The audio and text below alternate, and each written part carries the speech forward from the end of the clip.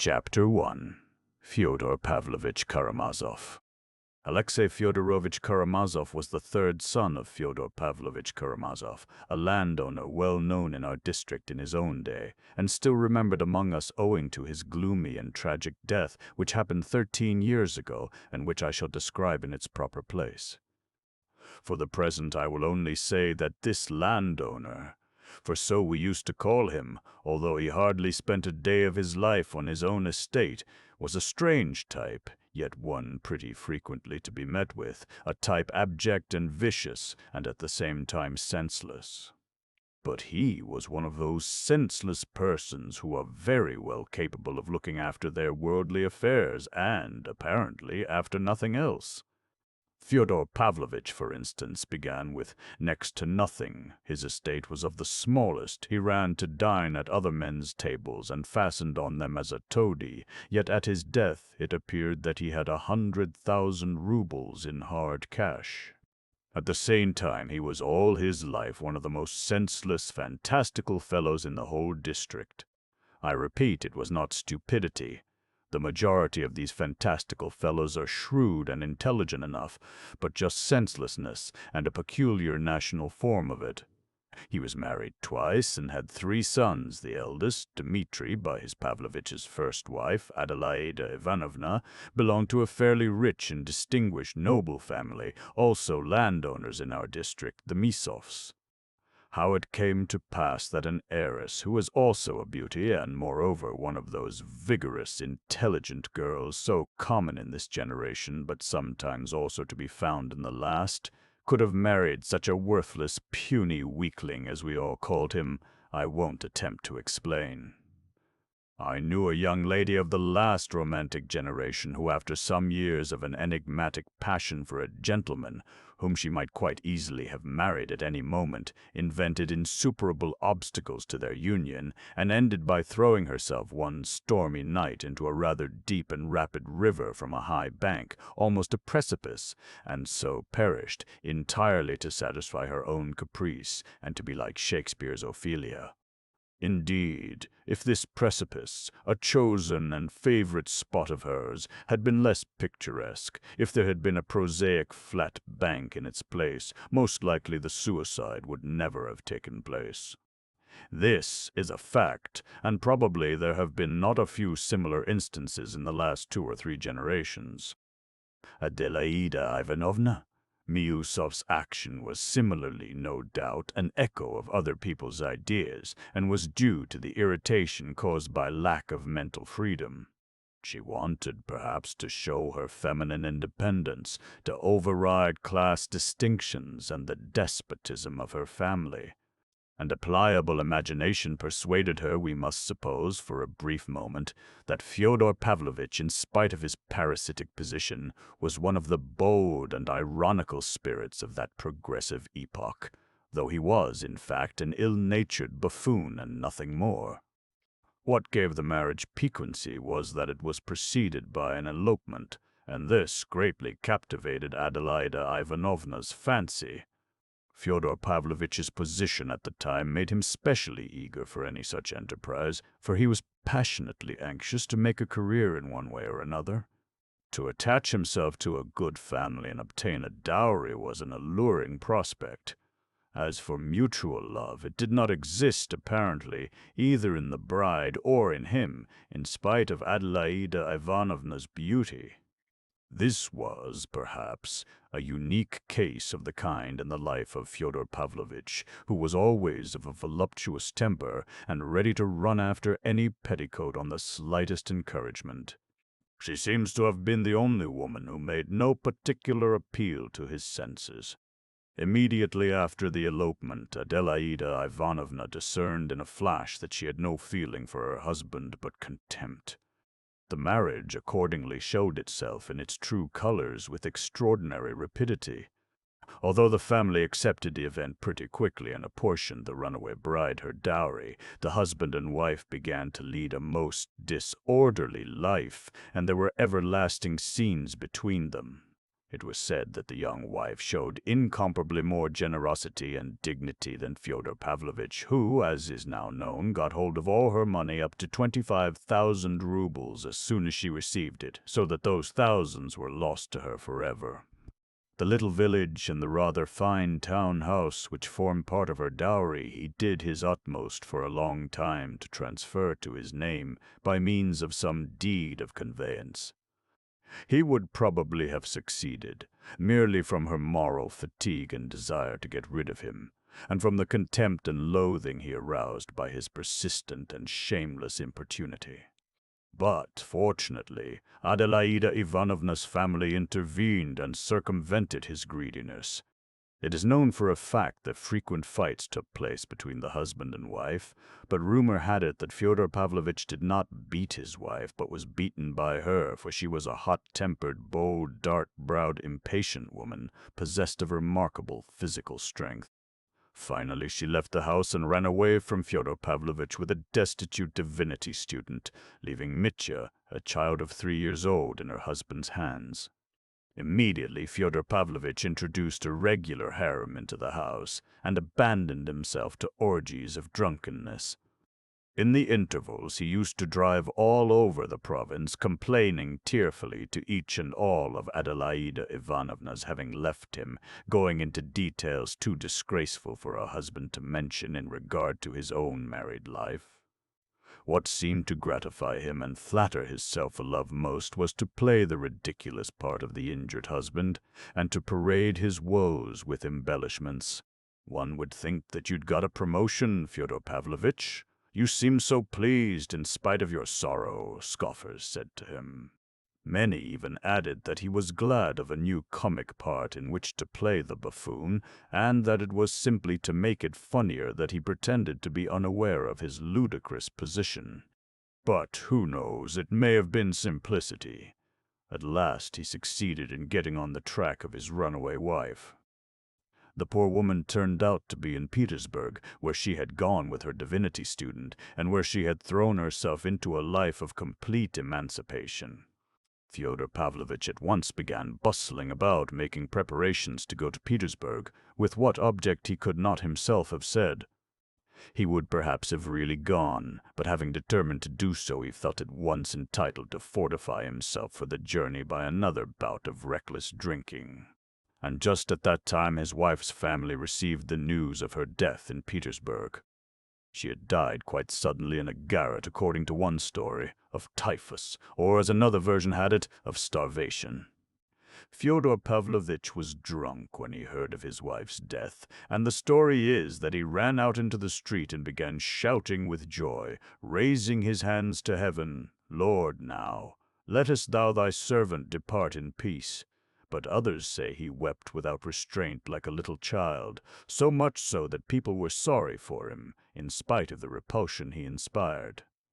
It is quite possible that both versions were true, that he rejoiced at his release, and at the same time wept for her who released him. As a general rule, people, even the wicked, are much more naive and simply-hearted than we suppose, and we ourselves are too. When you go to Rome, you must do as the Romans do. Here in this hermitage there are 25 saints being saved. They look at one another and eat cabbages, and not one woman goes in at this gate. That's what is remarkable, and that really is so. But I did hear that the elder receives ladies, he remarked suddenly to the monk. Women of the people are here too now, lying in the portico there waiting. But for ladies of higher rank, 2 rooms have been built adjoining the portico, but outside the precincts. You can see the windows, and the elder goes out to them by an inner passage when he is well enough. They are always outside the precincts. There is a Harkov lady, Madame Holikov, waiting there now with her sick daughter. Probably he has promised to come out to her, though of late he has been so weak that he has hardly shown himself even to the people. So then there are loopholes, after all, to creep out of the hermitage to the ladies. Don't suppose, Holy Father, that I mean any harm. But do you know that at Athos not only the visits of women are not allowed, but no creature of the female sex, No hens, nor turkey hens, nor cows. Fyodor Pavlovitch, I warn you, I shall go back and leave you here. They'll turn you out when I'm gone. But I'm not interfering with you, Pyotr Alexandrovitch. Look, he cried suddenly, stepping within the precincts, what a vale of roses they live in. Though there were no roses now, there were numbers of rare and beautiful autumn flowers growing wherever there was space for them, and evidently tended by a skillful hand. There were flower beds round the church, and between the tombs, and the one-storied wooden house where the elder lived was also surrounded with flowers. And was it like this in the time of the last elder, Varsovie? He didn't care for such elegance. They say he used to jump up and thrash even ladies with a stick, observed Fyodor Pavlovitch as he went up the steps. The elder Varsovie did sometimes seem rather strange, but a great deal that's told is foolishness. He never thrashed anyone, answered the monk.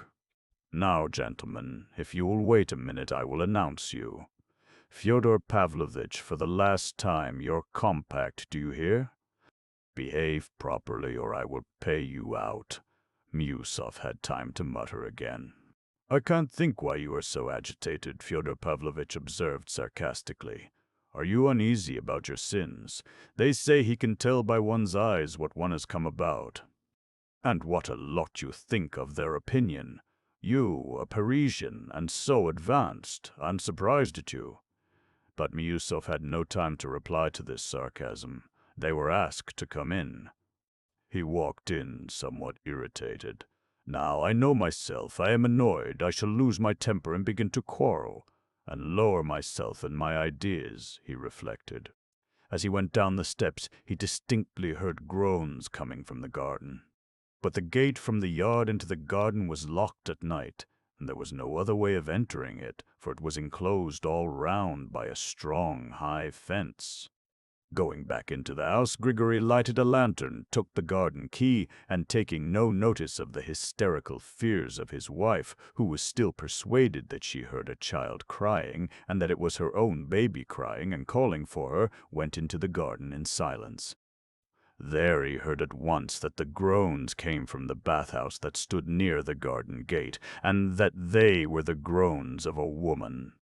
Opening the door of the bathhouse, he saw a sight which petrified him.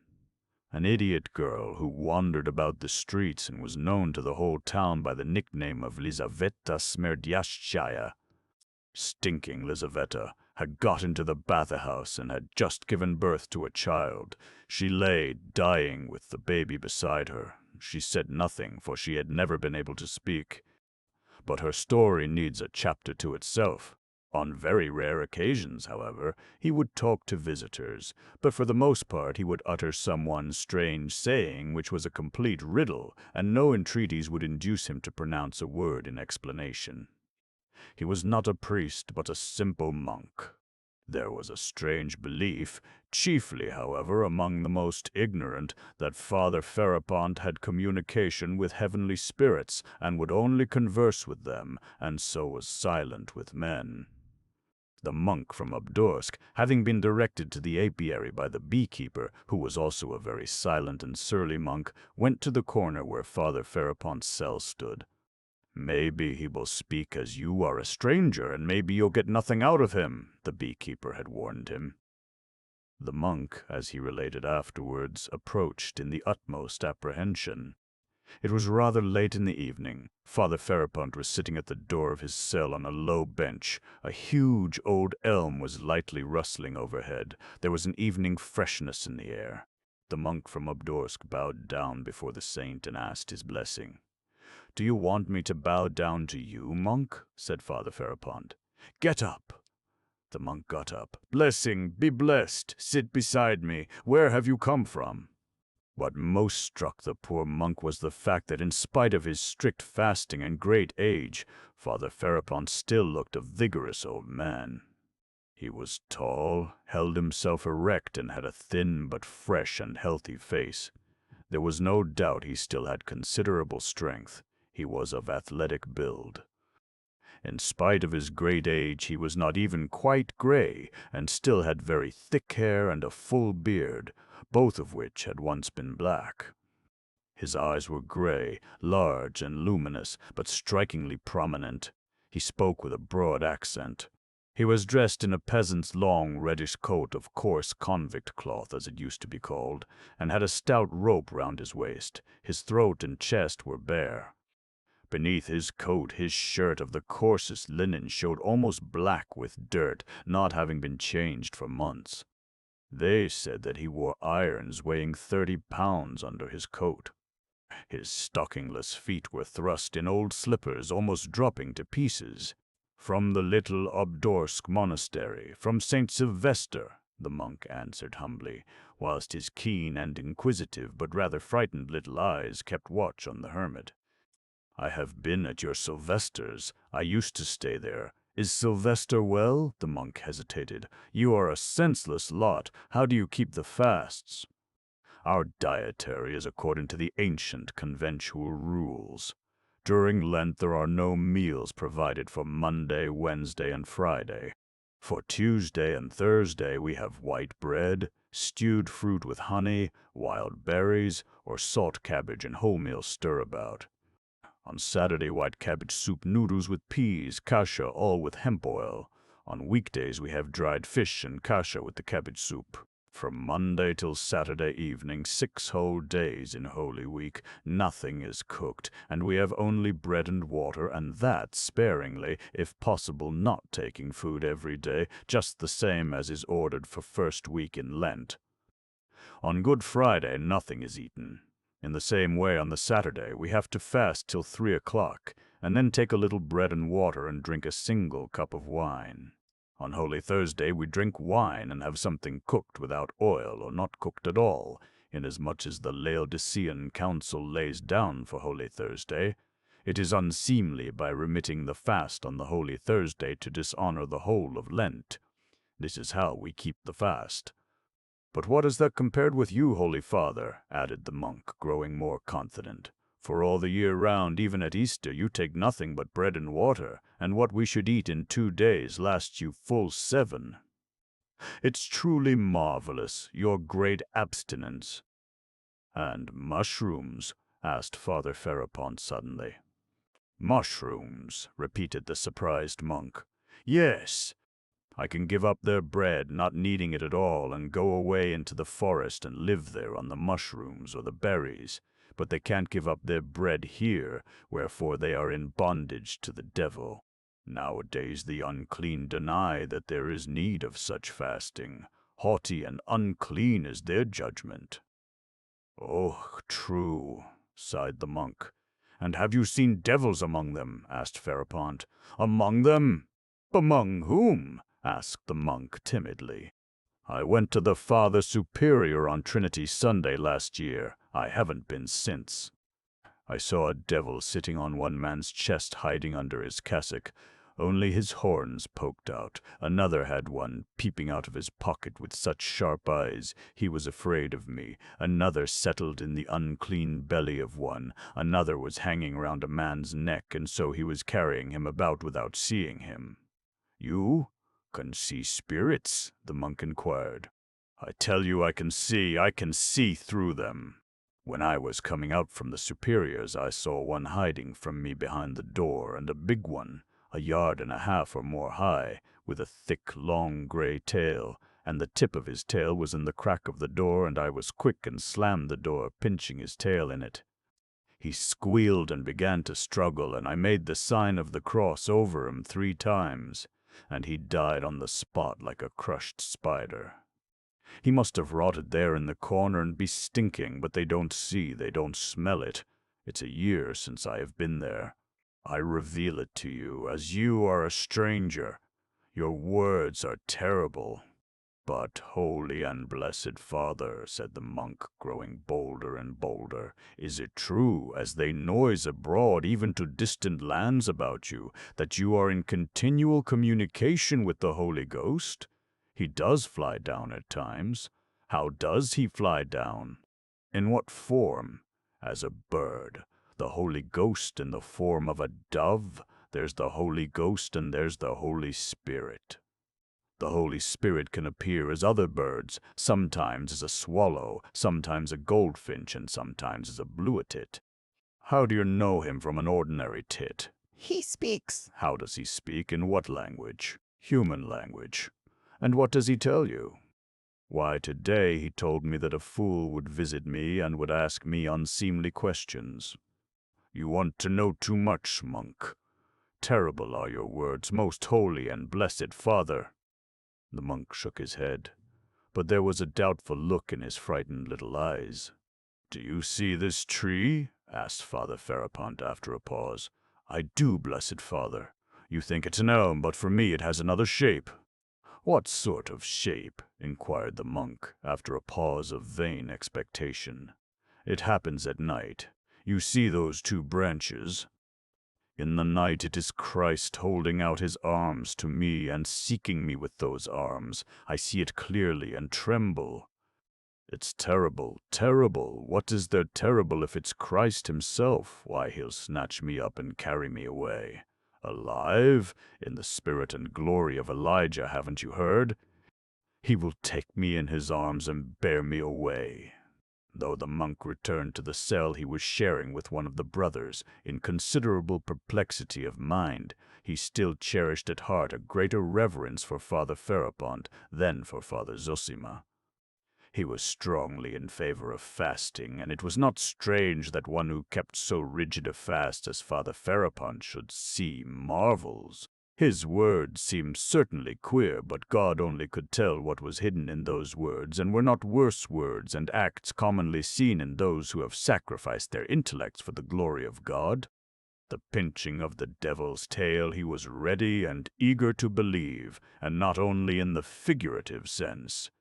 Besides, he had, before visiting the monastery, a strong prejudice against the institution of elders, which he only knew of by hearsay and believed to be a pernicious innovation. Before he had been long at the monastery, he had detected the secret murmurings of some shallow brothers who disliked the institution. He was, besides, a meddlesome, inquisitive man who poked his nose into everything. This was why the news of the fresh miracle performed by Father Zosima reduced him to extreme perplexity. Alyosha remembered afterwards how their inquisitive guest from Obdorsk had been continually flitting to and fro from one group to another, listening and asking questions among the monks that were crowding within and without the elder's cell. But he did not pay much attention to him at the time, and only recollected it afterwards. He had no thought to spare for it, indeed, for when Father Zosima, feeling tired again, had gone back to bed, he thought of Alyosha as he was closing his eyes and sent for him. Alyosha ran at once. There was no one else in the cell but Father Powasy, Father Iosif, and the novice Porphyry. The elder, opening his weary eyes and looking intently at Alyosha, asked him suddenly, "Are your people expecting you, my son?" Alyosha hesitated. "Haven't they need of you? Didn't you promise someone yesterday to see them today?" "I did promise. To my father, my brothers, others too." "You see, you must go. Don't grieve. Be sure I shall not die without your being by to hear my last word. To you I will say that word, my son. It will be my last gift to you. To you, dear son, because you love me. But now go to keep your promise." Alyosha immediately obeyed, though it was hard to go. But the promise that he should hear his last word on earth, that it should be the last gift to him, Alyosha, sent a thrill of rapture through his soul. He made haste that he might finish what he had to do in the town and return quickly. Father Passy, too, uttered some words of exhortation which moved and surprised him greatly. He spoke as they left the cell together.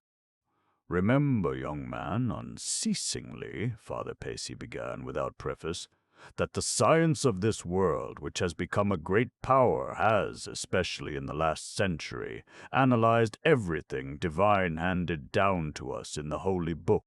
After this cruel analysis, the learned of this world have nothing left of all that was sacred of old. But they have only analyzed the parts and overlooked the whole, and indeed their blindness is marvelous.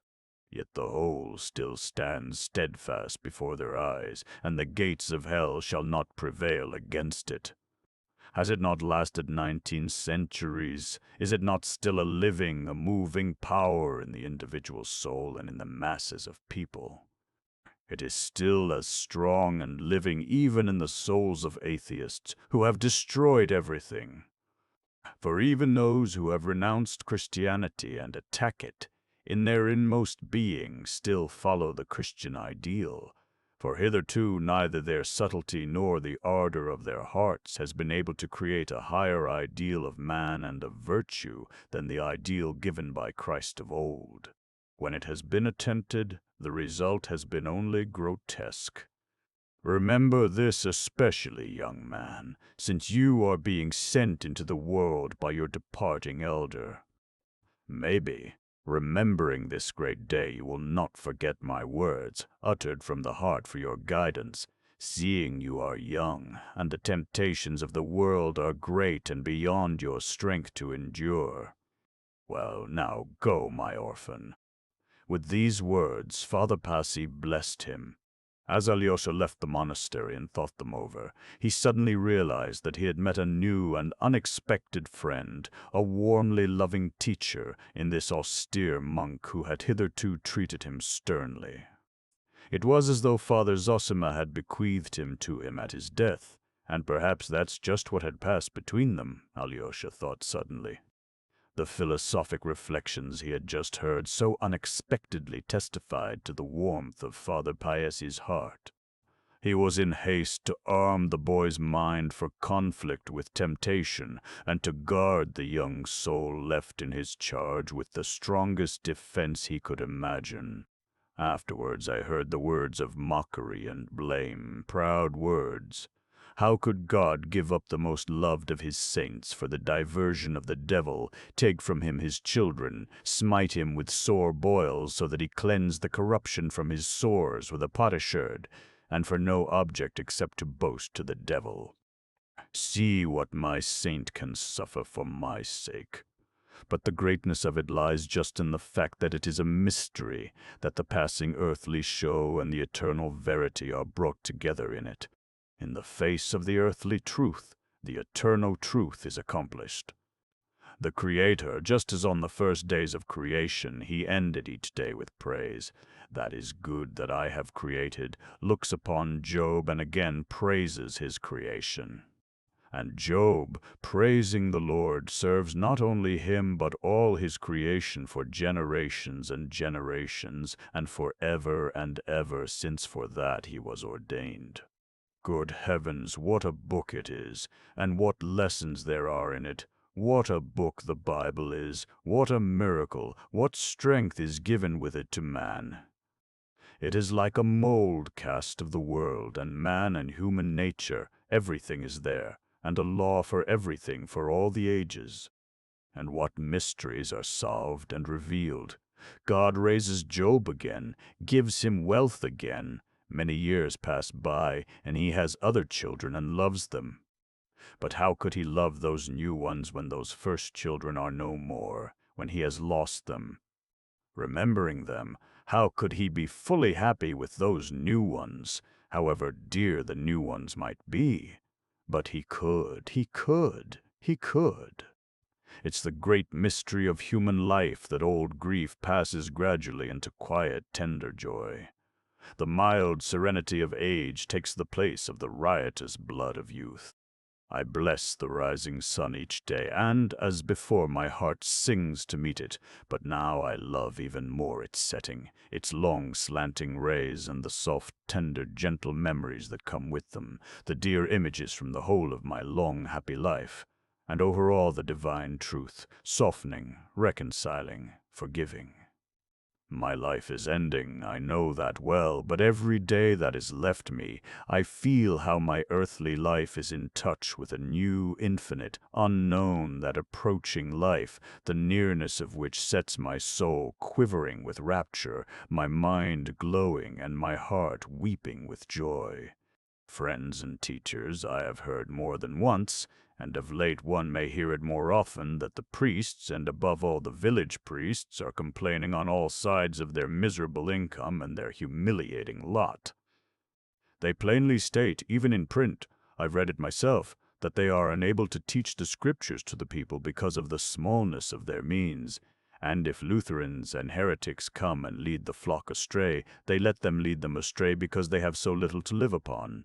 May the Lord increase the sustenance that is so precious to them, for their complaint is just, too. But of a truth I say, if anyone is to blame in the matter, half the fault is ours. For he may be short of time, he may say truly that he is overwhelmed all the while with work and services, but still it's not all the time. Even he has an hour a week to remember God. And he does not work the whole year round. Let him gather round him once a week, some hour in the evening, if only the children at first. The fathers will hear of it, and they too will begin to come. There's no need to build halls for this. Let him take them into his own cottage. They won't spoil his cottage, they would only be there 1 hour. Let him open that book and begin reading it without grand words or superciliousness, without condescension to them, but gently and kindly, being glad that he is reading to them and that they are listening with attention, loving the words himself, only stopping from time to time to explain words that are not understood by the peasants.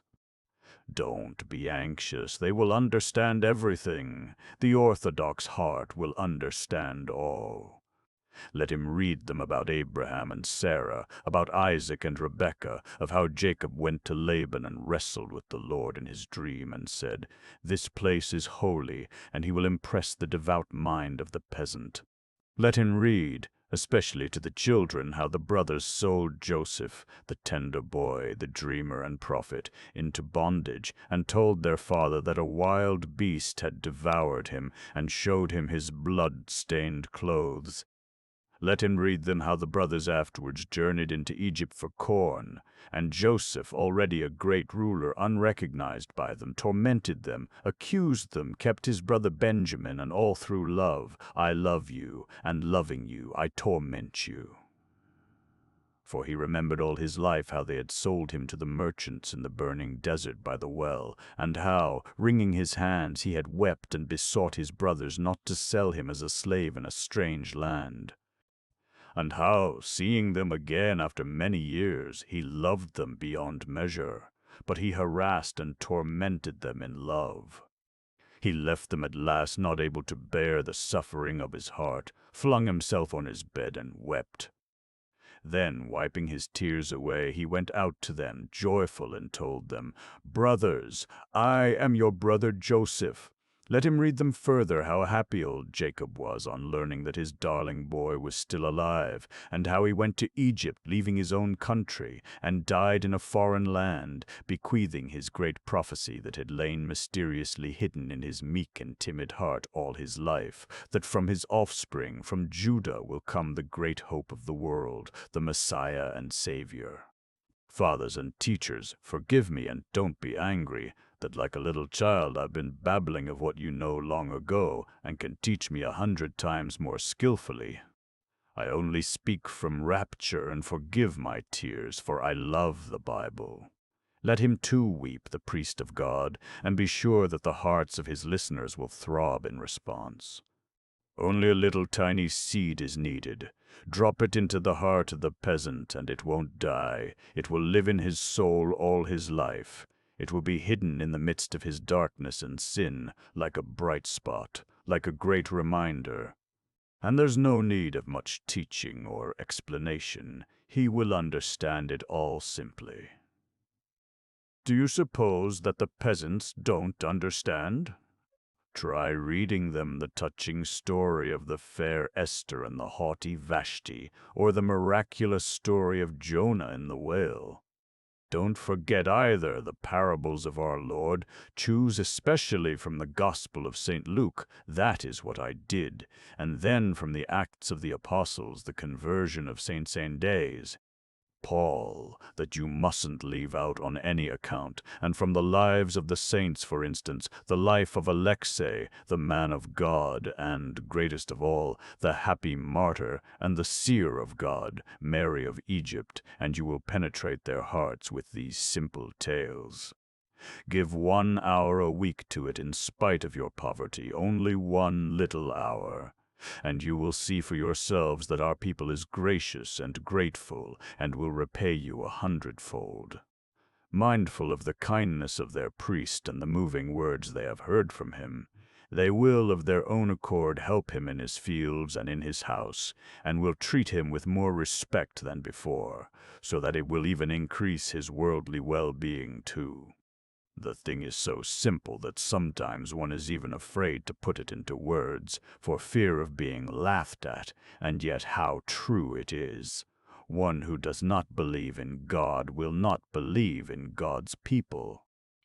He who believes in God's people will see His holiness too, even though he had not believed in it till then. Only the people and their future spiritual power will convert our atheists, who have torn themselves away from their native soil. And what is the use of Christ's words unless we set an example? The people is lost without the word of God, for its soul is athirst for the word and for all that is good. In my youth, long ago, nearly 40 years ago, I traveled all over Russia with Father Anfim, collecting funds for our monastery, and we stayed one night on the bank of a great navigable river with some fishermen. A good-looking peasant lad, about 18, joined us. He had to hurry back next morning to pull a merchant's barge along the bank. I noticed him looking straight before him with clear and tender eyes. It was a bright, warm, still July night. A cool mist rose from the broad river. We could hear the plash of a fish. The birds were still. All was hushed and beautiful, everything praying to God. Only we too were not sleeping, the lad and I, and we talked of the beauty of this world of God's and of the great mystery of it. Every blade of grass, every insect, ant, and golden bee, all so marvelously know their path. Though they have not intelligence, they bear witness to the mystery of God, and continually accomplish it themselves. I saw the dear lad's heart was moved. He told me that he loved the forest and the forest birds. He was a bird catcher, knew the note of each of them, could call each bird. I know nothing better than to be in the forest, said he, though all things are good. Truly, I answered him, all things are good and fair because all is truth. Look, said I, at the horse, that great beast that is so near to man, or the lowly, pensive ox which feeds him and works for him. Look at their faces, what meekness, what devotion to man, who often beats them mercilessly. What gentleness, what confidence, and what beauty! It's touching to know that there's no sin in them, for all except man is sinless, and Christ has been with them before us. Why, asked the boy, is Christ with them too? It cannot but be so, said I, since the word is for all. All creation and all creatures, every leaf is striving to the word, singing glory to God, weeping to Christ, unconsciously accomplishing this by the mystery of their sinless life. Yonder, said I, in the forest wanders the dreadful bear, fierce and menacing and yet innocent in it. And I told him how once a bear came to a great saint who had taken refuge in a tiny cell in the wood. And the great saint pitied him, went up to him without fear, and gave him a piece of bread. Go along, said he. Christ be with you. And the savage beast walked away meekly and obediently, doing no harm. And the lad was delighted that the bear had walked away without hurting the saint, and that Christ was with him too. Ah, said he, how good that is, how good and beautiful is all God's work. He sat musing softly and sweetly. I saw he understood, and he slept beside me a light and sinless sleep. May God bless youth. And I prayed for him as I went to sleep. Lord, send peace and light to thy people. Chapter 2. He gets rid of his eldest son. You can easily imagine what a father such a man could be and how he would bring up his children. His behavior as a father was exactly what might be expected.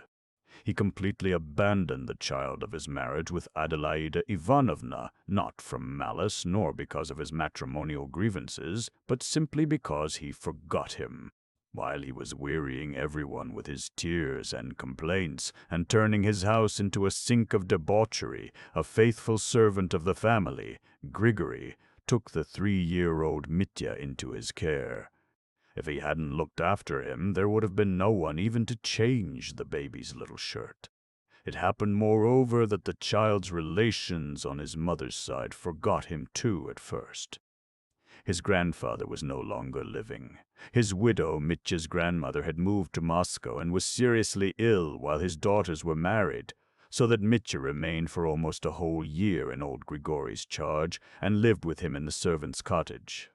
But if his father had remembered him, he could not indeed have been altogether unaware of his existence. He would have sent him back to the cottage, as the child would only have been in the way of his debaucheries. But a cousin of Mitya's mother, Pyotr Alexandrovich Musov, happened to return from Paris. He lived for many years afterwards abroad, but was at that time quite a young man, and distinguished among the Musovs as a man of enlightened ideas and of European culture, who had been in the capitals and abroad. Towards the end of his life he became a liberal of the tight common in the 40s and 50s. In the course of his career, he had come into contact with many of the most liberal men of his epoch, both in Russia and abroad. He had known Proudhon and Bakunin personally, and in his declining years was very fond of describing the 3 days of the Paris Revolution of February 1848, hinting that he himself had almost taken part in the fighting on the barricades. This was one of the most grateful recollections of his youth. He had an independent property of about 1,000 souls, to reckon in the old style. His splendid estate lay on the outskirts of our little town and bordered on the lands of our famous monastery, with which Pyotr Alexandrovich began an endless lawsuit almost as soon as he came into the estate, concerning the rights of fishing in the river or wood-cutting in the forest, I don't know exactly which. He regarded it as his duty as a citizen and a man of culture to open an attack upon the clericals. Hearing all about Adelaida Ivanovna, whom he, of course, remembered, and in whom he had at one time been interested, and learning of the existence of Mitya, he intervened, in spite of all his youthful indignation and contempt for Fyodor Pavlovitch. He made the latter's acquaintance for the first time, and told him directly that he wished to undertake the child's education.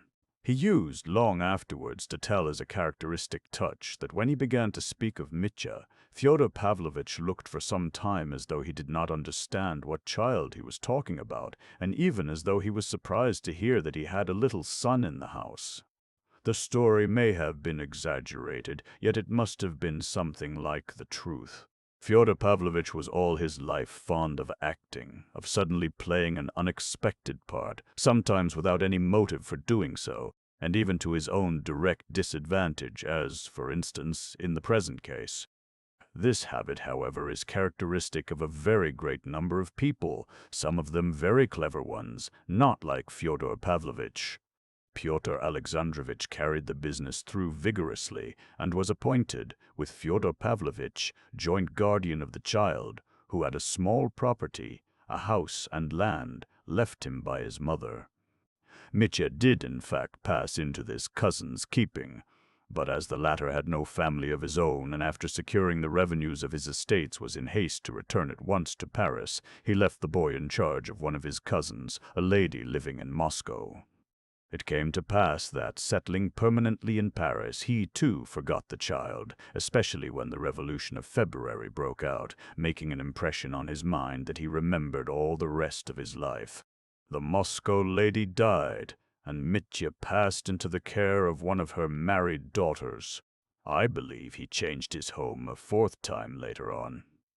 I won't enlarge upon that now, as I shall have much to tell later of Fyodor Pavlovitch's firstborn, and must confine myself now to the most essential facts about him, without which I could not begin my story.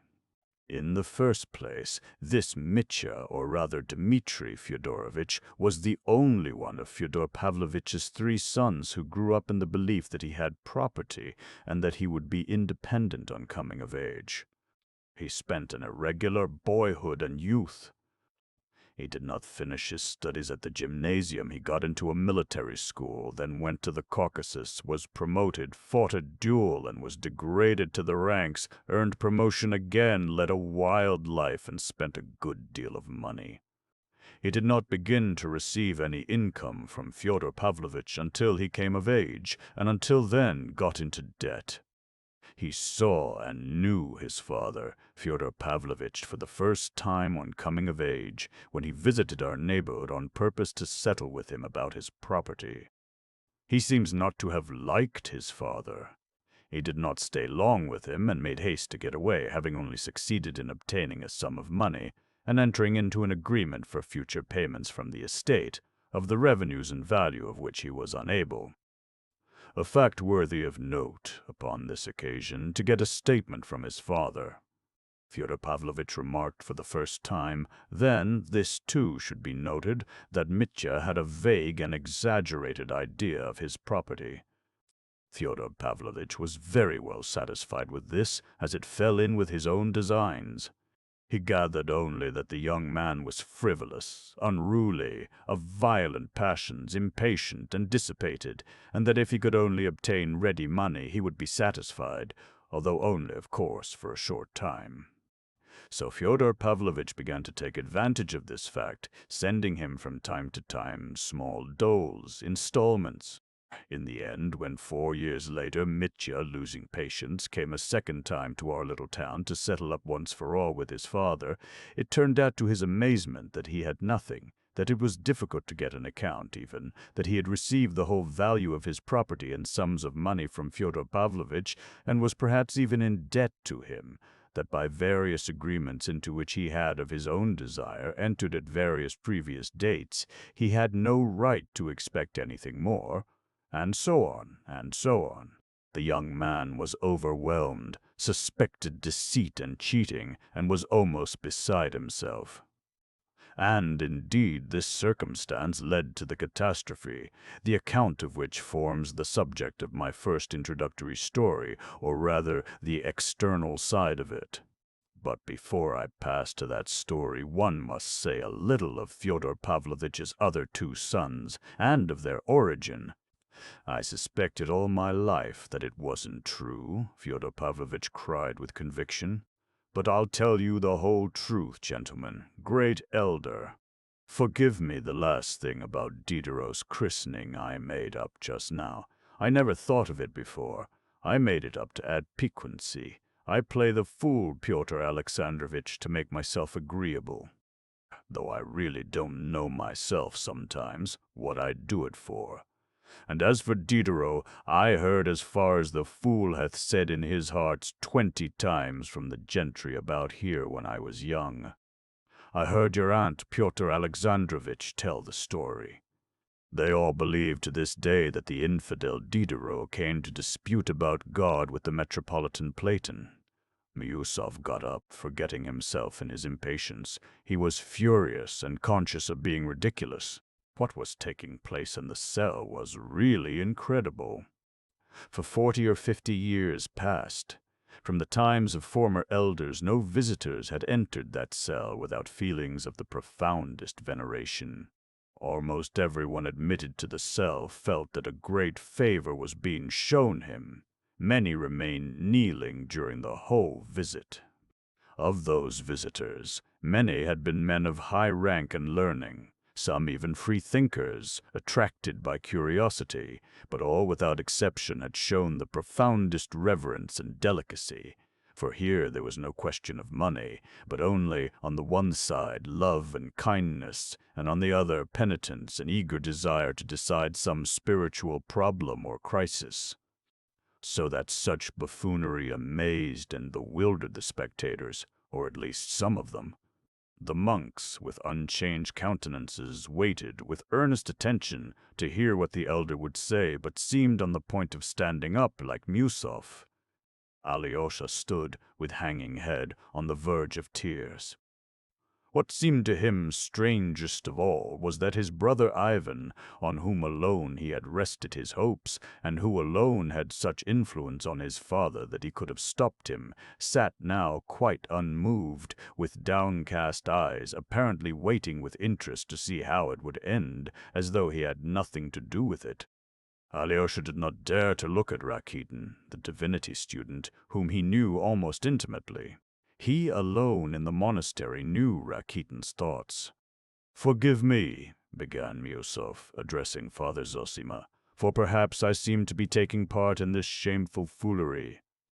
I made a mistake in believing that even a man like Fyodor Pavlovitch would understand what was due on a visit to so honored a personage. I did not suppose I should have to apologize simply for having come with him." Pyotr Alexandrovitch could say no more, and was about to leave the room, overwhelmed with confusion. "Don't distress yourself, I beg." The elder got on to his feeble legs, and taking Pyotr Alexandrovitch by both hands, made him sit down again. "I beg you not to disturb yourself. I particularly beg you to be my guest." And with a bow he went back and sat down again on his little sofa. "Great elder, speak." "Do I annoy you by my vivacity?" Fyodor Pavlovitch cried suddenly, clutching the arms of his chair in both hands, as though ready to leap up from it if the answer were unfavorable. "I earnestly beg you, too, not to disturb yourself and not to be uneasy," the elder said impressively. "Do not trouble. Make yourself quite at home. And, above all, do not be so ashamed of yourself, for that is at the root of it all." "Quite at home? To be my natural self? Oh, that is much too much, but I accept it with grateful joy. Do you know, Blessed Father, you'd better not invite me to be my natural self." "Don't risk it. I will not go so far as that myself. I warn you for your own sake." "Well, the rest is still plunged in the mists of uncertainty, though there are people who'd be pleased to describe me for you. I mean that for you, Pyotr Alexandrovitch. But as for you, holy being, let me tell you, I am brimming over with ecstasy."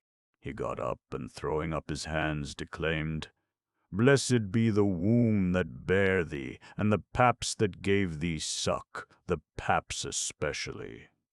When you said just now, "Don't be so ashamed of yourself, for that is at the root of it all," you pierced right through me by that remark and read me to the core.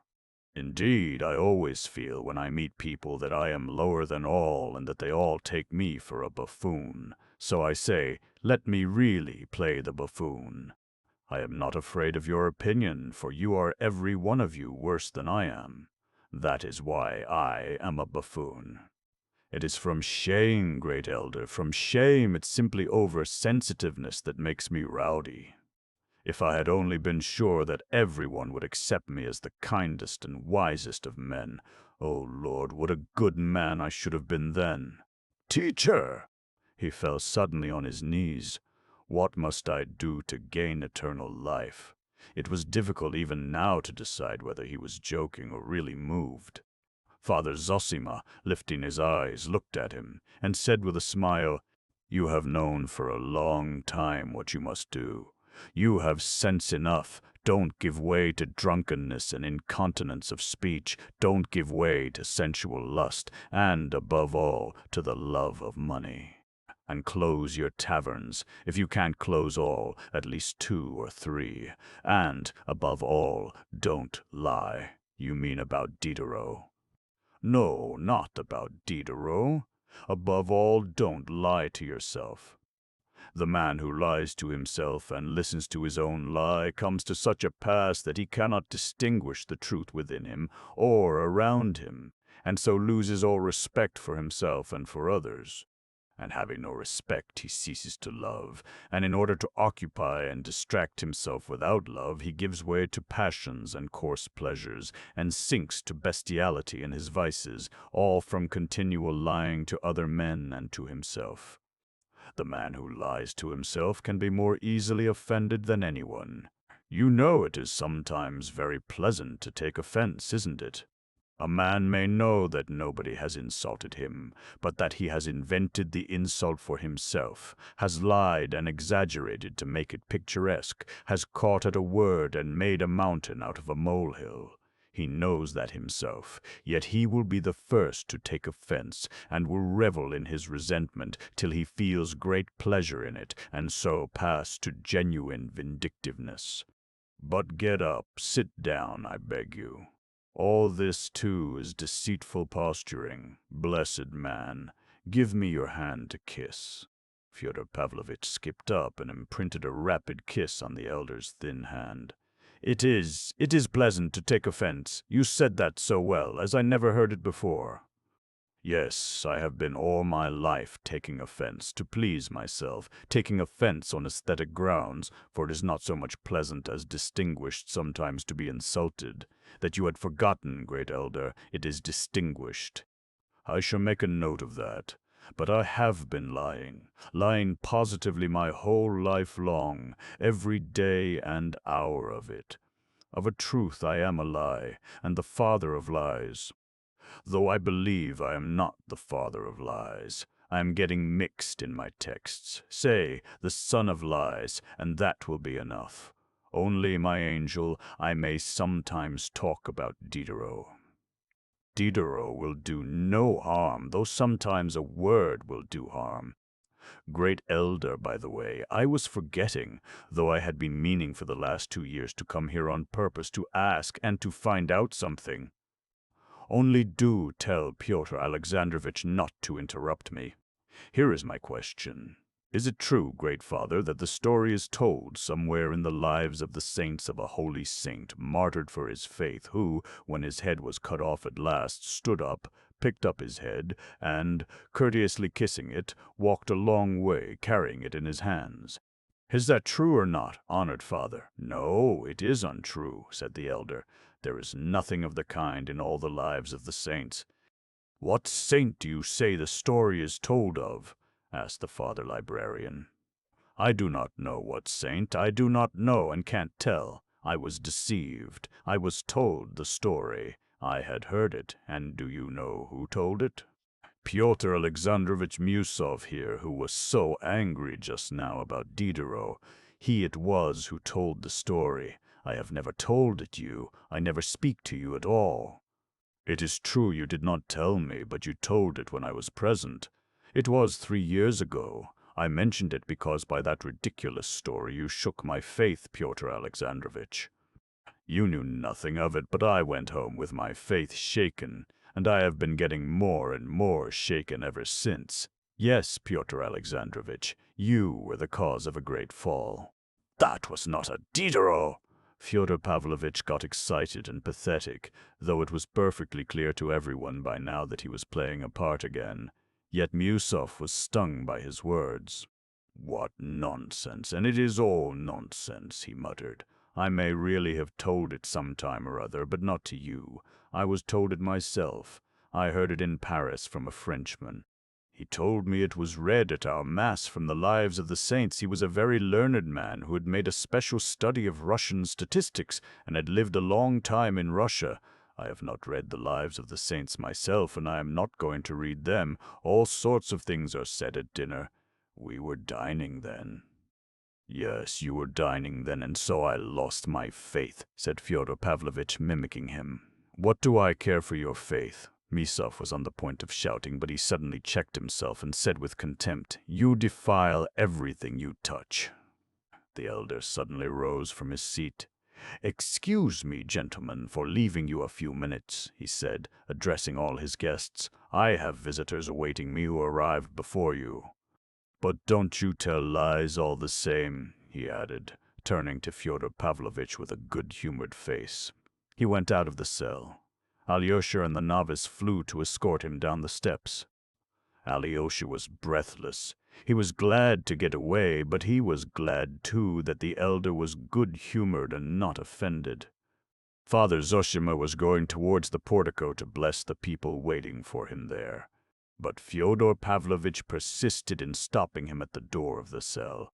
"Blessed man," he cried with feeling, "allow me to kiss your hand once more. Yes, with you I could still talk, I could still get on. Do you think I always lie and play the fool like this?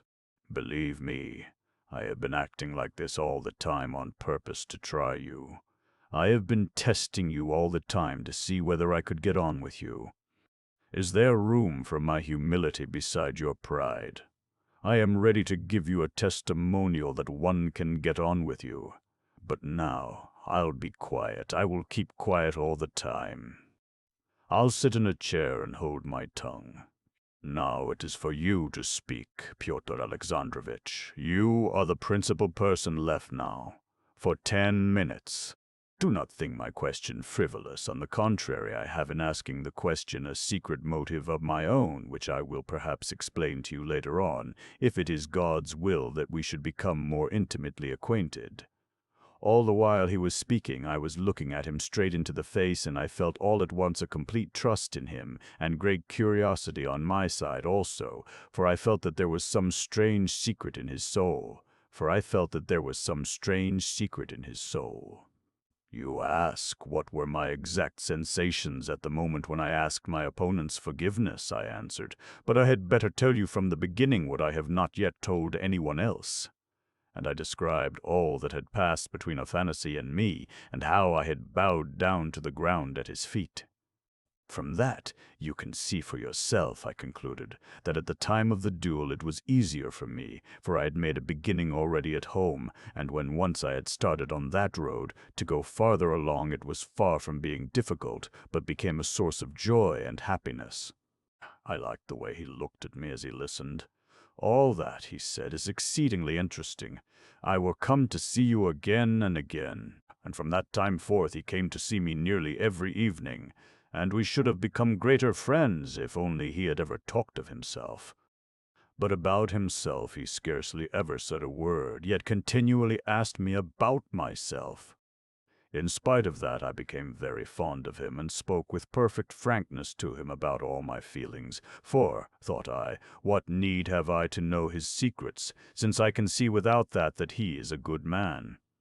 Moreover, though he is such a serious man and my senior, he comes to see a youngster like me and treats me as his equal. And I learned a great deal that was profitable from him, for he was a man of lofty mind. "That life is heaven," he said to me suddenly, "that I have long been thinking about," and all at once he added, "I think of nothing else indeed." He looked at me and smiled. "I am more convinced of it than you are. I will tell you later why." I listened to him and thought that he evidently wanted to tell me something. "Heaven," he went on, "lies hidden within all of us. Here it lies hidden in me now, and if I will it, it will be revealed to me tomorrow and for all time." I looked at him. He was speaking with great emotion and gazing mysteriously at me as if he were questioning me, and that we are all responsible to all for all apart from our own sins. You were quite right in thinking that, and it is wonderful how you could comprehend it in all its significance at once. And in very truth, so soon as men understand that, the kingdom of heaven will be for them not a dream, but a living reality. "And when," I cried out to him bitterly, "when will that come to pass? And will it ever come to pass? Is not it simply a dream of ours?" "What then, you don't believe it," he said. "You preach it and don't believe it yourself." "Believe me, this dream, as you call it, will come to pass without doubt. It will come, but not now, for every process has its law. It's a spiritual, psychological process. To transform the world, to recreate it afresh, men must turn into another path psychologically. Until you have become really, in actual fact, a brother to everyone, brotherhood will not come to pass. No sort of scientific teaching, no kind of common interest, will ever teach men to share property and privileges with equal consideration for all. Everyone will think his share too small, and they will be always envying, complaining, and attacking one another. You ask when it will come to pass, it will come to pass, but first we have to go through the period of isolation.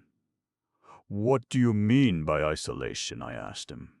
Why, the isolation that prevails everywhere, above all in our age. It has not fully developed, it has not reached its limit yet.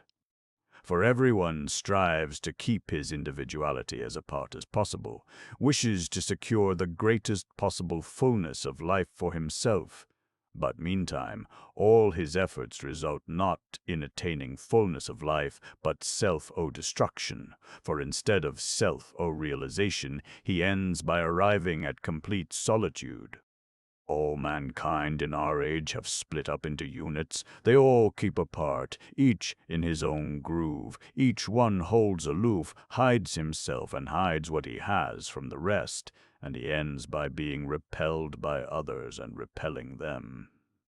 He heaps up riches by himself and thinks, how strong I am now and how secure, and in his madness he does not understand that the more he heaps up, the more he sinks into self-destructive impotence. For he is accustomed to rely upon himself alone and to cut himself off from the whole. He has trained himself not to believe in the help of others, in men and in humanity, and only trembles for fear he should lose his money and the privileges that he has won for himself. Everywhere in these days men have, in their mockery, ceased to understand that the true security is to be found in social solidarity rather than in isolated individual effort. But this terrible individualism must inevitably have an end, and all will suddenly understand how unnaturally they are separated from one another. It will be the spirit of the time, and people will marvel that they have sat so long in darkness without seeing the light. And then the sign of the Son of Man will be seen in the heavens, but until then we must keep the banner flying. Sometimes, even if he has to do it alone and his conduct seems to be crazy, a man must set an example and so draw men's souls out of their solitude and spur them to some act of brotherly love, that the great idea may not die. Our evenings, one after another, were spent in such stirring and fervent talk. I gave up society and visited my neighbors much less frequently. Besides, my vogue was somewhat over. I say this, not as blame, for they still loved me and treated me good-humoredly, but there's no denying that fashion is a great power in society. I began to regard my mysterious visitor with admiration, for besides enjoying his intelligence, I began to perceive that he was brooding over some plan in his heart and was preparing himself, perhaps, for a great deed. Perhaps he liked my not showing curiosity about his secret, not seeking to discover it by direct question or by insinuation. But I noticed at last that he seemed to show signs of wanting to tell me something. This had become quite evident indeed about a month after he first began to visit me. "Do you know," he said to me once, "that people are very inquisitive about us in the town and wonder why I come to see you so often. But let them wonder, for soon all will be explained." Sometimes an extraordinary agitation would come over him, and almost always on such occasions he would get up and go away. Sometimes he would fix a long, piercing look upon me, and I thought, he will say something directly now. But he would suddenly begin talking of something ordinary and familiar. He often complained of headache, too. One day, quite unexpectedly indeed, after he had been talking with great fervor a long time, I saw him suddenly turn pale and his face worked convulsively while he stared persistently at me. "What's the matter?" I said. "Do you feel ill?" He had just been complaining of headache. "Do you know, I murdered someone." He said this and smiled with a face as white as chalk. Why is it he is smiling? The thought flashed through my mind before I realized anything else. I, too, turned pale. "What are you saying?" I cried. "You see," he said with a pale smile, "how much it has cost me to say the first word. Now I have said it, I feel I've taken the first step and shall go on." For a long while I could not believe him, and I did not believe him at that time, but only after he had been to see me 3 days running and told me all about it. I thought he was mad, but ended by being convinced, to my great grief and amazement. His crime was a great and terrible one. 14 years before, he had murdered the widow of a landowner, a wealthy and handsome young woman who had a house in our town. He fell passionately in love with her, declared his feeling, and tried to persuade her to marry him. But she had already given her heart to another man, an officer of noble birth and high rank in the service, who was at that time away at the front, though she was expecting him soon to return. She refused his offer and begged him not to come and see her. After he had ceased to visit her, he took advantage of his knowledge of the house to enter at night through the garden by the roof, at great risk of discovery. But, as often happens, a crime committed with extraordinary audacity is more successful than others. Entering the garret through the skylight, he went down the ladder, knowing that the door at the bottom of it was sometimes, through the negligence of the servants, left unlocked. He hoped to find it so, and so it was. He made his way in the dark to her bedroom, where a light was burning. As though on purpose, both her maids had gone off to a birthday party in the same street without asking leave. The other servants slept in the servants' quarters or in the kitchen on the ground floor. His passion flamed up at the sight of her asleep, and then vindictive, jealous anger took possession of his heart, and like a drunken man beside himself, he thrust a knife into her heart, so that she did not even cry out. Then with devilish and criminal cunning he contrived that suspicion should fall on the servants. He was so base as to take her purse, to open her chest with keys from under her pillow, and to take some things from it, doing it all as it might have been done by an ignorant servant, leaving valuable papers and taking only money. He took some of the larger gold things, but left smaller articles that were 10 times as valuable. He took with him, too, some things for himself as remembrances, but of that later. Having done this awful deed, he returned by the way he had come. Neither the next day when the alarm was raised, nor at any time after in his life, did anyone dream of suspecting that he was the criminal. No one indeed knew of his love for her, for he was always reserved and silent, and had no friend to whom he would have opened his heart. He was looked upon simply as an acquaintance, and not a very intimate one, of the murdered woman. As for the previous fortnight, he had not even visited her. A serf of hers called Pyotr was at once suspected, and every circumstance confirmed the suspicion. The man knew, indeed his mistress did not conceal the fact, that having to send one of her serfs as a recruit, she had decided to send him, as he had no relations, and his conduct was unsatisfactory. People had heard him angrily threatening to murder her when he was drunk in a tavern. 2 days before her death he had run away, staying no one knew where in the town. The day after the murder he was found on the road leading out of the town, dead drunk, with a knife in his pocket, and his right hand happened to be stained with blood. He declared that his nose had been bleeding, but no one believed him. The maids confessed that they had gone to a party, and that the street door had been left open till they returned. And a number of similar details came to light, throwing suspicion on the innocent servant. They arrested him, and he was tried for the murder. But a week after the arrest, the prisoner fell sick of a fever and died unconscious in the hospital. There the matter ended, and the judges and the authorities, and everyone in the town remained convinced that the crime had been committed by no one but the servant who had died in the hospital.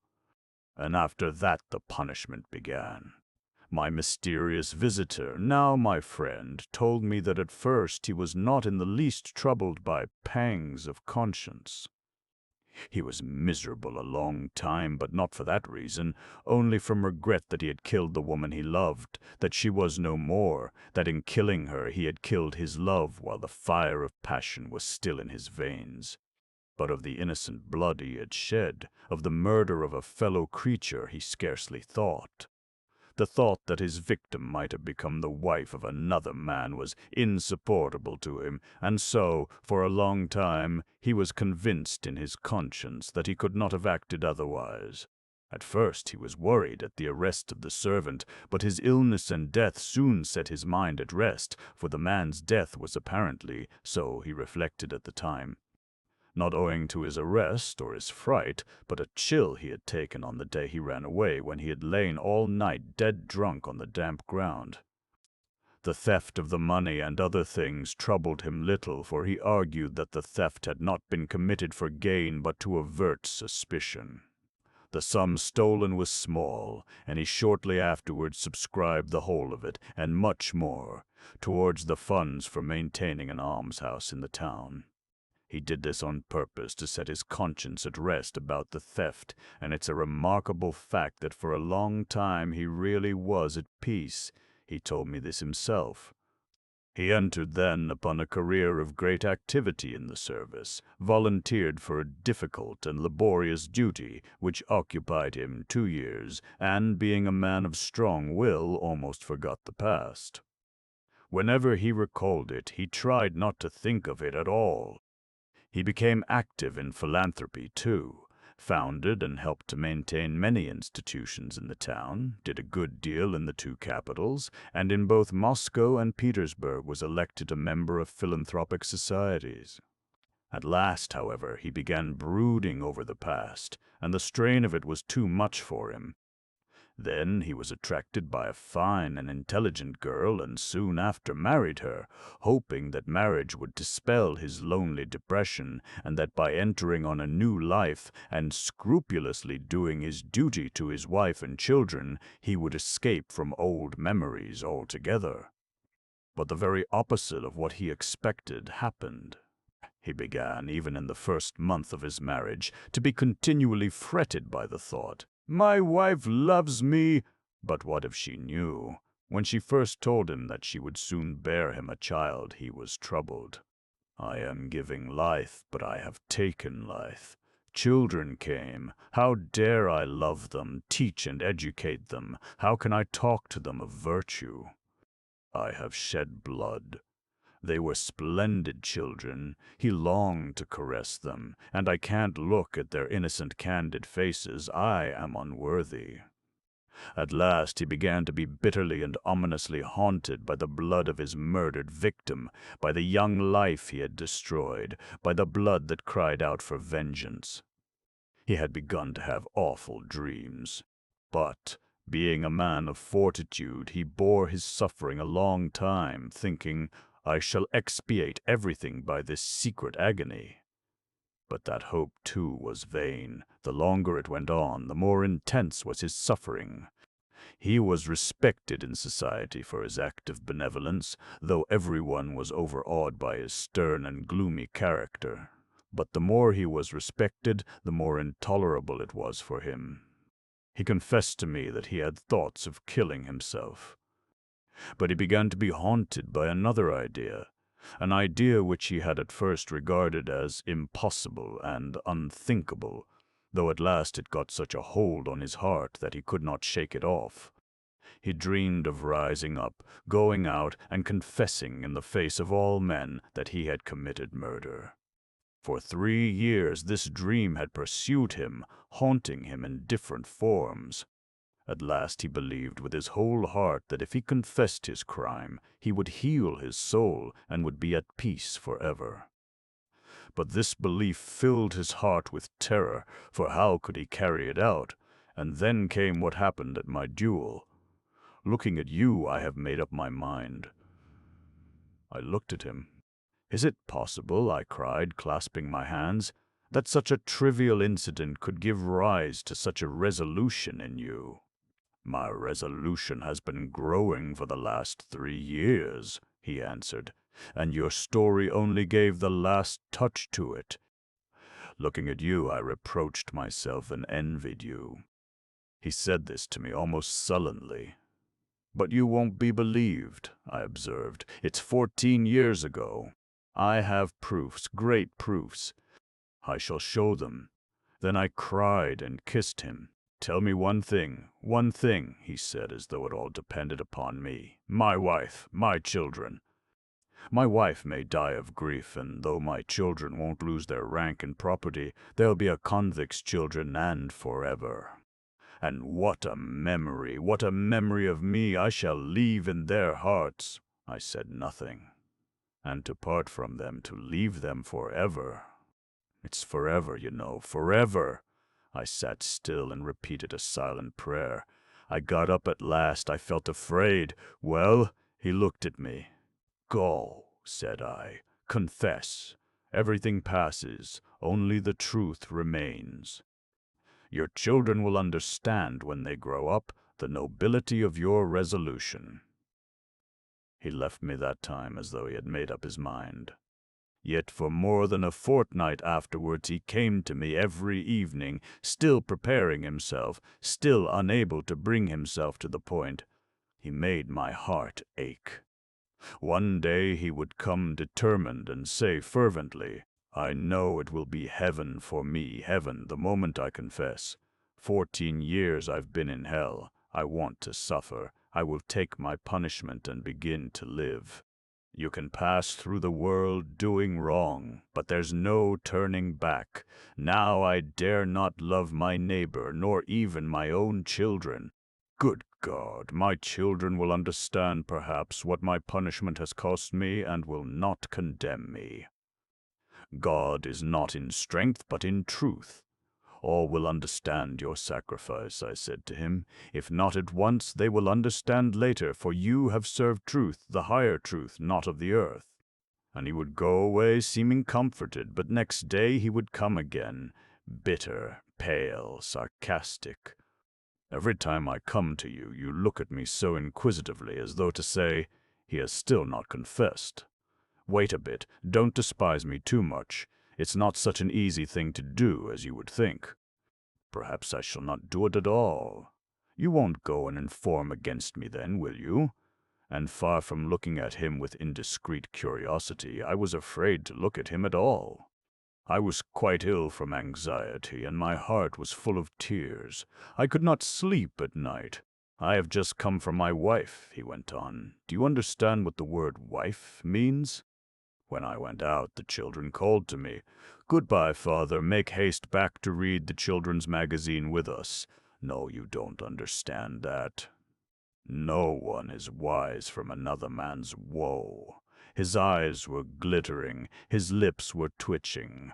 Suddenly he struck the table with his fist so that everything on it danced. It was But need I? He exclaimed. Must I? No one has been condemned. No one has been sent to Siberia in my place. The man died of fever.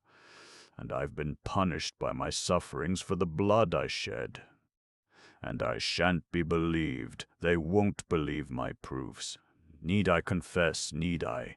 I am ready to go on suffering all my life for the blood I have shed, if only my wife and children may be spared. Will it be just to ruin them with me? Aren't we making a mistake? What is right in this case? And will people recognize it? Will they appreciate it? Will they respect it? Good Lord, I thought to myself, he is thinking of other people's respect at such a moment. And I felt so sorry for him then that I believe I would have shared his fate if it could have comforted him. I saw he was beside himself. I was aghast, realizing with my heart as well as my mind what such a resolution meant. Decide my fate, he exclaimed again. Go and confess, I whispered to him. My voice failed me, but I whispered it firmly. I took up the New Testament from the table, the Russian translation, and showed him the Gospel of St. John, chapter She, verse 24. Verily, verily, I say unto you, except a corn of wheat fall into the ground and die, it abideth alone. But if it die, it bringeth forth much fruit. I had just been reading that verse when he came in. He read it. That's true, he said, but he smiled bitterly. It's terrible the things you find in those books, he said after a pause. It's easy enough to thrust them upon one. And who wrote them? Can they have been written by men? "The Holy Spirit wrote them," said I. "It's easy for you to prate," he smiled again, this time almost with hatred. I took the book again, opened it in another place, and showed him the Epistle to the Hebrews, chapter 10, verse 31.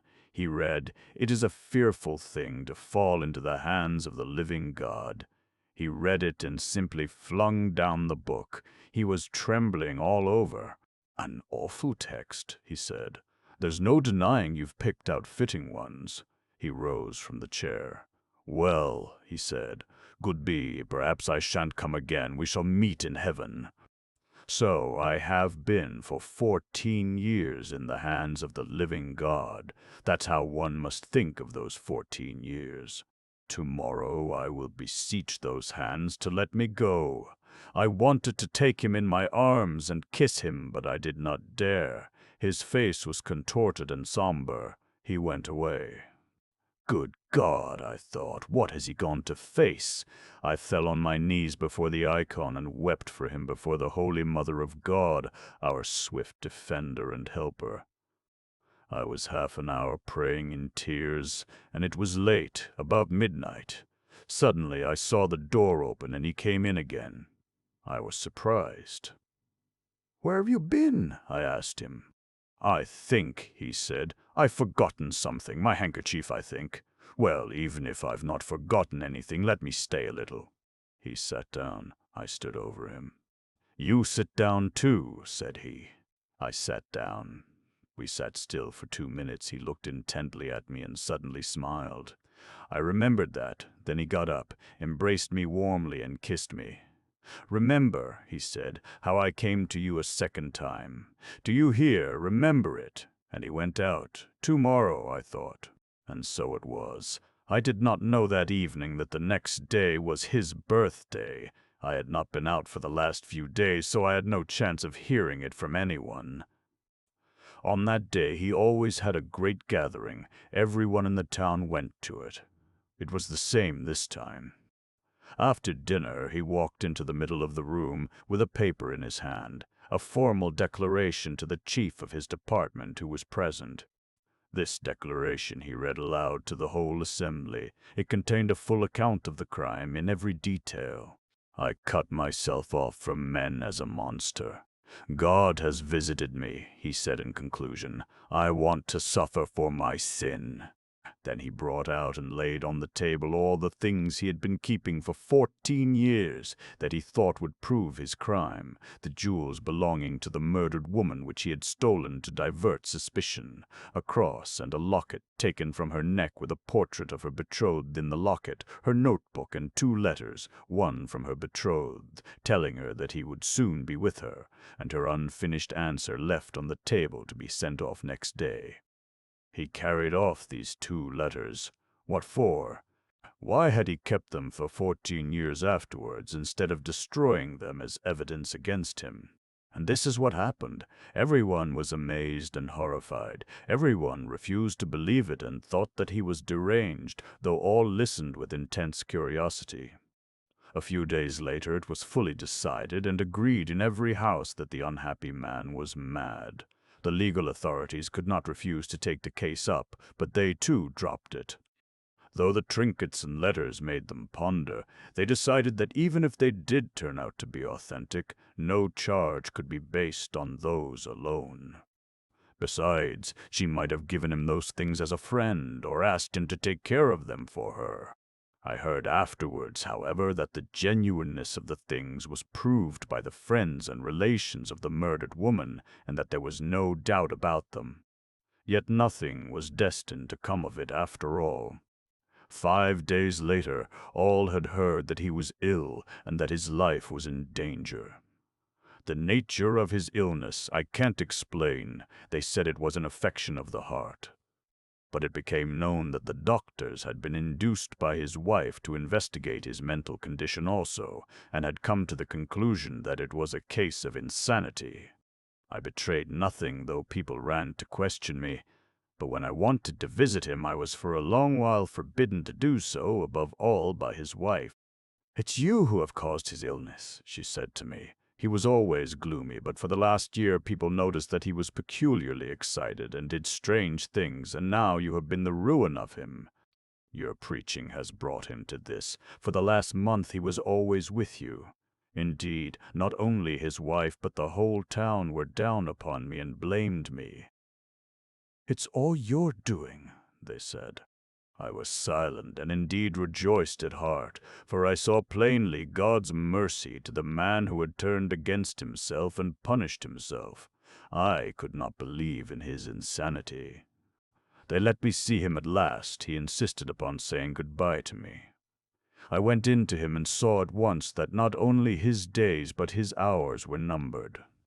He was weak, yellow, his hands trembled, he gasped for breath, but his face was full of tender and happy feeling. "It is done," he said. "I've long been yearning to see you. Why didn't you come?" I did not tell him that they would not let me see him. God has had pity on me and is calling me to himself. I know I am dying, but I feel joy and peace for the first time after so many years. There was heaven in my heart from the moment I had done what I had to do. Now I dare to love my children and to kiss them. Neither my wife nor the judges nor anyone has believed it. My children will never believe it either. I see in that God's mercy to them. I shall die, and my name will be without a stain for them. And now I feel God near. My heart rejoices as in heaven. I have done my duty. He could not speak. He gasped for breath. He pressed my hand warmly, looking fervently at me. We did not talk for long. His wife kept peeping in at us. But he had time to whisper to me, "Do you remember how I came back to you that second time, at midnight? I told you to remember it. You know what I came back for? I came to kill you." I started. "I went out from you then into the darkness. I wandered about the streets, struggling with myself, and suddenly I hated you so that I could hardly bear it. Now, I thought, he is all that binds me, and he is my judge. I can't refuse to face my punishment tomorrow, for he knows all. It was not that I was afraid you would betray me. I never even thought of that. But I thought, how can I look him in the face if I don't confess? And if you had been at the other end of the earth but alive, it would have been all the same. The thought was unendurable that you were alive, knowing everything and condemning me. I hated you as though you were the cause, as though you were to blame for everything. I came back to you then, remembering that you had a dagger lying on your table. I sat down and asked you to sit down, and for a whole minute I pondered. If I had killed you, I should have been ruined by that murder, even if I had not confessed the other. But I didn't think about that at all, and I didn't want to think of it at that moment. I only hated you and longed to revenge myself on you for everything. The Lord vanquished the devil in my heart. But let me tell you, you were never nearer death. A week later he died. The whole town followed him to the grave. The chief priest made a speech full of feeling. All lamented the terrible illness that had cut short his days. But all the town was up in arms against me after the funeral, and people even refused to see me. Some, at first a few, and afterwards more, began indeed to believe in the truth of his story, and they visited me and questioned me with great interest and eagerness, for man loves to see the downfall and disgrace of the righteous. But I held my tongue, and very shortly after, I left the town, and 5 months later, by God's grace, I entered upon the safe and blessed path, praising the unseen finger which had guided me so clearly to it. But I remember in my prayer to this day the servant of God, Mihail, who suffered so greatly. Chapter 3. The Second Marriage and the Second Family. Very shortly after getting his 4-year-old Mitya off his hands, Fyodor Pavlovitch married a second time. His second marriage lasted 8 years. He took this second wife, Sofya Ivanovna, also a very young girl from another province, where he had gone upon some small piece of business in company with a Jew. Though Fyodor Pavlovitch was a drunkard and a vicious debauchee, he never neglected investing his capital and managed his business affairs very successfully, though no doubt not overruled scrupulously. Sofya Ivanovna was the daughter of an obscure deacon and was left from childhood an orphan without relations. She grew up in the house of a general's widow, a wealthy old lady of good position who was at once her benefactress and tormentor. I do not know the details, but I have only heard that the orphan girl, a meek and gentle creature, was once cut down from a halter in which she was hanging from a nail in the loft. So terrible were her sufferings from the caprice and everlasting nagging of this old woman, who was apparently not bad-hearted but had become an insufferable tyrant through idleness. Fyodor Pavlovitch made her an offer. Inquiries were made about him, and he was refused. But again, as in his first marriage, he proposed an elopement to the orphan girl. There is very little doubt that she would not on any account have married him if she had known a little more about him in time. But she lived in another province, besides. What could a little girl of 16 know about it, except that she would be better at the bottom of the river than remaining with her benefactress? So the poor child exchanged a benefactress for a benefactor. Fyodor Pavlovitch did not get a penny this time, for the general's widow was furious. She gave them nothing and cursed them both. But he had not reckoned on a dowry. What allured him was the remarkable beauty of the innocent girl, above all her innocent appearance, which had a peculiar attraction for a vicious profligate who had hitherto admired only the coarser types of feminine beauty. "Those innocent eyes slit my soul up like a razor," he used to say afterwards with his loathsome snigger. In a man so depraved, this might, of course, mean no more than sensual attraction. As he had received no dowry with his wife, and had, so to speak, taken her from the halter, he did not stand on ceremony with her. Making her feel that she had wronged him, he took advantage of her phenomenal meekness and submissiveness to trample on the elementary decencies of marriage. He gathered loose women into his house, and carried on orgies of debauchery in his wife's presence. To show what a pass things had come to, I may mention that Grigory, the gloomy, stupid, obstinate, argumentative servant who had always hated his first mistress, Adelaida Ivanovna, took the side of his new mistress. He championed her cause, abusing Fyodor Pavlovitch in a manner little befitting a servant, and on one occasion broke up the revels and drove all the disorderly women out of the house. In the end, this unhappy young woman, kept in terror from her childhood, fell into that kind of nervous disease which is most frequently found in peasant women who are said to be possessed by devils. At times, after terrible fits of hysterics, she even lost her reason.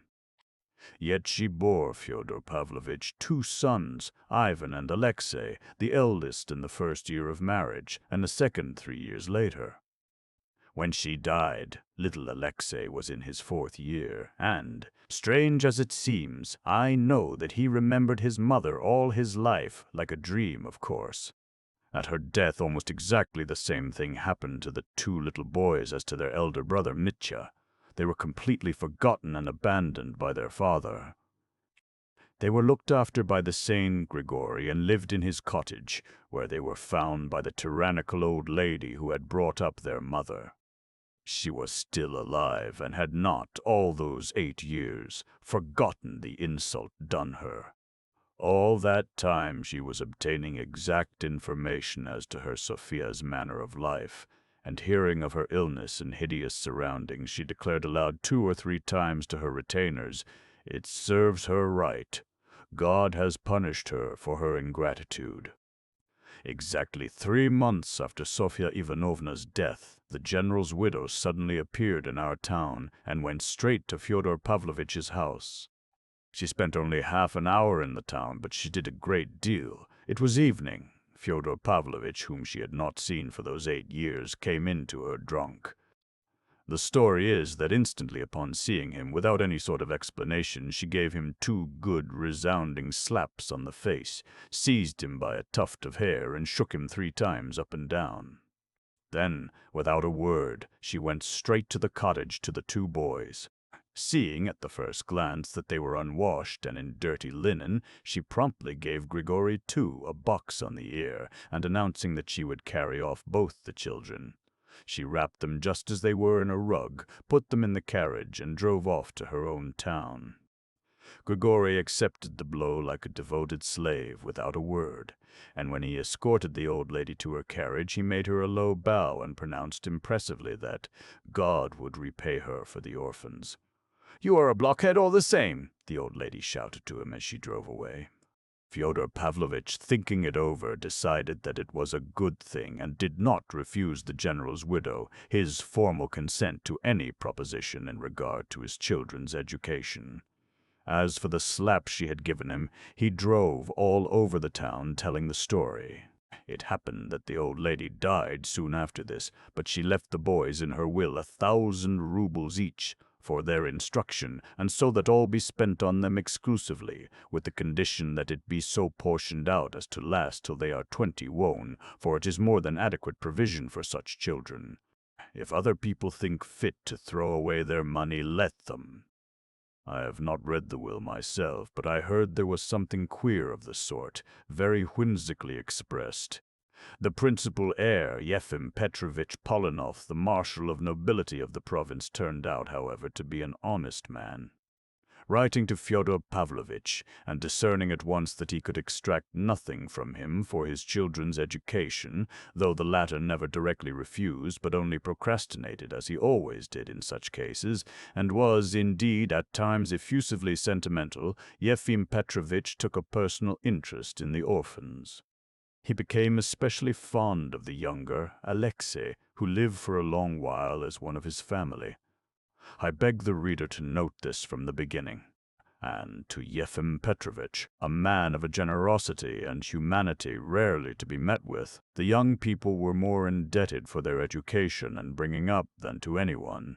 He kept the 2,000 rubles left to them by the general's widow intact, so that by the time they came of age their portions had been doubled by the accumulation of interest. He educated them both at his own expense, and certainly spent far more than 1,000 rubles upon each of them. I won't enter into a detailed account of their boyhood and youth, but will only mention a few of the most important events. Of the elder Ivan, I will only say that he grew into a somewhat morose and reserved, though far from timid boy. At 10 years old, he had realized that they were living not in their own home but on other people's charity, and that their father was a man of whom it was disgraceful to speak. This boy began very early, almost in his infancy, so they say at least, to show a brilliant and unusual aptitude for learning. I don't know precisely why, but he left the family of Yefim Petrovitch when he was hardly 13, entering a Moscow gymnasium and boarding with an experienced and celebrated teacher, an old friend of Yefim Petrovitch. Ivan used to declare afterwards that this was all due to the ardor for good works of Yefim Petrovitch, who was captivated by the idea that the boy's genius should be trained by a teacher of genius. But neither Yefim Petrovitch nor this teacher was living when the young man finished at the gymnasium and entered the university. As Yefim Petrovitch had made no provision for the payment of the tyrannical old lady's legacy, which had grown from 1,000 to 2, it was delayed, owing to formalities inevitable in Russia, and the young man was in great straits for the time he was studying. It must be noted that he did not even attempt to communicate with his father, perhaps from pride, from contempt for him, or perhaps from his cool common sense, which told him that from such a father he would get no real assistance. However that may have been, the young man was by no means despondent and succeeded in getting work, at first giving sixpenny lessons and afterwards getting paragraphs on street incidents into the newspapers under the signature of Eyewitness. These paragraphs, it was said, were so interesting and piquant that they were soon taken. This alone showed the young man's practical and intellectual superiority over the masses of needy and unfortunate students of both sexes who hang about the offices of the newspapers and journals, unable to think of anything better than everlasting entreaties for copying and translations from the French. Having once got into touch with the editors, Ivan Fyodorovitch always kept up his connection with them, and in his latter years at the university he published brilliant reviews of books upon various special subjects, so that he became well known in literary circles.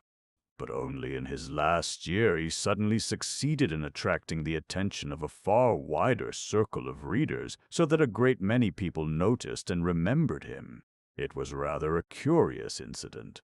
When he had just left the university and was preparing to go abroad upon his 2,000 rubles, Ivan Fyodorovitch published in one of the more important journals a strange article which attracted general notice, on a subject of which he might have been supposed to know nothing, as he was a student of natural science.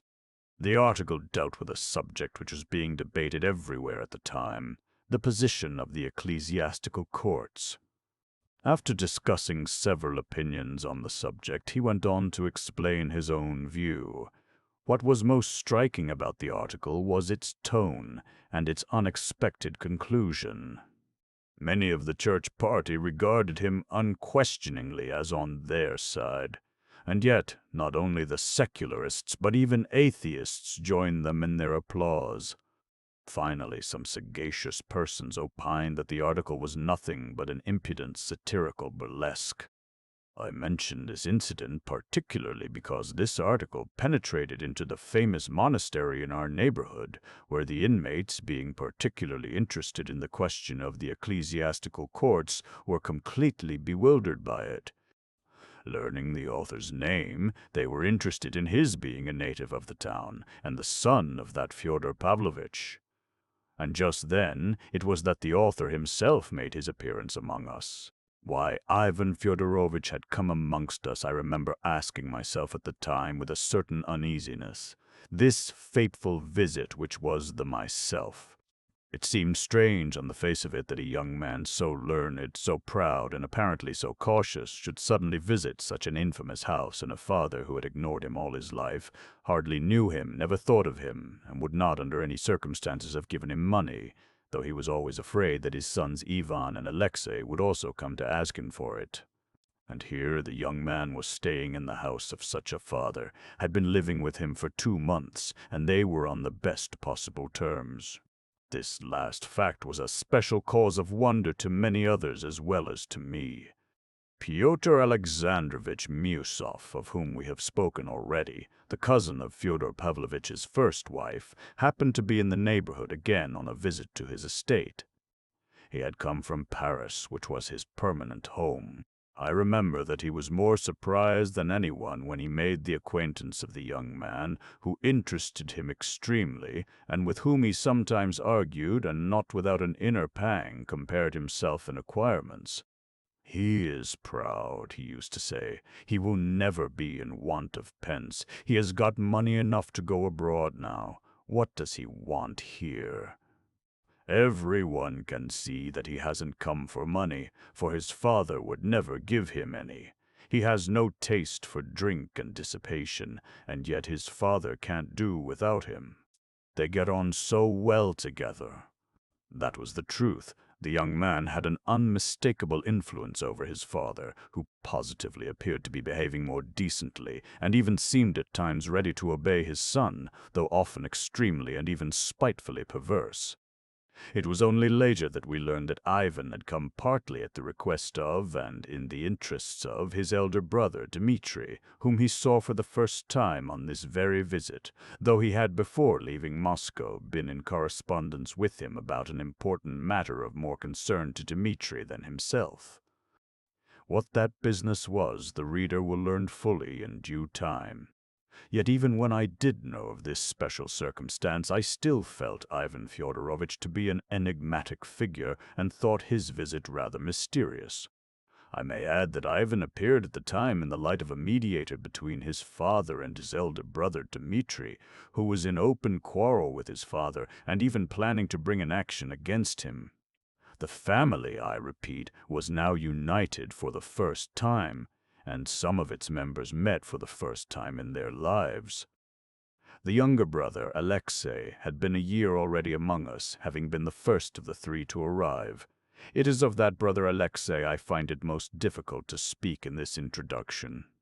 Yet I must give some preliminary account of him, if only to explain one queer fact, which is that I have to introduce my hero to the reader wearing the cassock of a novice. Yes, he had been for the last year in our monastery, and seemed willing to be cloistered there for the rest of his life. It has been said of old that over one repentant sinner there is more joy in heaven than over 10 righteous men. Go and fear not. Be not bitter against men. Be not angry if you are wronged. Forgive the dead man in your heart what wrong he did you. Be reconciled with him in truth. If you are penitent, you love. And if you love, you are of God. All things are atoned for. All things are saved by love. If I, a sinner, even as you are, am tender with you and have pity on you, how much more will God? Love is such a priceless treasure that you can redeem the whole world by it, and expiate not only your own sins but the sins of others. He signed her 3 times with the cross, took from his own neck a little icon and put it upon her. She bowed down to the earth without speaking. He got up and looked cheerfully at a healthy peasant woman with a tiny baby in her arms. From Vyshegori, dear father. 5 miles you have dragged yourself with the baby. What do you want? I've come to look at you. I have been to you before. Or have you forgotten? You've no great memory if you've forgotten me. They told us you were ill. Thinks I'll go and see him for myself. Now I see you, and you're not ill. You'll live another 20 years. God bless you. There are plenty to pray for you. How should you be ill? I thank you for all, daughter. By the way, I have a thing to ask, not a great one. Here are 60 kopecks. Give them, dear father, to someone poorer than me. I thought as I came along, better give through him. He'll know whom to give to. Thanks, my dear, thanks. You are a good woman. I love you. I will do so certainly. Is that your little girl? My little girl, Father Lizaveta. May the Lord bless you both, you and your babe, Lizaveta. You have gladdened my heart, mother. Farewell, dear children, farewell, dear ones. He blessed them all and bowed low to them. I am that insect, brother, and it is said of me specially. All we Karamazovs are such insects, and, angel as you are, that insect lives in you too, and will stir up a tempest in your blood. Tempests, because sensual lust is a tempest, worse than a tempest. Beauty is a terrible and awful thing. It is terrible because it has not been fathomed and never can be fathomed, for God sets us nothing but riddles. Here the boundaries meet and all contradictions exist side by side. I am not a cultivated man, brother, but I've thought a lot about this. It's terrible what mysteries there are.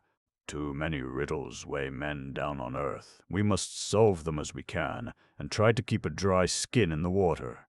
Beauty.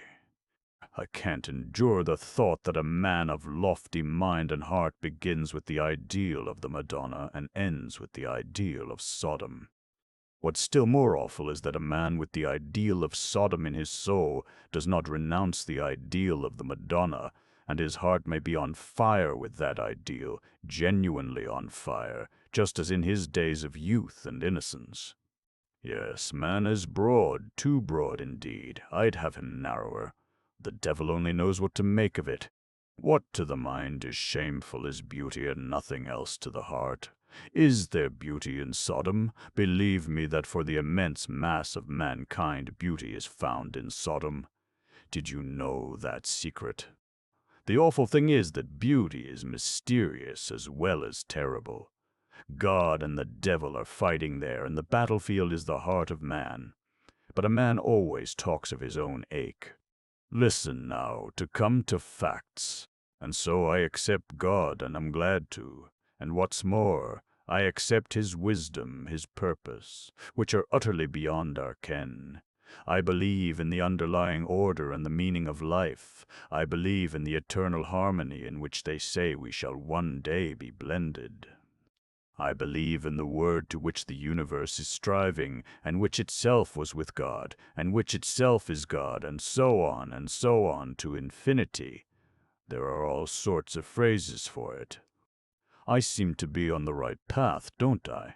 Yet would you believe it, in the final result I don't accept this world of gods, and although I know it exists, I don't accept it at all. It's not that I don't accept God, you must understand. It's the world created by him I don't and cannot accept. Let me make it plain. I believe like a child that suffering will be healed and made up for, that all the humiliating absurdity of human contradictions will vanish like a pitiful mirage, like the despicable fabrication of the impotent and infinitely small Euclidean mind of man, that in the world's finale, at the moment of eternal harmony, something so precious will come to pass that it will suffice for all hearts, for the comforting of all resentments, for the atonement of all the crimes of humanity, of all the blood they've shed, that it will make it not only possible to forgive but to justify all that has happened with men. But though all that may come to pass, I won't accept it. Even if parallel lines do meet and I see it myself, I shall see it and say that they've met, but still I won't accept it. That's what's at the root of me, Alyosha. That's my creed. I am in earnest in what I say. I began our talk as stupidly as I could on purpose, but I've led up to my confession, for that's all you want. You didn't want to hear about God, but only to know what the brother you love lives by, and so I've told you. Ivan concluded his long tirade with marked and unexpected feeling. "And why did you begin as stupidly as you could?" asked Alyosha, looking dreamily at him. "To begin with, for the sake of being Russian. Russian conversations on such subjects are always carried on inconceivably stupidly, and stupider one is, the clearer one is. Stupidity is brief and artless, while intelligence wriggles and hides itself. Intelligence is a knave, but stupidity is honest and straightforward. I've led the conversation to my despair, and the more stupidly I have presented it, the better for me." "You will explain why you don't accept the world?" said Alyosha. "To be sure I will. It's not a secret. That's what I've been leading up to. Dear little brother, I don't want to corrupt you or to turn you from your stronghold. Perhaps I want to be healed by you." Ivan smiled suddenly, quite like a little gentle child. Alyosha had never seen such a smile on his face before. Treasure this ecstasy, however senseless it may seem to men. My friends, pray to God for gladness. Be glad as children, as the birds of heaven. And let not the sin of men confound you in your doings. Fear not that it will wear away your work and hinder its being accomplished. Do not say, sin is mighty, wickedness is mighty, evil environment is mighty, and we are lonely and helpless, and evil environment is wearing us away and hindering our good work from being done. Fly from that dejection, children. There is only one means of salvation. Then take yourself and make yourself responsible for all men's sins. That is the truth, you know, friends. For as soon as you sincerely make yourself responsible for everything and for all men, you will see at once that it is really so, and that you are to blame for everyone and for all things. But throwing your own indolence and impotence on others, you will end by sharing the pride of Satan and murmuring against God. Of the pride of Satan, what I think is this: it is hard for us on earth to comprehend it, and therefore it is so easy to fall into error and to share it, even imagining that we are doing something grand and fine.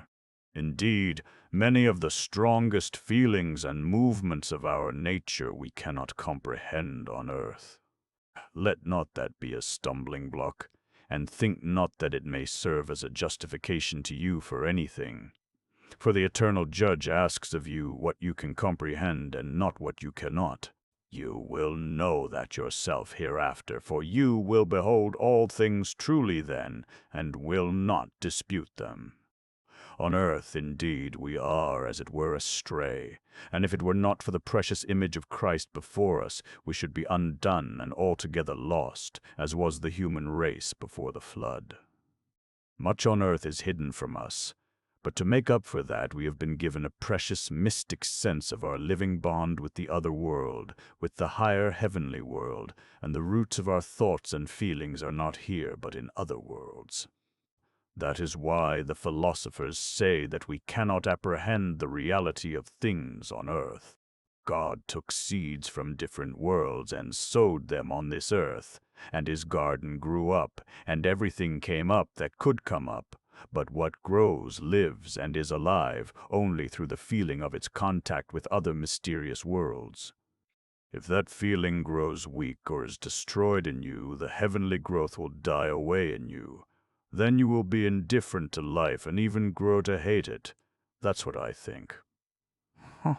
Can a man judge his fellow creatures? Faith to the end. Remember particularly that you cannot be a judge of anyone. For no one can judge a criminal until he recognizes that he is just such a criminal as the man standing before him, and that he perhaps is more than all men to blame for that crime. When he understands that, he will be able to be a judge. Though that sounds absurd, it is true.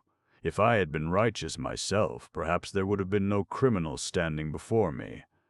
If you can take upon yourself the crime of the criminal your heart is judging, take it at once, suffer for him yourself, and let him go without reproach. And even if the law itself makes you his judge, act in the same spirit so far as possible, for he will go away and condemn himself more bitterly than you have done. If after your kiss he goes away untouched, mocking at you, do not let that be a stumbling block to you. It shows his time has not yet come, but it will come in due course. And if it come not, no matter. If not he, then another in his place will understand and suffer, and judge and condemn himself, and the truth will be fulfilled. Believe that. Believe it without doubt, for in that lies all the hope and faith of the saints. Work without ceasing. If you remember in the night as you go to sleep, I have not done what I ought to have done, rise up at once and do it. If the people around you are spiteful and callous and will not hear you, fall down before them and beg their forgiveness, for in truth you are to blame for their not wanting to hear you. And if you cannot speak to them in their bitterness, serve them in silence and in humility, never losing hope. If all men abandon you and even drive you away by force, then when you are left alone, fall on the earth and kiss it, water it with your tears, and it will bring forth fruit even though no one has seen or heard you in your solitude. Believe to the end, even if all men went astray and you were left the only one faithful, bring your offering even then and praise God in your loneliness. And if two of you are gathered together, then there is a whole world, a world of living love. Embrace each other tenderly and praise God, for if only in you two his truth has been fulfilled. If you sin yourself and grieve even unto death for your sins or for your sudden sin, then rejoice for others, rejoice for the righteous man, rejoice that if you have sinned, he is righteous and has not sinned. If the evil doing of men moves you to indignation and overwhelming distress, even to a desire for vengeance on the evil doers, shun above all things that feeling. Go at once and seek suffering for yourself, as though you were yourself guilty of that wrong. Accept that suffering and bear it, and your heart will find comfort, and you will understand that you too are guilty, for you might have been a light to the evildoers, even as the one man sinless, and you were not a light to them. If you had been a light, you would have lightened the path for others too, and the evildoer might perhaps have been saved by your light from his sin. And even though your light was shining, yet you see men were not saved by it. Hold firm and doubt not the power of the heavenly light. believe that if they were not saved, they will be saved hereafter. And if they are not saved hereafter, then their sons will be saved, for your light will not die even when you are dead. The righteous man departs, but his light remains. Men are always saved after the death of the deliverer. Men reject their prophets and slay them, but they love their martyrs and honor those whom they have slain. You are working for the whole. You are acting for the future. Seek no reward, for great is your reward on this earth, the spiritual joy which is only vouchsafed to the righteous man. Fear not the great nor the mighty, but be wise and ever serene. Know the measure, know the times, study that. When you are left alone, pray. Love to throw yourself on the earth and kiss it. Kiss the earth and love it with an unceasing, consuming love. Love all men, love everything. Seek that rapture and ecstasy. Water the earth with the tears of your joy and love those tears. Don't be ashamed of that ecstasy, prize it, for it is a gift of God and a great one. It is not given to many, but only to the elect.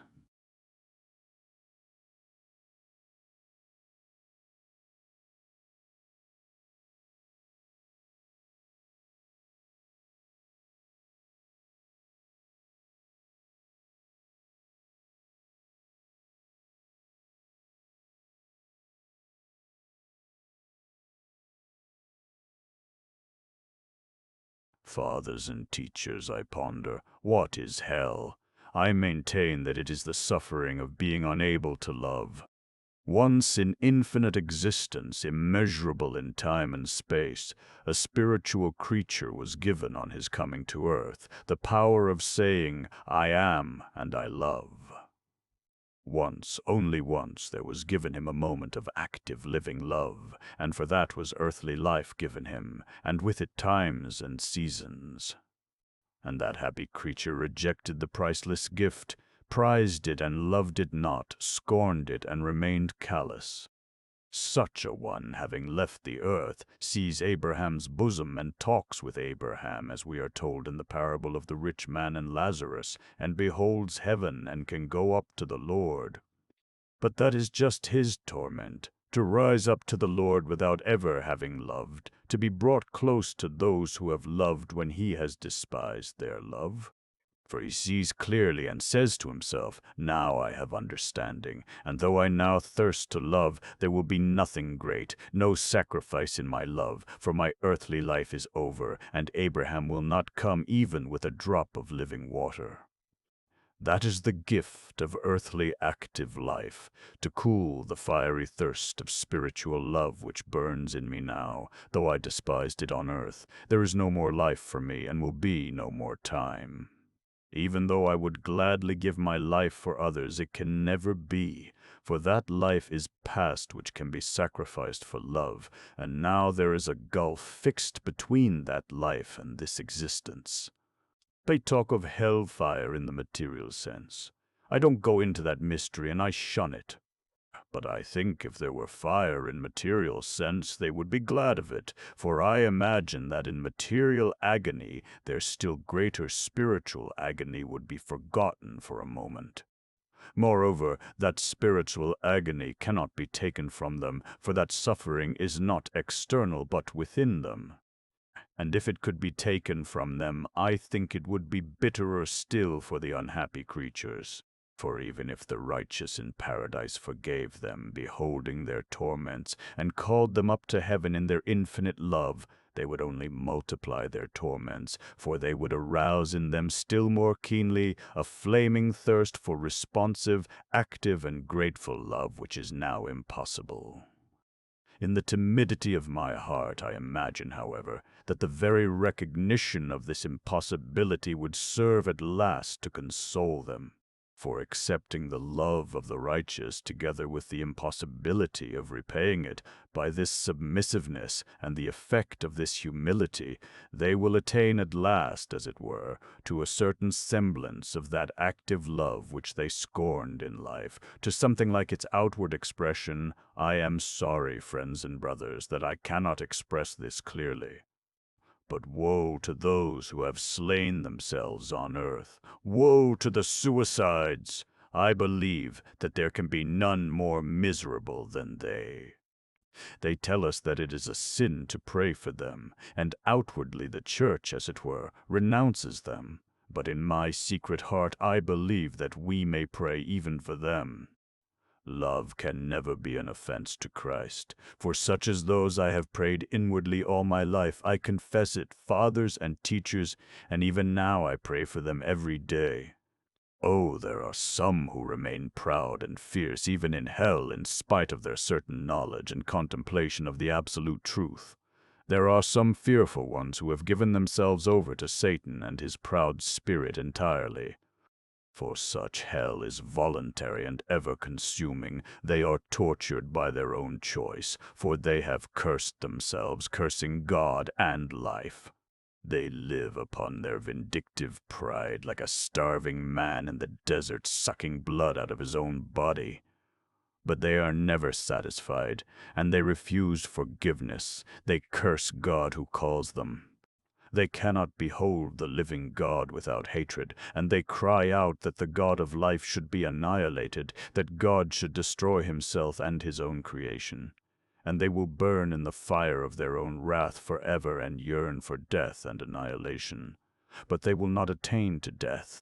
Here Alexei Fyodorovich Karamazov's manuscript ends. I repeat, it is incomplete and fragmentary. Biographical details, for instance, cover only Father Zossima's earliest youth. Of his teaching and opinions, we find brought together sayings evidently uttered on very different occasions. His utterances during the last few hours have not been kept separate from the rest, but their general character can be gathered from what we have in Alexei Fyodorovich's manuscript. The elder's death came in the end quite unexpectedly. For, although those who were gathered about him that last evening realized that his death was approaching, yet it was difficult to imagine that it would come so suddenly. On the contrary, his friends, as I observed already, seeing him that night apparently so cheerful and talkative, were convinced that there was at least a temporary change for the better in his condition. Even 5 minutes before his death, they said afterwards wonderingly, it was impossible to foresee it. He seemed suddenly to feel an acute pain in his chest. He turned pale and pressed his hands to his heart. All rose from their seats and hastened to him. But though suffering, he still looked at them with a smile, sank slowly from his chair onto his knees, then bowed his face to the ground, stretched out his arms, and as though in joyful ecstasy, praying and kissing the ground, quietly and joyfully gave up his soul to God. Do you see what I am like now? I'll say to him, well, and that's enough for you, my dear sir. There's many a slip twixt the cup and the lip. That may be what the finery is for, Rakitin. Grushenka finished with a malicious laugh. I'm violent and resentful, Alyosha. I'll tear off my finery. I'll destroy my beauty. I'll scorch my face, slash it with a knife, and turn beggar. If I choose, I won't go anywhere now to see anyone. If I choose, I'll send Kuzma back all he has ever given me tomorrow, and all his money, and I'll go out charing for the rest of my life. You think I wouldn't do it, Rakitin, that I would not dare to do it? I could do it directly, only don't exasperate me, and I'll send him about his business. I'll snap my fingers in his face. He shall never see me again. She uttered the last words in an hysterical scream, but broke down again, hid her face in her hands, buried it in the pillow, and shook with sobs. Rakitin got up. It's time we were off, he said. It's late. We shall be shut out of the monastery. Grushenka leapt up from her place. Surely you don't want to go, Alyosha, she cried in mournful surprise. What are you doing to me? You've stirred up my feeling, tortured me, and now you'll leave me to face this night alone. He can hardly spend the night with you, though if he wants to, let him. I'll go alone, Rakitin scoffed jeeringly. Hush, evil tongue, Grushenka cried angrily at him. You never said such words to me as he has come to say. What has he said to you so special? Asked Rakitin irritably. I can't say I don't know. I don't know what he said to me. It went straight to my heart. He has wrung my heart. He is the first, the only one who has pitied me. That's what it is. Why did you not come before, you angel? She fell on her knees before him as though in a sudden frenzy. I've been waiting all my life for someone like you. I knew that someone like you would come and forgive me. I believed that, nasty as I am, someone would really love me, not only with a shameful love. What have I done to you? Answered Alyosha, bending over her with a tender smile and gently taking her by the hands. I only gave you an onion, nothing but a tiny little onion, that was all. He was moved to tears himself as he said it. At that moment there was a sudden noise in the passage. Someone came into the hall. Grushenka jumped up, seeming greatly alarmed. Fenya ran noisily into the room, crying out, Mistress, mistress, darling, a messenger has galloped up, she cried, breathless and joyful. A carriage from Mokrow for you, Timofey, the driver. With 3 horses, they are just putting in fresh horses. A letter. Here's the letter, mistress.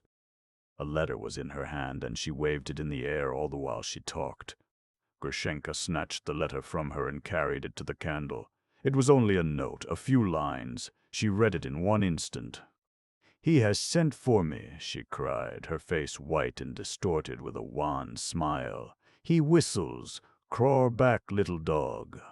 But only for one instant she stood as though hesitating. Suddenly the blood rushed to her head and sent a glow to her cheeks. I will go, she cried. 5 years of my life. Goodbye. Goodbye, Alyosha. My fate is sealed. Go, go, leave me, all of you. Don't let me see you again. Grushenka is flying to a new life. Don't you remember evil against me either, Rakitin? I may be going to my death. Ugh, I feel as though I were drunk. She suddenly left them and ran into her bedroom. Well, she has no thoughts for us now, grumbled Rakitin. Let's go, we may hear that feminine shriek again. I am sick of all these tears and cries. Alyosha mechanically let himself be led out. In the yard stood a covered cart. Horses were being taken out of the shafts. Men were running to and fro with a lantern. 3 fresh horses were being led in at the open gate. But when Alyosha and Rakitin reached the bottom of the steps, Grushenka's bedroom window was suddenly opened, and she called in a ringing voice after Alyosha. Alyosha, give my greetings to your brother Mitya, and tell him not to remember evil against me, though I have brought him misery. And tell him, too, in my words, Grushenka has fallen to a scoundrel, and not to you, noble heart. And add, too, that Grushenka loved him only 1 hour, only 1 short hour she loved him. So let him remember that hour all his life. Say, Grushenka tells you to. She ended in a voice full of sobs. The window was shut with a slam. Growled Rakitin, laughing. She murders your brother Mitya and then tells him to remember it all his life. What ferocity! Alyosha made no reply. He seemed not to have heard. He walked fast beside Rakitin as though in a terrible hurry. He was lost in thought and moved mechanically. Rakitin felt a sudden twinge as though he had been touched on an open wound. He had expected something quite different by bringing Grushenka and Alyosha together. Something very different from what he had hoped for had happened. He is a Pole, that officer of hers. He began again, restraining himself. And indeed, he is not an officer at all now.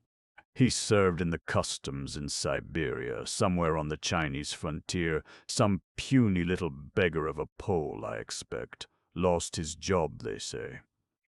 He's heard now that Grushenka saved a little money, so he's turned up again. That's the explanation of the mystery. Again Alyosha seemed not to hear. Rakitin could not control himself. Well, so you've saved the sinner, he laughed spitefully. Have you turned the Magdalene into the true path, driven out the 7 devils, eh? So you see, the miracles you were looking out for just now have come to pass. Hush, Rakitin, Alyosha answered with an aching heart. So you despise me now for those 25 rubles? I've sold my friend, you think? But you are not Christ, you know, and I am not Judas. Oh, Rakitin, I assure you I'd forgotten about it, cried Alyosha. You remind me of it yourself. But this was the last straw for Rakitin. Damnation take you all, and each of you, he cried suddenly. Why the devil did I take you up? I don't want to know you from this time forward. Go alone, there's your road. And he turned abruptly into another street, leaving Alyosha alone in the dark. Alyosha came out of the town and walked across the fields to the monastery. Chapter 4. The third son, Alyosha. He was only 20. His brother Ivan was in his 24th year at the time, while their elder brother Dmitri was 27. First of all, I must explain that this young man, Alyosha, was not a fanatic, and, in my opinion at least, was not even a mystic. I may as well give my full opinion from the beginning. He was simply an early lover of humanity, and that he adopted the monastic life was simply because at that time it struck him, so to say, as the ideal escape for his soul, struggling from the darkness of worldly wickedness to the light of love. And the reason this life struck him in this way was that he found in it at that time, as he thought, an extraordinary being, our celebrated elder Zosima, to whom he became attached with all the warm strange even at that time, and had been so indeed from his cradle. I have mentioned already, by the way, that though he lost his mother in his 4th year, he remembered her all his life, her face, her caresses, as though she stood living before me. Such memories may persist, as everyone knows, from an even earlier age, even from 2 years old, but scarcely standing out through a whole lifetime like spots of light out of darkness, like a corner torn out of a huge picture which has all faded and disappeared except that fragment. That is how it was with him. He remembered one still summer evening, an open window, the slanting rays of the setting sun that he recalled most vividly of all. In a corner of the room the holy image, before it a lighted lamp, and on her knees before the image his mother, sobbing hysterically with cries and moans, snatching him up in both arms, squeezing him close till it hurt, and praying for him to the Mother of God, holding him out in both arms to the image as though to put him under the mother's protection, and suddenly a nurse runs in and snatches him from her in terror. That was the picture. And Alyosha remembered his mother's face at that minute. He used to say that it was frenzied but beautiful, as he remembered, but he rarely cared to speak of this memory to anyone. In his childhood and youth he was by no means expansive, and talked little indeed, but not from shyness or a sullen unsociability. Quite the contrary, from something different, from a sort of inner preoccupation entirely personal and unconcerned with other people, but so important to him that he seemed, as it were, to forget others on account of it. But he was fond of people. He seemed throughout his life to put implicit trust in people, yet no one ever looked on him as a simpleton or naive person.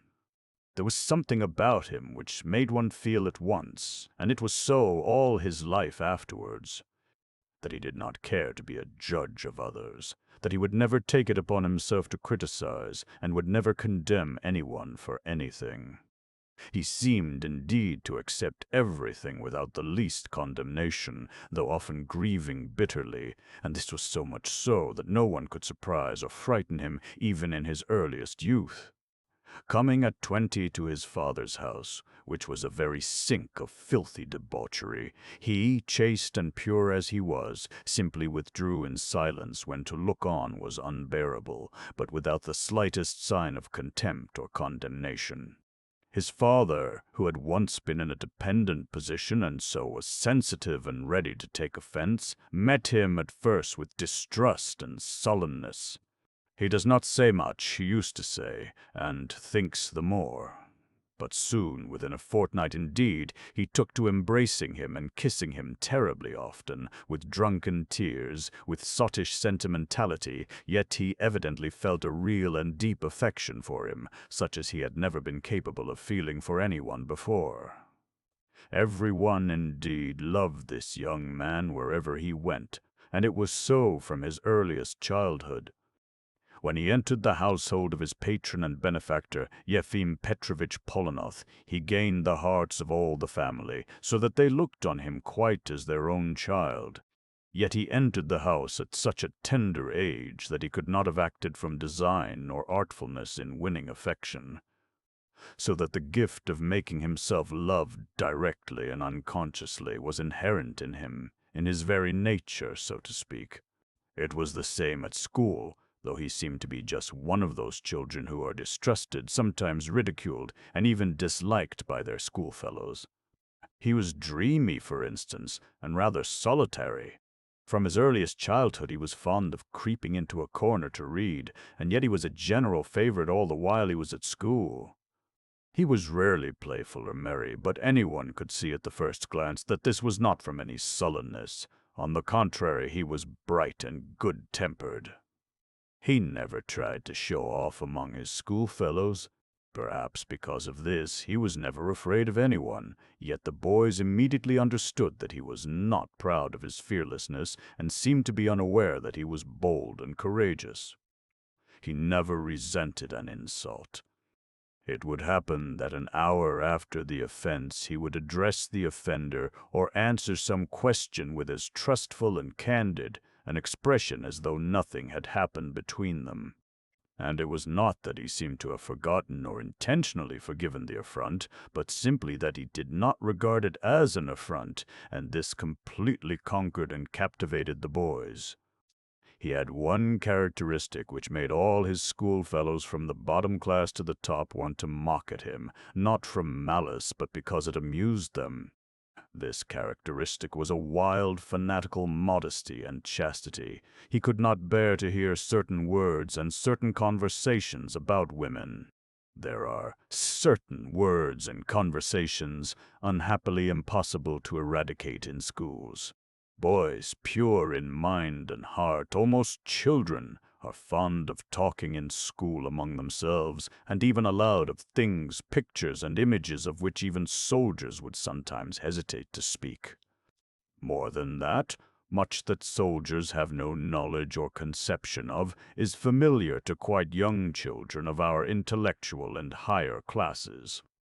There is no moral depravity, no real corrupt inner cynicism in it, but there is the appearance of it, and it is often looked upon among them as something refined, subtle, daring, and worthy of imitation.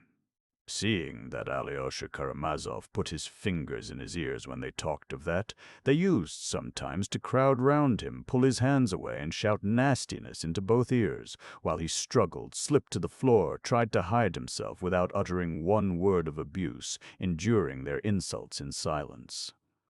But at last they left him alone and gave up taunting him with being a regular girl, and what's more, they looked upon it with compassion as a weakness. He was always one of the best in the class, but was never first. At the time of Yefim Petrovitch's death, Alyosha had 2 more years to almost immediately after his death for a long visit to Italy with her whole family, which consisted only of women and girls. Alyosha went to live in the house of 2 distant relations of Yefim Petrovitch, ladies whom he had never seen before. On what terms he lived with them he did not know himself. It was very characteristic of him indeed that he never cared at whose expense he was living. In that respect he was a striking contrast to his elder brother Ivan, who struggled with poverty for his first 2 years in the university, maintained himself by his own efforts, and had from childhood been bitterly conscious of living at the expense of his benefactor.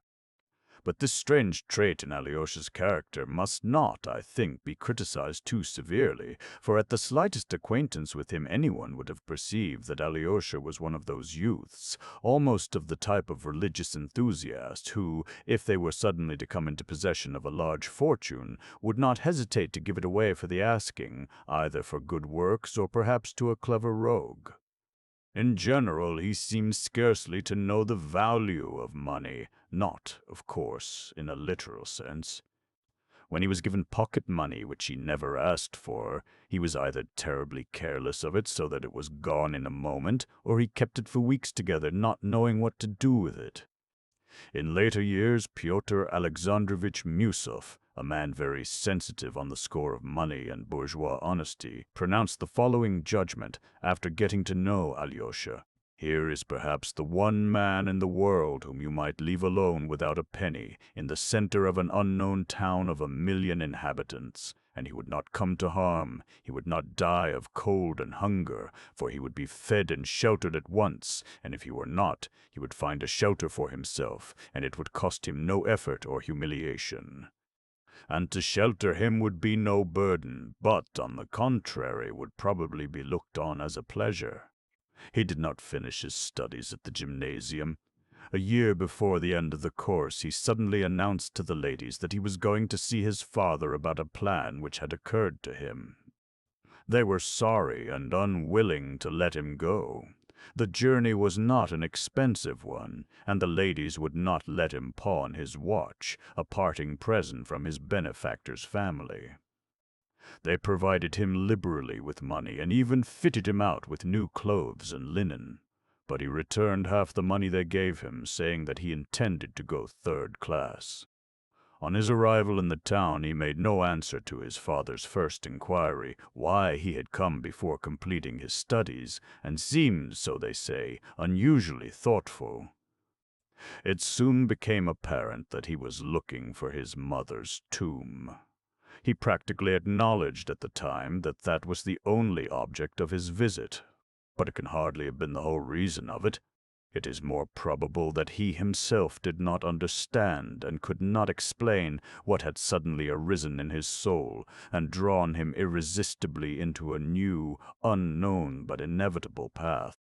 Fyodor Pavlovitch could not show him where his second wife was buried, for he had never visited her grave since he had thrown earth upon her coffin, and in the course of years had entirely forgotten where she was buried. Fyodor Pavlovitch, by the way, had for some time previously not been living in our town. 3 or 4 years after his wife's death, he had gone to the south of Russia and finally turned up in Odessa, where he spent several years. He made the acquaintance at first, in his own words, of a lot of low Jews, Jewesses, and Jukins, and ended by being received by Jews high and low alike. It may be presumed that at this period he developed a peculiar faculty for making and hoarding money. He finally returned to our town only 3 years before Alyosha's arrival. His former acquaintances found him looking terribly aged, although he was by no means an old man. He behaved not exactly with more dignity, but with more effrontery. The former buffoon showed an insolent propensity for making buffoons of others. His depravity with women was not simply what it used to be, but even more revolting. In a short time he opened a great number of new taverns in the district. It was evident that he had perhaps 100,000 rubles, or not much less. Many of the inhabitants of the town and district were soon in his debt, and, of course, had given good security. Of late, too, he looked somehow bloated and seemed more irresponsible, more uneven, had sunk into a sort of incoherence, used to begin one thing and go on with another, as though he were letting himself go altogether. He was more and more frequently drunk, and if it had not been for the same servant Grigory, who by that time had aged considerably too, and used to look after him sometimes almost like a tutor, Fyodor Pavlovitch might have got into terrible scrapes. Alyosha's arrival seemed to affect even his moral side, as though something had awakened in this prematurely old man which had long been dead in his soul. "Do you know," he used often to say, looking at Alyosha, "that you are like her, the crazy woman?" That was what he used to call his dead wife, Alyosha's mother. Grigory it was who pointed out the crazy woman's grave to Alyosha. He took him to our town cemetery and showed him in a remote corner a cast-iron tombstone, cheap but decently kept, on which were inscribed the name and age of the deceased and the date of her death, and below a 4-lined verse, such as are commonly used on old-fashioned middle-class tombs. To Alyosha's amazement, this tomb turned out to be Grigory's doing. He had put it up on the poor, crazy woman's grave at his own expense, after Fyodor Pavlovitch, whom he had often pestered about the grave, had gone to Odessa, abandoning the grave and all his memories. Alyosha showed no particular emotion at the sight of his mother's grave. He only listened to Grigory's minute and solemn account of the erection of the tomb. He stood with bowed head and walked away without uttering a word. It was perhaps a year before he visited the cemetery again, but this little episode was not without an influence upon Fyodor Pavlovitch, and a very original one. He suddenly took 1,000 rubles to our monastery to pay for requiems for the soul of his wife, but not for the second, Alyosha's mother, the crazy woman, but for the first, Adelaida Ivanovna, who used to thrash him. In the evening of the same day he got drunk and abused the monks to Alyosha. He himself was far from being religious. He had probably never put a penny candle before the image of a saint.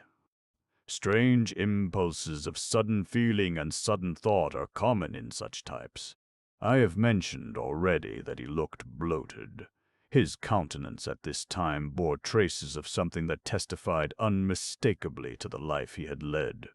Besides the long, fleshy bags under his little, always insolent, suspicious, and ironical eyes, besides the multitude of deep wrinkles in his little fat face, the Adam's apple hung below his sharp chin like a great fleshy goiter, which gave him a peculiar, repulsive, sensual appearance.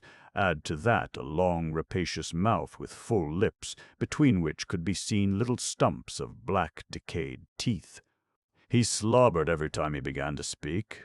He was fond indeed of making fun of his own face, though I believe he was well satisfied with it. He used particularly to point to his nose, which was not very large, but very delicate and conspicuously aquiline. "A regular Roman nose," he used to say, "with my goiter. I've quite the countenance of an ancient Roman patrician of the decadent period." He seemed proud of it. Not long after visiting his mother's grave, Alyosha suddenly announced that he wanted to enter the monastery, and that the monks were willing to receive him as a novice. He explained that this was his strong desire, and that he was solemnly asking his consent as his father. The old man knew that the elder Zosima, who was living in the monastery hermitage, had made a special impression upon his gentle boy. "That is the most honest monk among them, of course," he observed, after listening in thoughtful silence to Alyosha, and seeming scarcely surprised at his request. "So that's where you want to be, my gentle boy?" He was half drunk, and suddenly he grinned his slow, half-drunken grin, which was not without a certain cunning and tipsy slyness. I had a presentiment that you would end in something like this. Would you believe it? You were making straight for it. Well, to be sure, you have your own 2,000. That's a dowry for you. And I'll never desert you, my angel. And I'll pay what's wanted for you there, if they ask for it. But of course, if they don't ask, why should we worry them? What do you say? You know, you spend money like a canary, 2 grains a week. Do you know that near one monastery there's a place outside the town where every baby knows there are none but the monks' wives living, as they are called? 30 women, I believe. I have been there myself. You know, it's interesting in its own way, of course, as a variety. The worst of it is, it's awfully Russian. There are no French women there. Of course, they could get them fast enough. They have plenty of money. If they get to hear of it, they'll come along. Well, there's nothing of that sort here, no monks' wives and 200 monks. They're honest, they keep the fasts, I admit it. So you want to be a monk. And do you know, I'm sorry to lose you, Alyosha. Would you believe it, I've really grown fond of you? Well, it's a good opportunity. You'll pray for us sinners, we have sinned too much here. I've always been thinking who would pray for me, and whether there's anyone in the world to do it. My dear boy, I'm awfully stupid about that. You wouldn't believe it. Awfully. You see, however stupid I am about it, I keep thinking.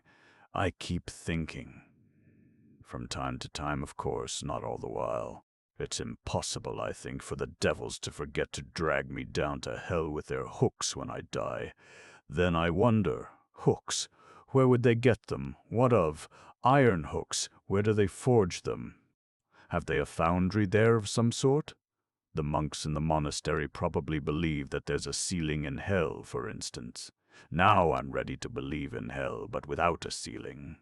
It makes it more refined, more enlightened, more Lutheran, that is. And after all, what does it matter whether it has a ceiling or hasn't?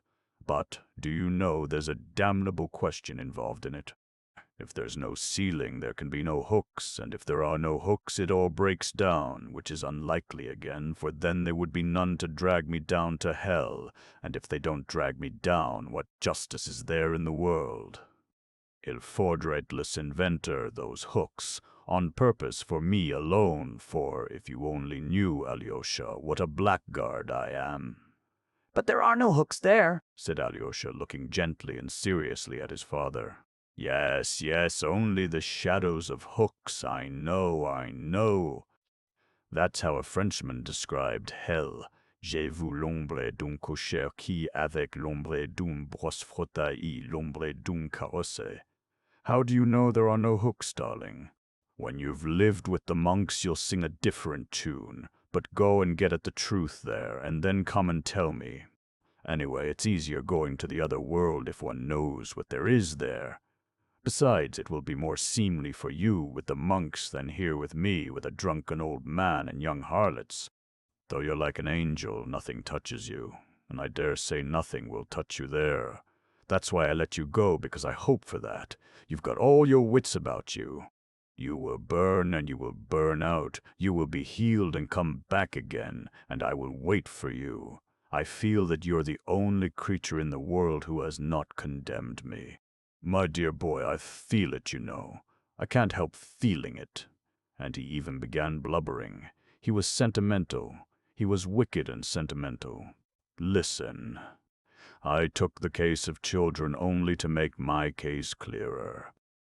Of the other tears of humanity with which the earth is soaked from its crust to its center, I will say nothing. I have narrowed my subject on purpose. I am a bug, and I recognize in all humility that I cannot understand why the world is arranged as it is. Men are themselves to blame, I suppose.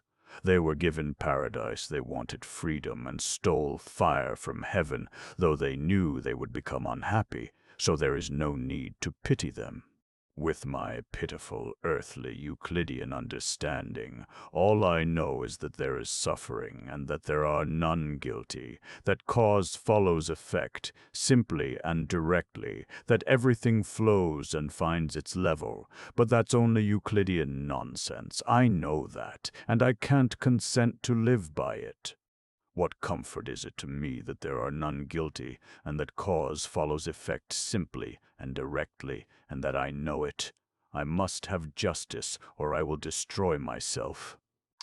And not justice in some remote infinite time and space, but here on earth, and that I could see myself. I have believed in it. I want to see it. And if I am dead by then, let me rise again, for if it all happens without me, it will be too unfair. Surely I haven't suffered, simply that I, my crimes and my sufferings, may manure the soil of the future harmony for somebody else. I want to see with my own eyes the hind lie down with the lion and the victim rise up and embrace his murderer. I want to be there when everyone suddenly understands what it has all been for. All the religions of the world are built on this longing, and I am a believer. But then there are the children, and what am I to do about them? That's a question I can't answer. For the 100th time I repeat, there are numbers of questions, but I've only taken the children because in their case what I mean is so unanswerably clear. Listen. If all must suffer to pay for the eternal harmony, what have children to do with it? Tell me, please. It's beyond all comprehension why they should suffer, and why they should pay for the harmony. Why should they, too, furnish material to enrich the soil for the harmony of the future? I understand solidarity in sin among men. I understand solidarity and retribution too, but there can be no such solidarity with children. And if it is really true that they must share responsibility for all their father's crimes, such a truth is not of this world and is beyond my comprehension. Some jester will say, perhaps, that the child would have grown up and have sinned, but you see he didn't grow up. He was torn to pieces by the dogs at 8 years old. Oh, Alyosha, I am not blaspheming.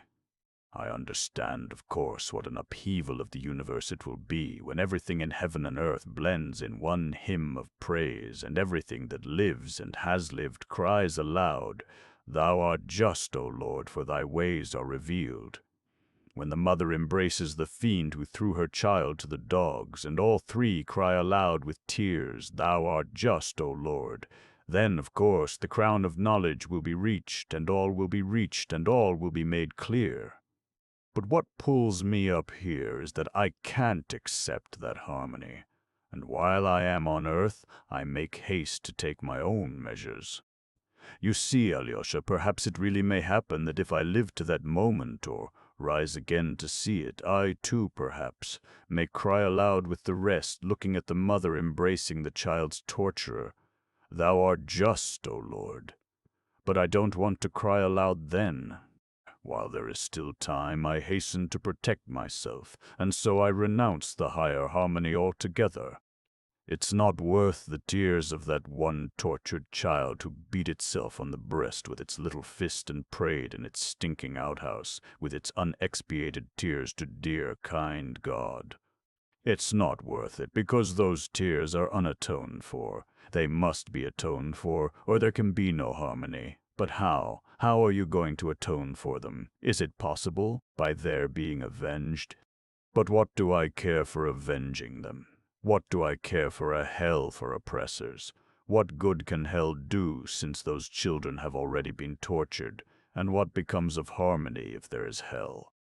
I want to forgive. I want to embrace. I don't want more suffering. And if the sufferings of children go to swell the sum of sufferings which was necessary to pay for truth, then I protest that the truth is not worth such a price. I don't want the mother to embrace the oppressor who threw her son to the dogs. She dare not forgive him. Let her forgive him for herself, if she will. Let her forgive the torturer for the immeasurable suffering of her mother's heart. But the sufferings of her tortured child she has no right to forgive. She dare not forgive the torturer, even if the child were to forgive him. And if that is so, if they dare not forgive, what becomes of harmony? Is there in the whole world a being who would have the right to forgive and could forgive? I don't want harmony. From love for humanity, I don't want it. I would rather be left with the unavenged suffering. I would rather remain with my unavenged suffering and unsatisfied indignation, even if I were wrong.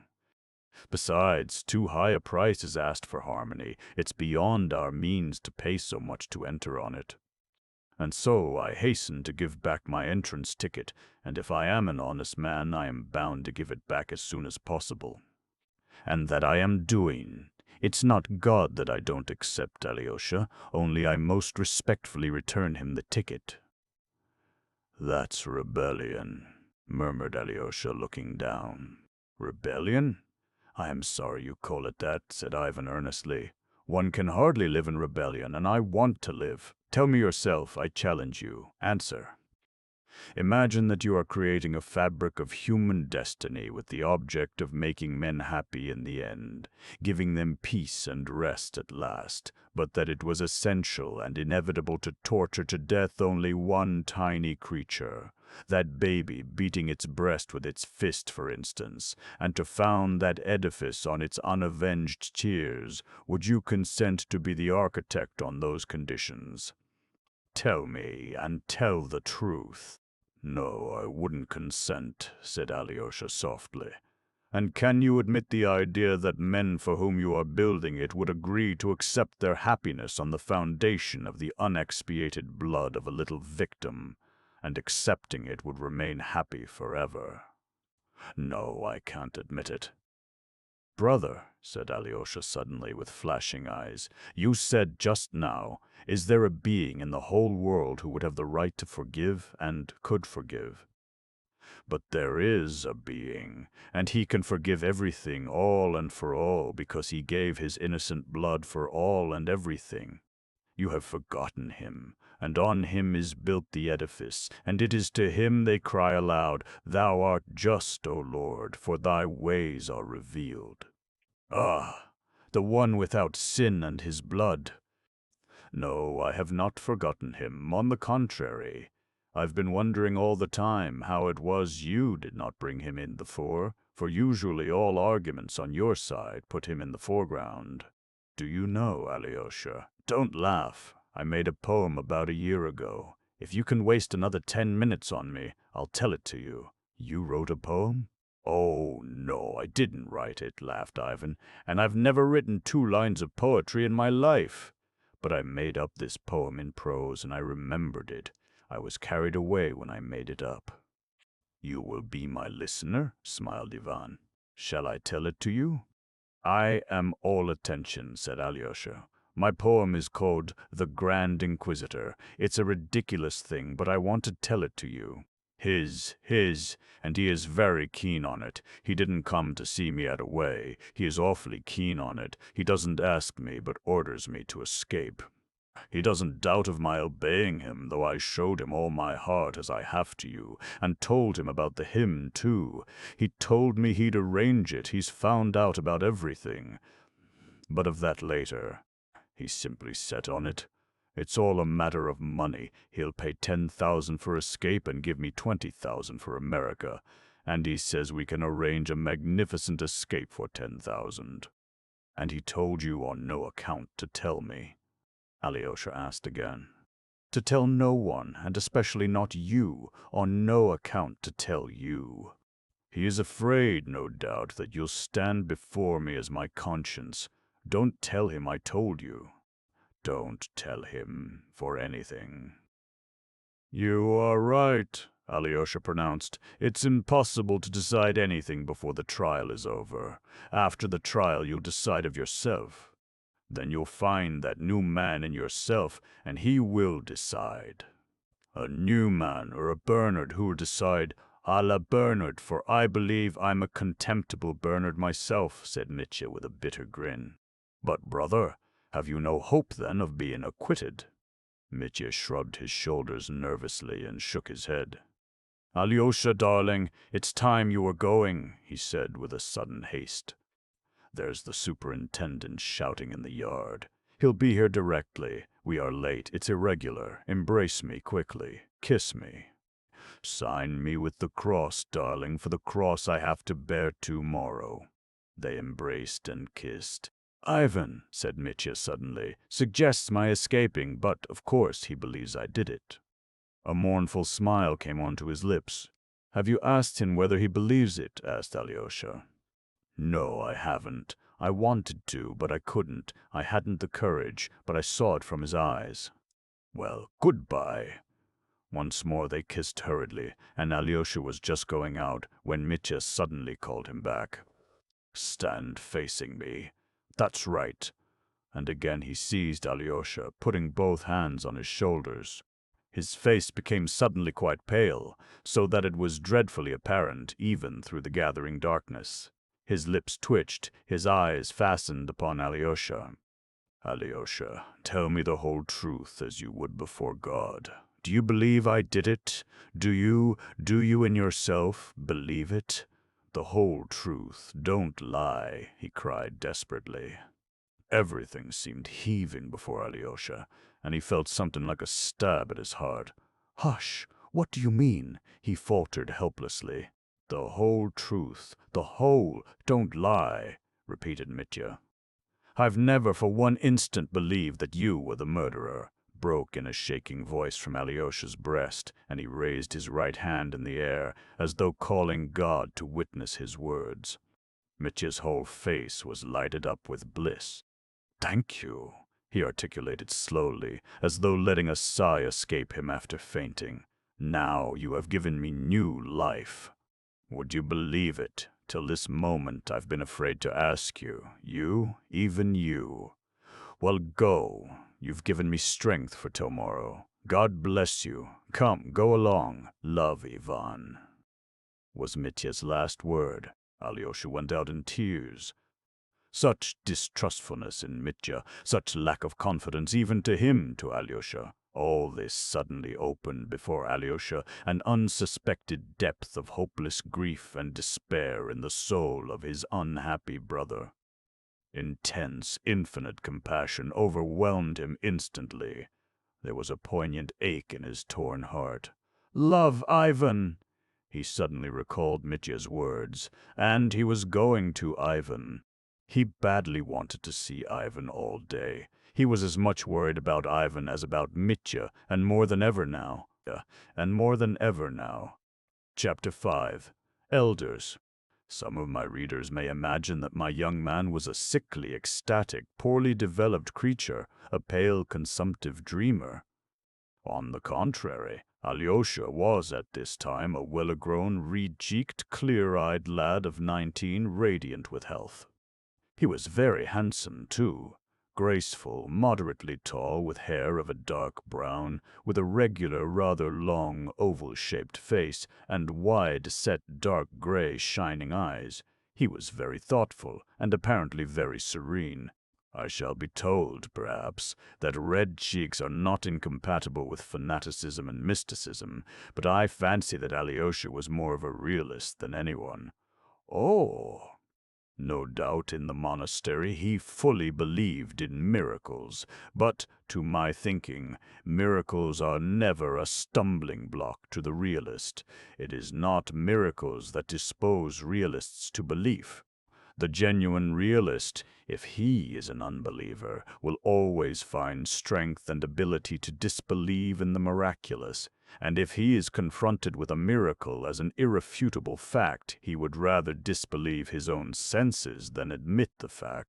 Even if he admits it as a fact of nature till then, unrecognized by him. Faith does not, in the realist, spring from the miracle, but the miracle from faith. If the realist once believes, then he is bound by his very realism to admit the miraculous also. The Apostle Thomas said that he would not believe till he saw, but when he did see, he said, "My Lord and my God." Was it the miracle forced him to believe? Most likely not, but he believed solely because he desired to believe, and possibly he fully believed in his secret heart, even when he said, "I do not believe till I see." I shall be told, perhaps, that Alyosha was stupid, undeveloped, had not finished his studies, and so on. That he did not finish his studies is true, but to say that he was stupid or dull would be a great injustice. I'll simply repeat what I have said above. He entered upon this path only because, at that time, it alone struck his imagination and presented itself to him as offering an ideal means of escape for his soul from darkness to light. Add to that he was to some extent a youth of our last epoch, that is, honest in nature, desiring the truth, seeking for it and believing in it, and seeking to serve it at once with all the strength of his soul, seeking for immediate action, and ready to sacrifice everything, life itself, for it. Though these young men unhappily fail to understand that the sacrifice of life is, in many cases, the easiest of all sacrifices, and that to sacrifice, for instance, 5 or 6 years of their seething youth to hard and tedious study, if only to multiply tenfold their powers of serving the truth and the cause they have set before them as their goal, such a sacrifice is utterly beyond the strength of many of them. The path Alyosha chose was a path going in the opposite direction, but he chose it with the same thirst for swift achievement. As soon as he reflected seriously, he was convinced of the existence of God and immortality, and at once he instinctively said to himself, "I want to live for immortality, and I will accept no compromise." In the same way, if he had decided that God and immortality did not exist, he would at once have become an atheist and a socialist. For socialism is not merely the labor question, it is before all things the atheistic question, the question of the form taken by atheism today, the question of the Tower of Babel built without God, not to mount to heaven from earth, but to set up heaven on earth. Alyosha would have found it strange and impossible to go on living as before. It is written, "Give all that thou hast to the poor, and follow me, if thou wouldst be perfect." Alyosha said to himself, "I can't give 2 rubles instead of all, and only go to Mass instead of following him." Perhaps his memories of childhood brought back our monastery, to which his mother may have taken him to Mass. Perhaps the slanting sunlight and the holy image to which his poor, crazy mother had held him up still acted upon his imagination. Brooding on these things, he may have come to us, perhaps, only to see whether here he could sacrifice all, or only 2 rubles, and in the monastery he met this elder. I must digress to explain what an elder is in Russian monasteries, and I am sorry that I do not feel very competent to do so. I will try, however, to give a superficial account of it in a few words. Authorities on the subject assert that the institution of elders is of recent date, not more than 100 years old in our monasteries, though in the Orthodox East, especially in Sinai and Athos, it has existed over 1,000 years. It is maintained that it existed in ancient times in Russia also, but through the calamities which overtook Russia, the Tartars, civil war, the interruption of relations with the East after the destruction of Constantinople, this institution fell into oblivion. It was revived among us towards the end of last century by one of the great ascetics, as they called him, Paisi Velichkovsky, and his disciples. But to this day it exists in few monasteries only, and has sometimes been almost persecuted as an innovation in Russia. It flourished especially in the celebrated Kozelsky Optin monastery. When and how it was introduced into our monastery I cannot say.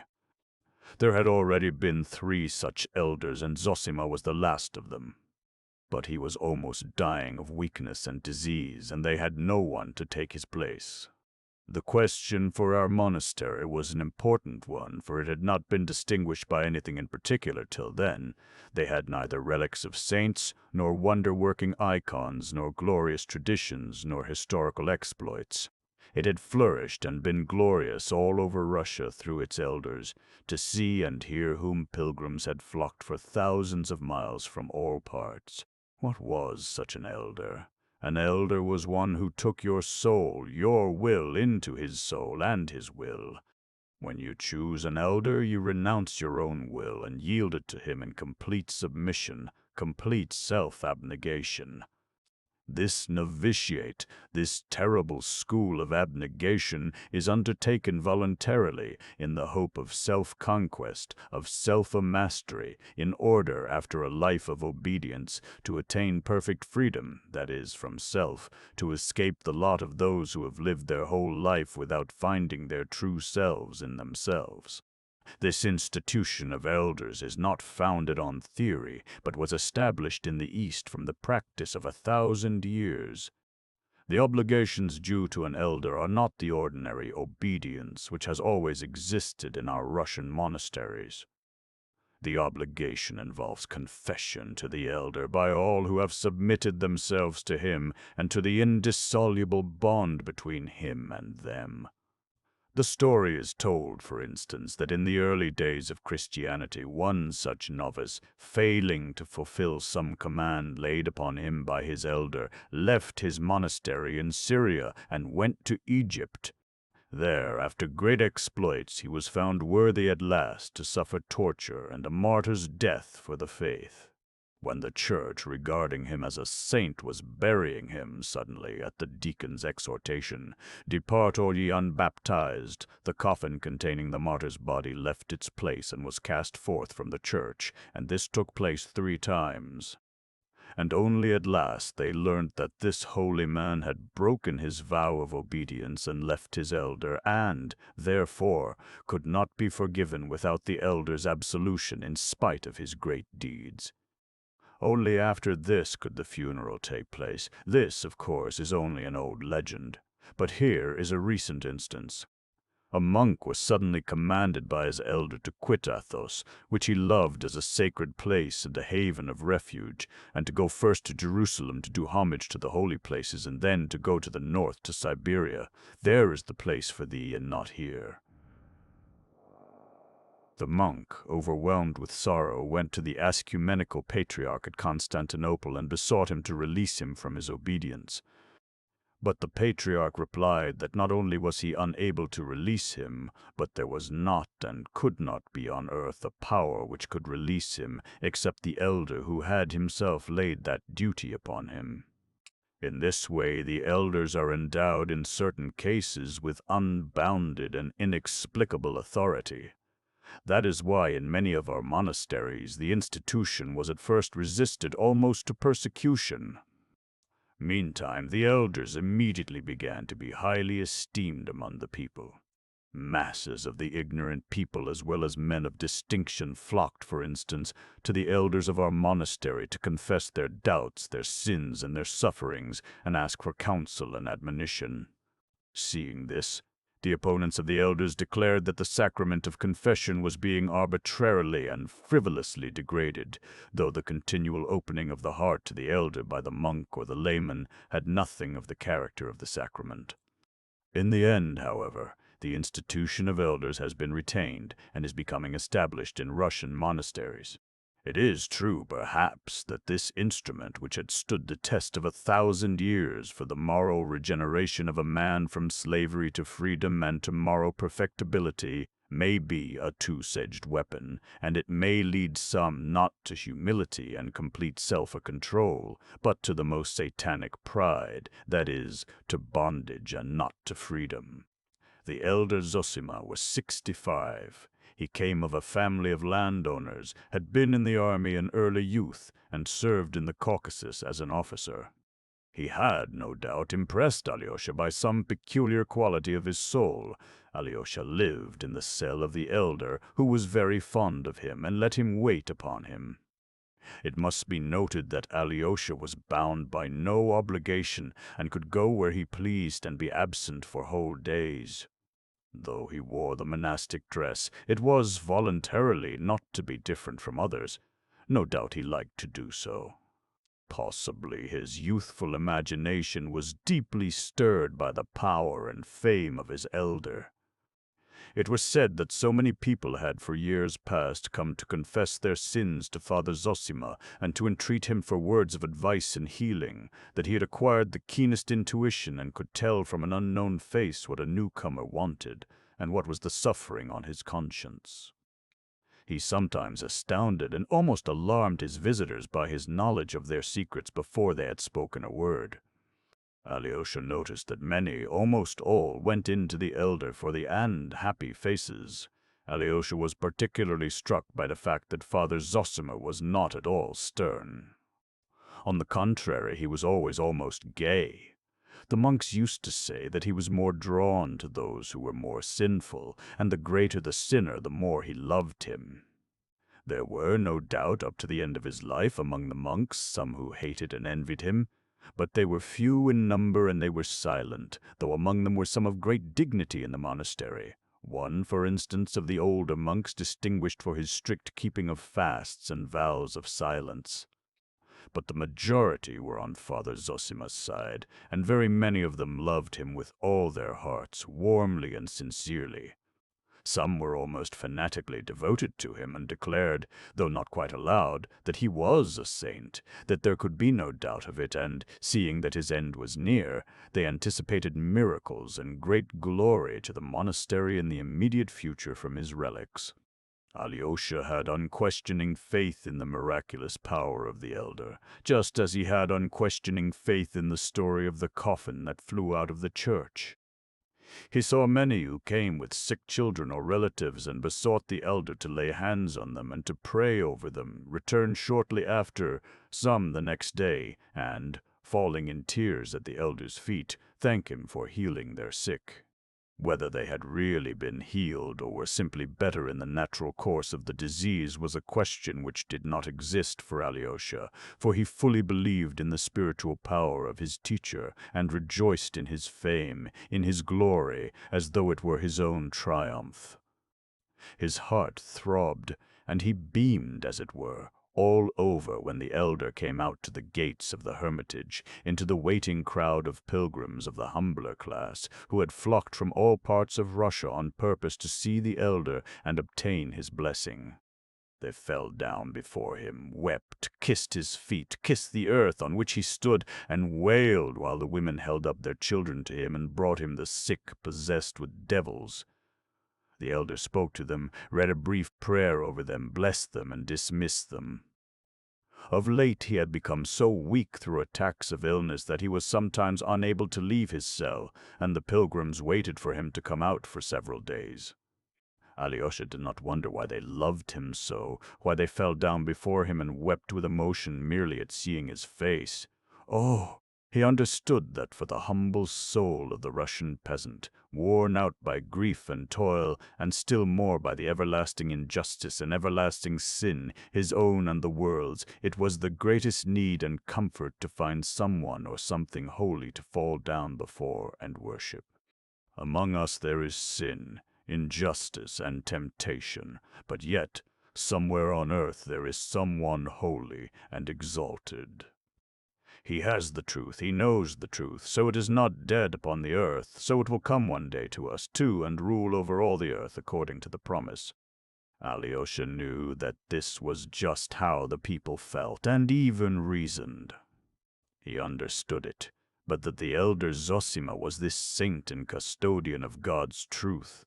Of that he had no more doubt than the weeping peasants and the sick women who held out their children to the elder. The conviction that after his death the elder would bring extraordinary glory to the monastery was even stronger in Alyosha than in anyone there, and, of late, a kind of deep flame of inner ecstasy burnt more and more strongly in his heart. He was not at all troubled at this elder's standing as a solitary example before him. No matter, he is holy. He carries in his heart the secret of renewal for all, that power which will at last establish truth on the earth, and all men will be holy and love one another, and there will be no more rich nor poor, no exalted nor humbled, but all will be as the children of God, and the true kingdom of Christ will come. That was the dream in Alyosha's heart. The arrival of his two brothers, whom he had not known till then, seemed to make a great impression on Alyosha. He more quickly made friends with his half-brother Dmitri, though he arrived later, than with his own brother Ivan. He was extremely interested in his brother Ivan, but when the latter had been 2 months in the town, though they had met fairly often, they were still not intimate. Alyosha was naturally silent, and he seemed to be expecting something, ashamed about something, while his brother Ivan, though Alyosha noticed it, left off thinking of him. Alyosha noticed it with some embarrassment. He ascribed his brother's indifference at first to the disparity of their age and education. But he also wondered whether the absence of curiosity and sympathy in Ivan might be due to some other cause entirely unknown to him. He kept fancying that Ivan was absorbed in something inward and important, that he was striving towards some goal, perhaps very hard to attain, and that was why he had no thought for him. Alyosha wondered, too, whether there was not some contempt on the part of the learned atheist for him, a foolish novice. He knew for certain that his brother was an atheist. He could not take offense at this contempt if it existed, yet, with an uneasy embarrassment which he did not himself understand, he waited for his brother to come nearer to him. Dmitri used to speak of Ivan with the deepest respect and with a peculiar earnestness. From him, Alyosha learned all the details of the important affair which had of late formed such a close and remarkable bond between the two elder brothers. Dmitri's enthusiastic references to Ivan were the more striking in Alyosha's eyes, since Dmitri was, compared with Ivan, almost uneducated, and the two brothers were such a contrast in personality and character that it would be difficult to find two men more unlike. It was at this time that the meeting, or rather gathering of the members of this inharmonious family took place in the cell of the elder who had such an extraordinary influence on Alyosha. The pretext for this gathering was a false one. It was at this time that the discord between Dmitri and his father seemed at its acutest stage, and their relations had become insufferably strained. Fyodor Pavlovitch seems to have been the first to suggest, apparently in joke, that they should all meet in Father Zosima's cell, and that, without appealing to his direct intervention, they might more decently come to an understanding under the conciliating influence of the elder's presence. Dmitri, who had never seen the elder, naturally supposed that his father was trying to intimidate him, but, as he secretly blamed himself for his outbursts of temper with his father on several recent occasions, he accepted the challenge. It must be noted that he was not, like Ivan, staying with his father, but living apart at the other end of the town. It happened that Pyotr Alexandrovich Musov, who was staying in the district at the time, caught eagerly at the idea. A liberal of the 40s and 50s, a free-thinker and atheist, he may have been led on by boredom or the hope of frivolous diversion. He was suddenly seized with the desire to see the monastery and the holy man. As his lawsuit with the monastery still dragged on, he made it the pretext for seeing the superior in order to attempt to settle it amicably. A visitor coming with such laudable intentions might be received with more attention and consideration than if he came from simple curiosity. Influences from within the monastery were brought to bear on the elder, who of late had scarcely left his cell and had been forced by illness to deny even his ordinary visitors. In the end he consented to see them, and the day was fixed. "Who has made me a judge over them?" was all he said, smilingly, to Alyosha. Alyosha was much perturbed when he heard of the proposed visit. Of all the wrangling, quarrelsome party, Dmitri was the only one who could regard the interview seriously. All the others would come from frivolous motives, perhaps insulting to the elder. Alyosha was well aware of that. Ivan and Musov would come from curiosity, perhaps of the coarsest kind, while his father might be contemplating some piece of buffoonery. Though he said nothing, Alyosha thoroughly understood his father. The boy, I repeat, was far from being so simple as everyone thought him. He awaited the day with a heavy heart. No doubt he was always pondering in his mind how the family discord could be ended, but his chief anxiety concerned the elder. He trembled for him, for his glory, and dreaded any affront to him, especially the refined, courteous irony of Musov and the supercilious half-utterances of the highly educated Ivan. He even wanted to venture on warning the elder, telling him something about them, but, on second thoughts, said nothing. He only sent word the day before, through a friend, to his brother Dmitri, that he loved him and expected him to keep his promise. Dmitri wondered, for he could not remember what he had promised, but he answered by letter that he would do his utmost not to let himself be provoked by vileness, but that, although he had a deep respect for the elder and for his brother Ivan, he was convinced that the meeting was either a trap for him or an unworthy farce. "Nevertheless, I would rather bite out my tongue than be lacking in respect to the sainted man whom you reverence so highly," he wrote in conclusion. Alyosha was not greatly cheered by the letter, and as he had not come as a visitor but as a subordinate official bringing a special report, and as he saw the reception given me by his chief, he deigned to speak with some openness, to a certain extent only, of course. He was rather courteous than open, as Frenchmen know how to be courteous, especially to a foreigner. But I thoroughly understood him. The subject was the socialist revolutionaries who were at that time persecuted.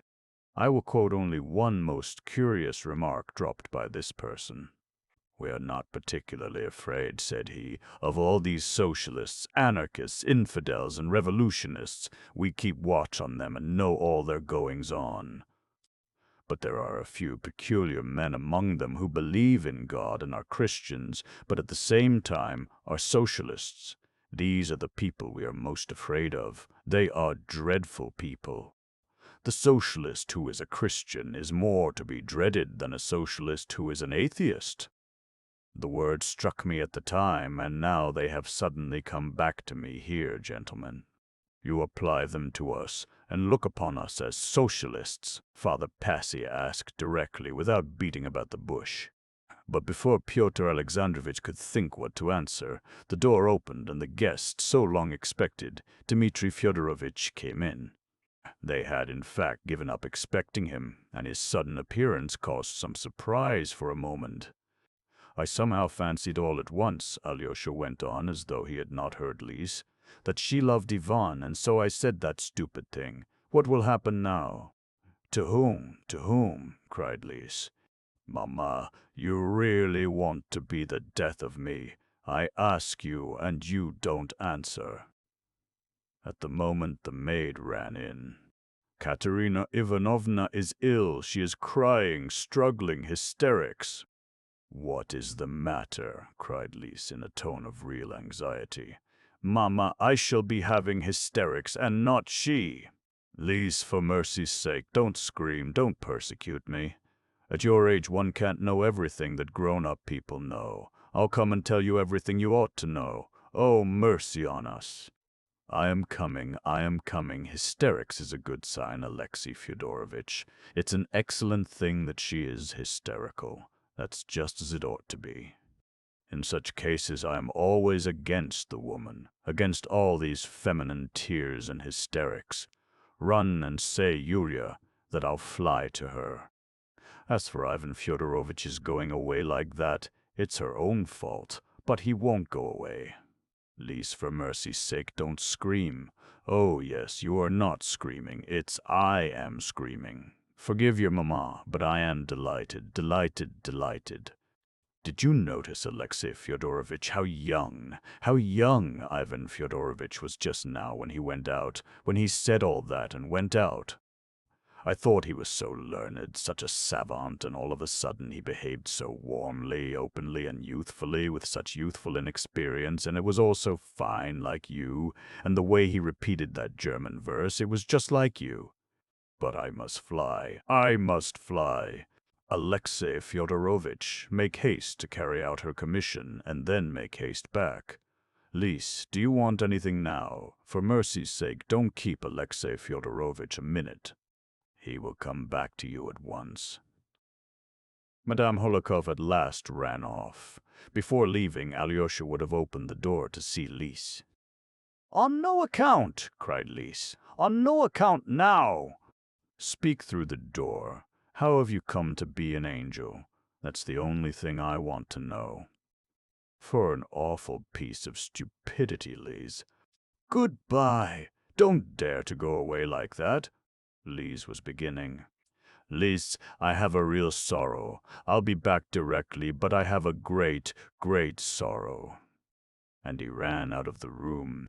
Oh, thou didst know then that in taking one step, in making one movement to cast thyself down, thou wouldst be tempting God and have lost all thy faith in him, and wouldst have been dashed to pieces against that earth which thou didst come to save. And the wise spirit that tempted thee would have rejoiced. But I ask again, are there many like thee? And couldst thou believe for one moment that men too could face such a temptation? Is the nature of men such that they can reject miracle, and at the great moments of their life, the moments of their deepest, most agonizing spiritual difficulties, cling only to the free verdict of the heart? Oh, thou didst know that thy deed would be recorded in books, would be handed down to remote times and the utmost ends of the earth, and thou didst hope that man, following thee, would cling to God and not ask for a miracle. But thou didst not know that when man rejects miracle, he rejects God too, For man seeks not so much God as the miraculous. And as man cannot bear to be without the miraculous, he will create new miracles of his own for himself, and will worship deeds of sorcery and witchcraft, though he might be 100 times over a rebel, heretic, and infidel. Thou didst not come down from the cross when they shouted to thee, mocking and reviling thee. Come down from the cross, and we will believe that thou art he. Thou didst not come down, for again thou wouldst not enslave man by a miracle, and didst crave faith given freely, not based on miracle. Thou didst crave for free love, and not the base raptures of the slave before the might that has overawed him forever. But thou didst think too highly of men therein, for they are slaves, of course, though rebellious by nature. Look round and judge. 15 centuries have passed. Look upon them. Whom hast thou raised up to thyself? I swear man is weaker and baser by nature than thou hast believed him. Can he do what thou didst? By showing him so much respect, thou didst, as it were, cease to feel for him, for thou didst ask far too much from him. Thou who hast loved him more than thyself. Respecting him less, thou wouldst have asked less of him. That would have been more like love, for his burden would have been lighter. He is weak and vile. What though he is everywhere now, rebelling against our power, and proud of his rebellion? It is the pride of a child and a schoolboy. They are little children rioting and barring out the teacher at school. But their childish delight will end. It will cost them dear. They will cast down temples and drench the earth with blood. But they will see at last the foolish children that, though they are rebels, they are impotent rebels, unable to keep up their own rebellion. Bathed in their foolish tears, they will recognize at last that he who created them rebels must have meant to mock at them. They will say this in despair, and their utterance will be a blasphemy which will make them more unhappy still, for man's nature cannot bear blasphemy, and in the end always avenges it on itself. And so unrest, confusion, and unhappiness, that is the present lot of man after thou didst bear so much for their freedom. The great prophet tells in vision and in image that he saw all those who took part in the first resurrection, and that there were of each tribe 12,000. But if there were so many of them, they must have been not men, but gods. They had borne thy cross, they had endured scores of years in the barren, hungry wilderness, living upon locusts and roots. And thou mayest indeed point with pride at those children of freedom, of free love, of free and splendid sacrifice for thy name. But remember that they were only some thousands, and what of the rest? And how are the other weak ones to blame because they could not endure what the strong have endured? How is the weak soul to blame that it is unable to receive such terrible gifts? Canst thou have simply come to the elect and for the elect? But if so, it is a mystery, and we cannot understand it.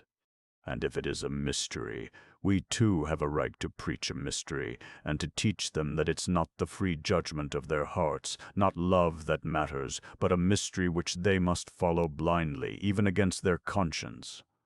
So we have done. We have corrected thy work, and have founded it upon miracle, mystery, and authority. And men rejoiced that they were again led like sheep, and that the terrible gift that had brought them such suffering was, at last, lifted from their hearts. Were we right teaching them this? Speak! Did we not love mankind, so meekly acknowledging their feebleness, lovingly lightening their burden, and permitting their weak nature even sin with our sanction? Why hast thou come now to hinder us? And why dost thou look silently and searchingly at me with thy mild eyes? Be angry. I don't want thy love, for I love thee not. And what use is it for me to hide anything from thee? Don't I know to whom I am speaking? All that I can say is known to thee already. And is it for me to conceal from thee our mystery? Perhaps it is thy will to hear it from my lips. Listen then. We are not working with thee, but with him. That is our mystery. It's long, 8 centuries since we have been on his side and not on thine. Just 8 centuries ago we took from him what thou didst reject with scorn, that last gift he offered, thee showing thee all the kingdoms of the earth. We took from him Rome and the sword of Caesar, and proclaimed ourselves sole rulers of the earth, though hitherto we have not been able to complete our work. But whose fault is that? Oh, the work is only beginning, but it has begun. It has long to await completion, and the earth has yet much to suffer. But we shall triumph and shall be Caesars, and then we shall plan the universal happiness of man. But thou mightest have taken even then the sword of Caesar. Why didst thou reject that last gift? Hadst thou accepted that last counsel of the mighty spirit, thou wouldst have accomplished all that man seeks on earth, that is, someone to worship, someone to keep his conscience, and some means of uniting all in one unanimous and harmonious anti-heap, for the craving for universal unity is the third and last anguish of men. Mankind as a whole has always striven to organize a universal state. There have been many great nations with great histories, but the more highly they were developed, the more unhappy they were, for they felt more acutely than other people the craving for worldwide union. The great conquerors, Timurs and Genghis Khans, whirled like hurricanes over the face of the earth, striving to subdue its people, and they too were but the unconscious expression of the same craving for universal unity. Hadst thou taken the world in Caesar's purple, thou wouldst have founded the universal state and have given universal peace. For who can rule men if not he who holds their conscience and their bread in his hands? We have taken the sword of Caesar, and in taking it, of course, have rejected thee and followed him. Oh, ages are yet to come of the confusion of free thought, of their science and cannibalism. For having begun to build their Tower of Babel without us, they will end, of course, with cannibalism. But then the beast will crawl to us and lick our feet and spatter them with tears of blood. And we shall sit upon the beast and raise the cup, and on it will be written mystery. But then, and only then, the reign of peace and happiness will come for men. Thou art proud of thine elect, but thou hast only the elect, while we give rest to all. And besides, how many of those elect, those mighty ones who could become elect, have grown weary waiting for thee, and have transferred and will transfer the powers of their spirit and the warmth of their heart to the other camp, and end by raising their free banner against thee? Thou didst thyself lift up that banner. But with us all will be happy, and will no more rebel nor destroy one another as under thy freedom. Oh, we shall persuade them that they will only become free when they renounce their freedom to us and submit to us. And shall we be right, or shall we be lying? They will be convinced that we are right, for they will remember the horrors of slavery and confusion to which thy freedom brought them.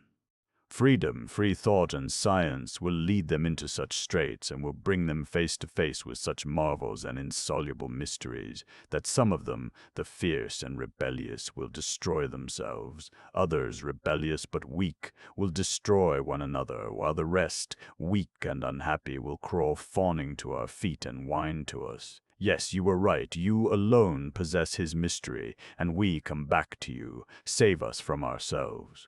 Receiving bread from us, they will see clearly that we take the bread made by their hands from them to give it to them without any miracle. They will see that we do not change the stones to bread, but in truth they will be more thankful for taking it from our hands than for the bread itself. For they will remember only too well that in old days, without our help, even the bread they made turned to stones in their hands, while since they have come back to us, the very stones have turned to bread in their hands. too well will they know the value of complete submission, and until men know that, they will be unhappy. Who is most to blame for their not knowing it? Speak, who scattered the flock and sent it astray on unknown paths? But the flock will come together again and will submit once more, and then it will be once for all. Then we shall give them the quiet, humble happiness of weak creatures such as they are by nature. Or we shall persuade them at last not to be proud, for thou didst lift them up and thereby taught them to be proud. We shall show them that they are weak, that they are only pitiful children, but that childlike happiness is the sweetest of all. They will become timid and will look to us and huddle close to us in fear, as chicks to the hen. They will marvel at us and will be away-stricken before us, and will be proud at our being so powerful and clever that we have been able to subdue such a turbulent flock of thousands of millions. They will tremble impotently before our wrath. Their minds will grow fearful. They will be quick to shed tears like women and children, but they will be just as ready at a sign from us to pass, to laughter and rejoicing, to happy mirth and childish song. Yes, we shall set them to work, but in their leisure hours we shall make their life like a child's game, with children's songs and innocent dance. Oh, we shall allow them even sin. They are weak and helpless, and they will love us like children because we allow them to sin. We shall tell them that every sin will be expiated, if it is done with our permission, that we allow them to sin because we love them, and the punishment for these sins we take upon ourselves. And we shall take it upon ourselves, and they will adore us as their saviors who have taken on themselves their sins before God, and they will have no secrets from us. We shall allow or forbid them to live with their wives and mistresses, to have or not to have children, according to whether they have been obedient or disobedient, and they will submit to us gladly and cheerfully. The most painful secrets of their conscience, all they will bring to us, and we shall have an answer for all. And they will be glad to believe our answer, for it will save them from the great anxiety and terrible agony they endure at present in making a free decision for themselves. And all will be happy, all the millions of creatures except the 100,000 who rule over them. For only we who guard the mystery, shall be unhappy.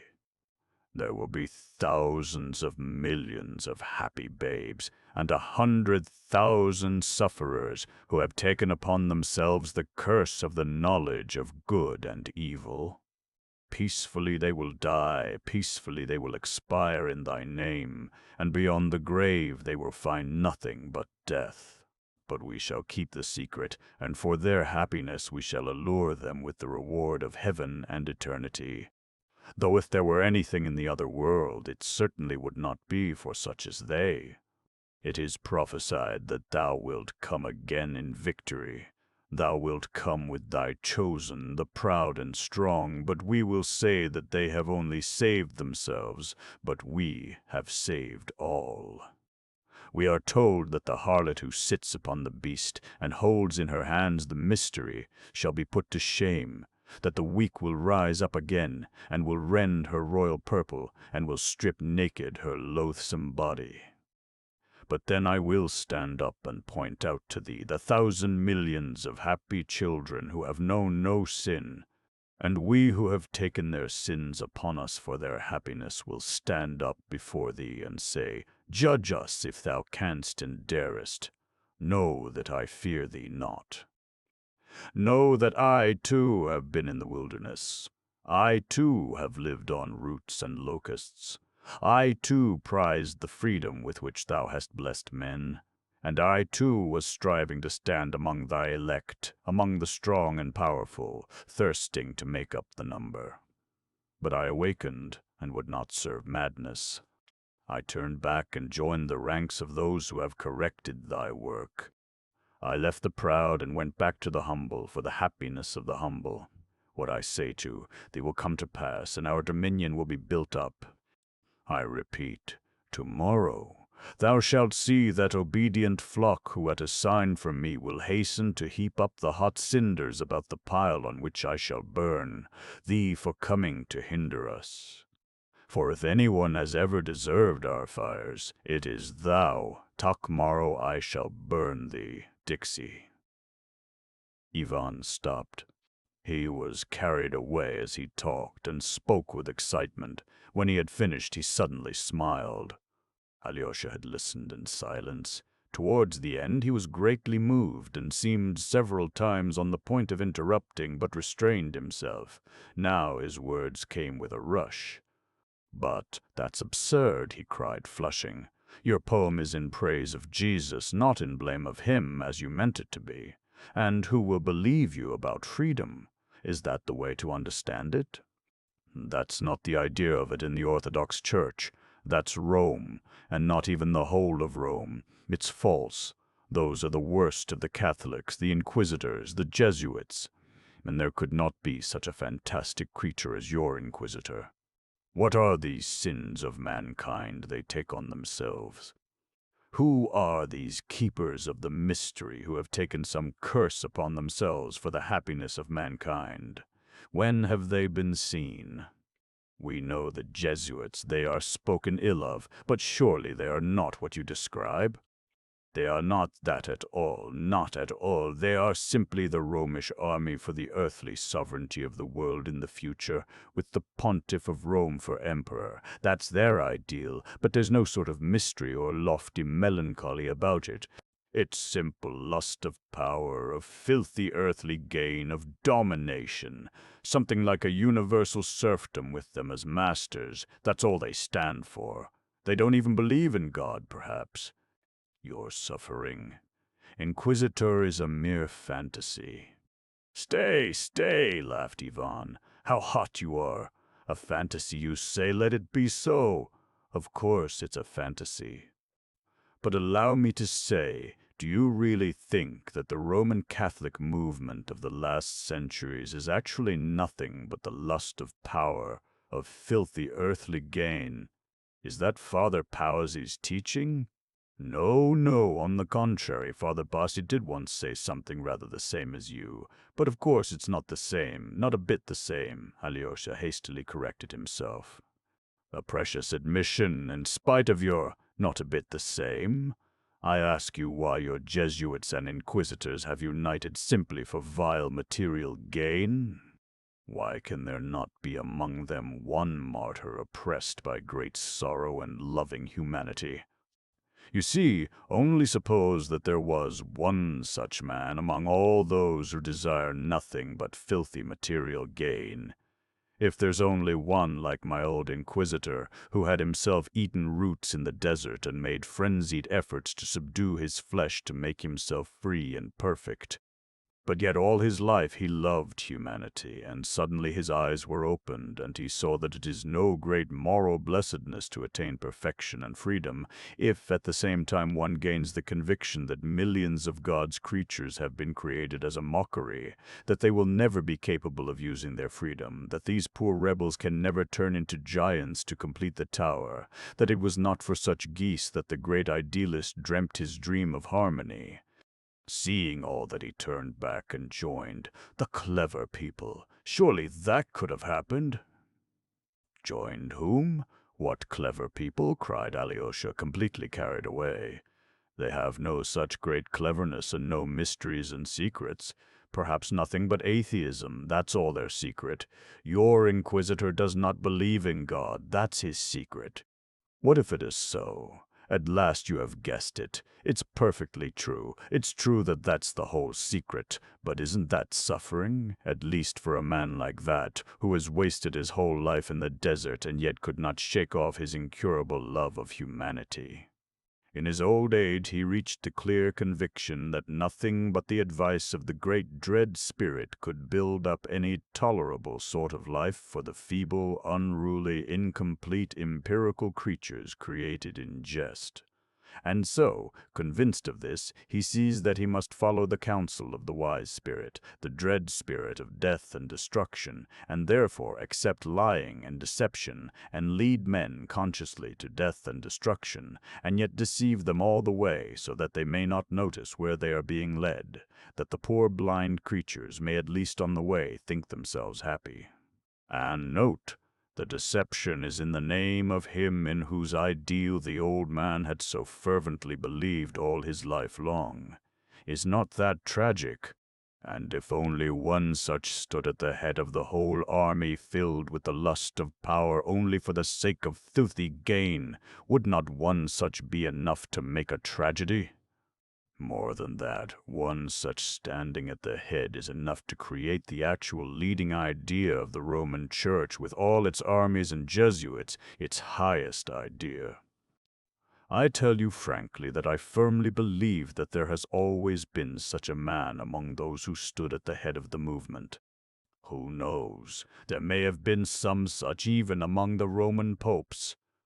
Who knows, perhaps the spirit of that accursed old man who loves mankind so obstinately in his own way is to be found even now in a whole multitude of such old men, existing not by chance but by agreement, as a secret league formed long ago for the guarding of the mystery, to guard it from the weak and the unhappy, so as to make them happy. No doubt it is so, and so it must be indeed. I fancy that even among the Masons there's something of the same mystery at the bottom, and that's why the Catholics so detest the Masons as their rivals breaking up the unity of the idea, while it is so essential that there should be one flock and one shepherd. But from the way I defend my idea, I might be an author impatient of your criticism. Enough of it. You are perhaps a Mason yourself, broke suddenly from Alyosha. You don't believe in God? He added, speaking this time very sorrowfully. He fancied besides that his brother was looking at him ironically. How does your poem end? He asked, suddenly looking down. Or was it the end? I meant to end it like this. When the Inquisitor ceased speaking, he waited some time for his prisoner to answer him. His silence weighed down upon him. He saw that the prisoner had listened intently all the time, looking gently in his face and evidently not wishing to reply. The old man longed for him to say something, however bitter and terrible. But he suddenly approached the old man in silence and softly kissed him on his bloodless aged lips. That was all his answer. The old man shuddered, his lips moved. He went to the door, opened it, and said to him, "Go and come no more." "Come not at all, never, never!" And he let him out into the dark alleys of the town. The prisoner went away. And the old man, the kiss glows in his heart, but the old man adheres to his idea. "And you with him, you too!" cried Alyosha mournfully. Ivan laughed. "Why, it's all nonsense, Alyosha. It's only a senseless poem of a senseless student who could never write 2 lines of verse. Why do you take it so seriously? Surely you don't suppose I am going straight off to the Jesuits to join the men who are correcting his work? Good Lord, it's no business of mine. I told you all I want is to live on to 30 and then dash the cup to the ground. But the little sticky leaves and the precious tombs and the blue sky and the woman you love, how will you live? How will you love them?" Alyosha cried sorrowfully. "With such a hell in your heart and your head, how can you? No, that's just what you are going away for, to join them. If not, you will kill yourself. You can't endure it." "There is a strength to endure everything," Ivan said with a cold smile. "What strength?" "The strength of the Karamazovs, the strength of the Karamazov baseness. To sink into debauchery, to stifle your soul with corruption, yes? Possibly even that. Only perhaps till I am 30 I shall escape it, and then—" "How will you escape it? By what will you escape it?" "That's impossible with your ideas. In the Karamazov way, again." "Everything is lawful, you mean?" "Everything is lawful, is that it?" Ivan scowled, and all at once turned strangely pale. "Ah, You've caught up yesterday's phrase which so offended Miusov, and which Dmitri pounced upon so naively and paraphrased. He smiled queerly. Yes, if you like, everything is lawful since the word has been said. I won't deny it. And Mitya's version isn't bad. Alyosha looked at him in silence. I thought that going away from here I have you at least, Ivan said suddenly with unexpected feeling. But now I see that there is no place for me even in your heart, my dear hermit. The formula, all is lawful, I won't renounce. Will you renounce me for that, yes? Alyosha got up, went to him and softly kissed him on the lips. That's plagiarism, cried Ivan, highly delighted. You stole that from my poem. Thank you, though. Get up, Alyosha. It's time we were going, both of us. They went out, but stopped when they reached the entrance of the restaurant. Listen, Alyosha, Ivan began in a resolute voice. If I am really able to care for the sticky little leaves, I shall only love them, remembering you. It's enough for me that you are somewhere here, and I shan't lose my desire for life yet. Is that enough for you? Take it as a declaration of love, if you like. And now you go to the right and I to the left. And it's enough, do you hear? Enough. I mean, even if I don't go away tomorrow, I think I certainly shall go. And we meet again. Don't say a word more on these subjects. I beg that particularly. And about Dmitri, too, I ask you specially, never speak to me again, he added with sudden irritation. It's all exhausted. It has all been said over and over again, hasn't it? And I'll make you one promise in return for it. When at 30 I want to dash the cup to the ground, wherever I may be, I'll come to have one more talk with you, even though it were from America, you may be sure of that. I'll come on purpose. It will be very interesting to have a look at you, to see what you'll be by that time. It's rather a solemn promise, you see. And we really may be parting for 7 years, or 10. Come, go now to your pater Seraphicus. He is dying. If he dies without you, you will be angry with me for having kept you. Goodbye. Kiss me once more. That's right. Now go. Ivan turned suddenly and went his way without looking back. It was just as Dmitri had left Alyosha the day before, though the parting had been very different. The strange resemblance flashed like an arrow through Alyosha's mind in the distress and dejection of that moment. He waited a little, looking after his brother. He suddenly noticed that Ivan swayed as he walked, and that his right shoulder looked lower than his left. He had never noticed it before. But all at once he turned too and almost ran to the monastery. It was nearly dark, and he felt almost frightened. Something new was growing up in him for which he could not account. The wind had risen again, as on the previous evening, and the ancient pines murmured gloomily about him when he entered the hermitage copse. He almost ran. Pater Seraphicus. He got that name from somewhere. Where from? Alyosha wondered. Ivan, poor Ivan, and when shall I see you again? Here is the hermitage. Yes, yes, that he is, Pater Seraphicus. He will save me, from him and forever. Several times afterwards he wondered how he could, on leaving Ivan so a few hours before, so firmly resolve to find him and not to give up doing so, even should he be unable to return to the monastery that night. Chapter 6. Why is such a man alive? Dmitri Fyodorovitch, a young man of 28, of medium height and agreeable countenance, looked older than his years. He was muscular and showed signs of considerable physical strength.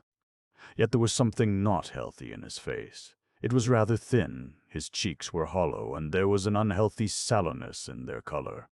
His rather large, prominent dark eyes had an expression of firm determination, and yet there was a vague look in them, too. Even when he was excited and talking irritably, his eyes somehow did not follow his mood, but betrayed something else, sometimes quite incongruous with what was passing. It's hard to tell what he's thinking, those who talked to him sometimes declared. People who saw something pensive and sullen in his eyes were startled by his sudden laugh, which bore witness to mirthful and light-hearted thoughts at the very time when his eyes were so gloomy. A certain strained look in his face was easy to understand at this moment. Everyone knew, or had heard of, the extremely restless and dissipated life which he had been leading of late, as well as of the violent anger to which he had been roused in his quarrels with his father. There were several stories current in the town about it. It is true that he was irascible by nature, of an unstable and unbalanced mind, as our Justice of the Peace, Kochalnikov, happily described him. He was stylishly and irreproachably dressed in a carefully buttoned frock coat. He wore black gloves and carried a top hat. Having only lately left the army, he still had mustaches and no beard. His dark brown hair was cropped short and combed forward on his temples. He had the long, determined stride of a military man. He stood still for a moment on the threshold and, glancing at the whole party, went straight up to the elder, guessing him to be their host. He made him a low bow and asked his blessing. Father Zosima, rising in his chair, blessed him.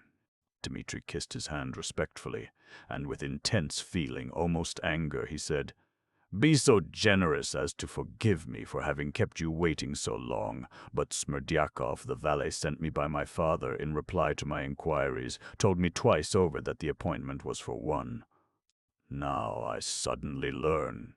"Don't disturb yourself," interposed the elder. "No matter, you are a little late.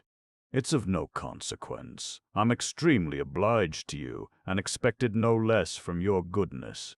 Saying this, Dmitri bowed once more, then, turning suddenly towards his father, made him, too, a similarly low and respectful bow. He had evidently considered it beforehand, and made this bow in all seriousness, thinking it his duty to show his respect and good intentions. Although Fyodor Pavlovitch was taken unawares, he was equal to the occasion. In response to Dmitri's bow, he jumped up from his chair and made his son a bow as low in return. His face was suddenly solemn and impressive, which gave him a positively malignant look. Dmitri bowed generally to all present, and without a word walked to the window with his long, resolute stride, sat down on the only empty chair near Father Percy, and, bending forward, prepared to listen to the conversation he had interrupted. Dmitri's entrance had taken no more than 2 minutes, and the conversation was resumed.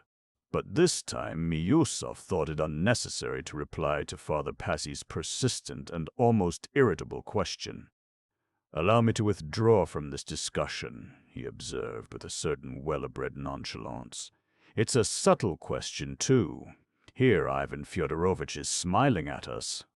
He must have something interesting to say about that also. Ask him." "Nothing special, except one little remark," Ivan replied at once.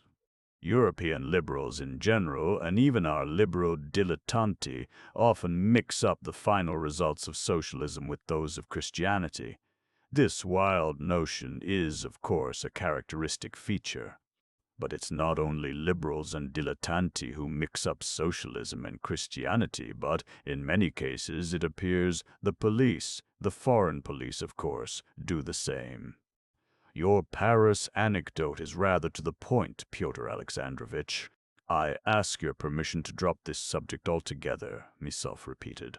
"I will tell you instead, gentlemen, another interesting and rather characteristic anecdote of Ivan Fyodorovitch himself. Only 5 days ago, in a gathering here, principally of ladies, he solemnly declared in argument that there was nothing in the whole world to make men love their neighbors. That there was no law of nature that man should love mankind, and that, if there had been any love on earth hitherto, it was not owing to a natural law, but simply because men have believed in immortality.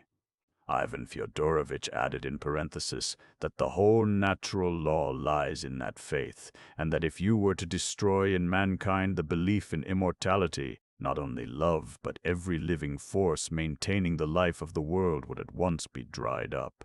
Moreover, nothing then would be immoral, everything would be lawful, even cannibalism. That's not all. He ended by asserting that for every individual like ourselves who does not believe in God or immortality, the moral law of nature must immediately be changed into the exact contrary of the former religious law, and that egoism, even to crime, must become not only lawful but even recognized as the inevitable, the most rational, even honorable outcome of his position. From this paradox, gentlemen, you can judge of the rest of our eccentric and paradoxical friend, Ivan Fyodorovitch's theories.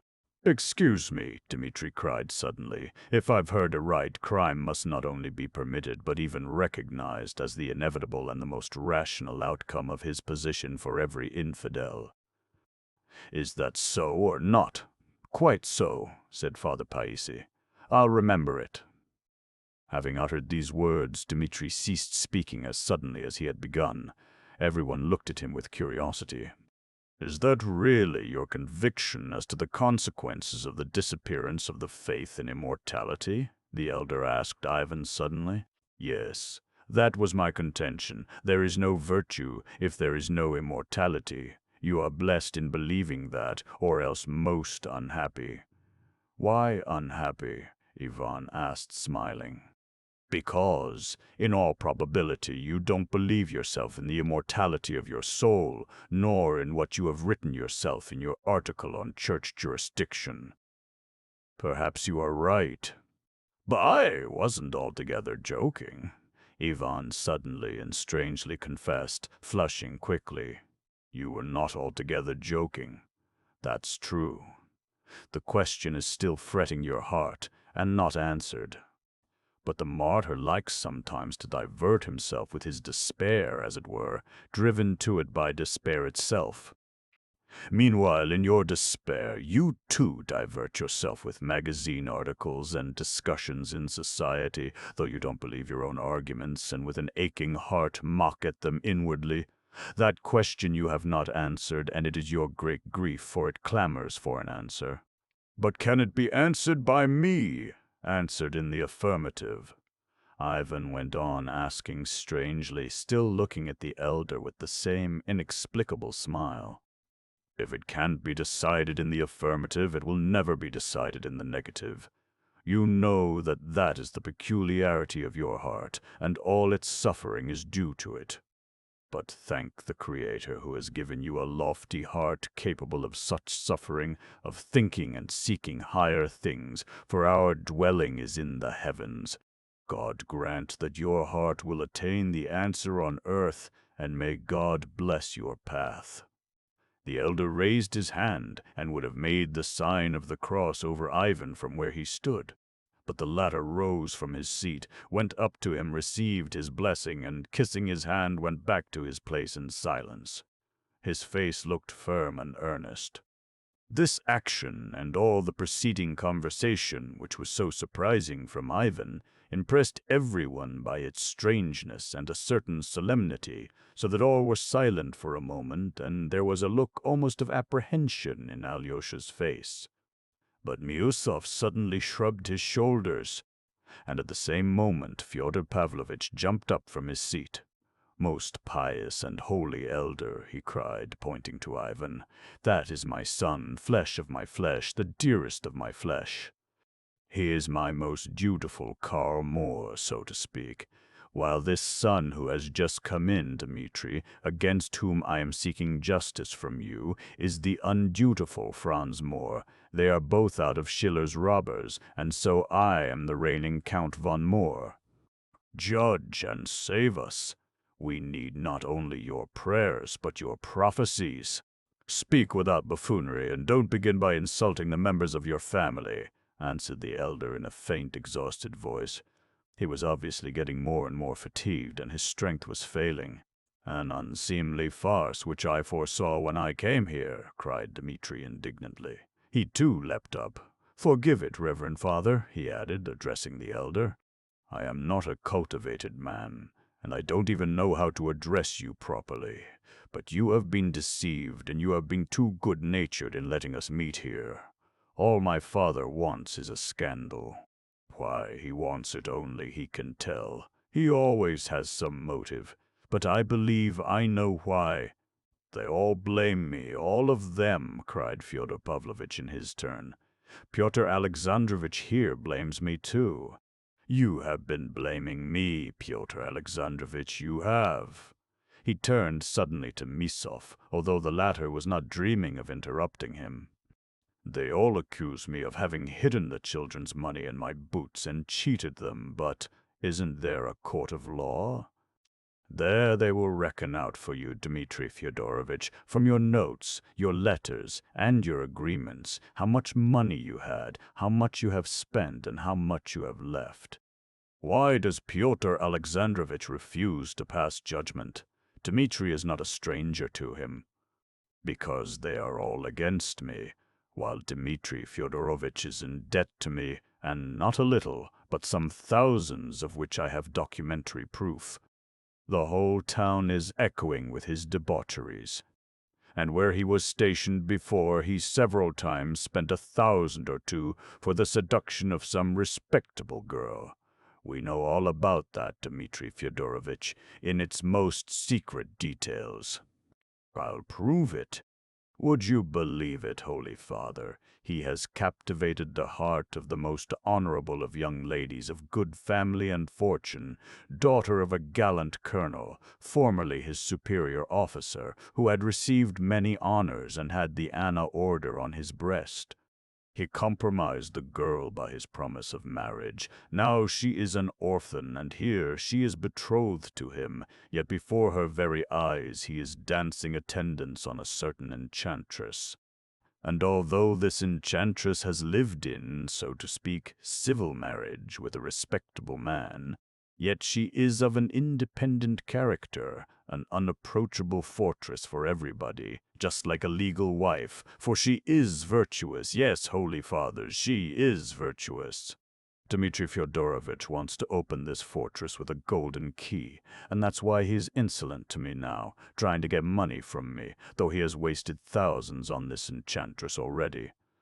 He's continually borrowing money for the purpose. From whom do you think? Shall I say, Mitya? Be silent, cried Dmitri. Wait till I'm gone. Don't dare in my presence to asperse the good name of an honorable girl.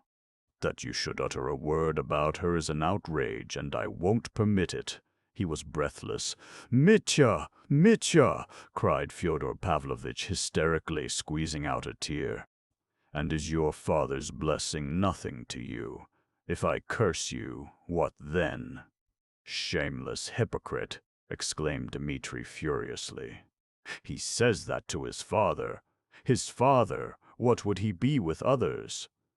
Gentlemen, only fancy, there's a poor but honorable man living here, burdened with a numerous family, a captain who got into trouble and was discharged from the army, but not publicly, not by court-martial, with no slur on his honor.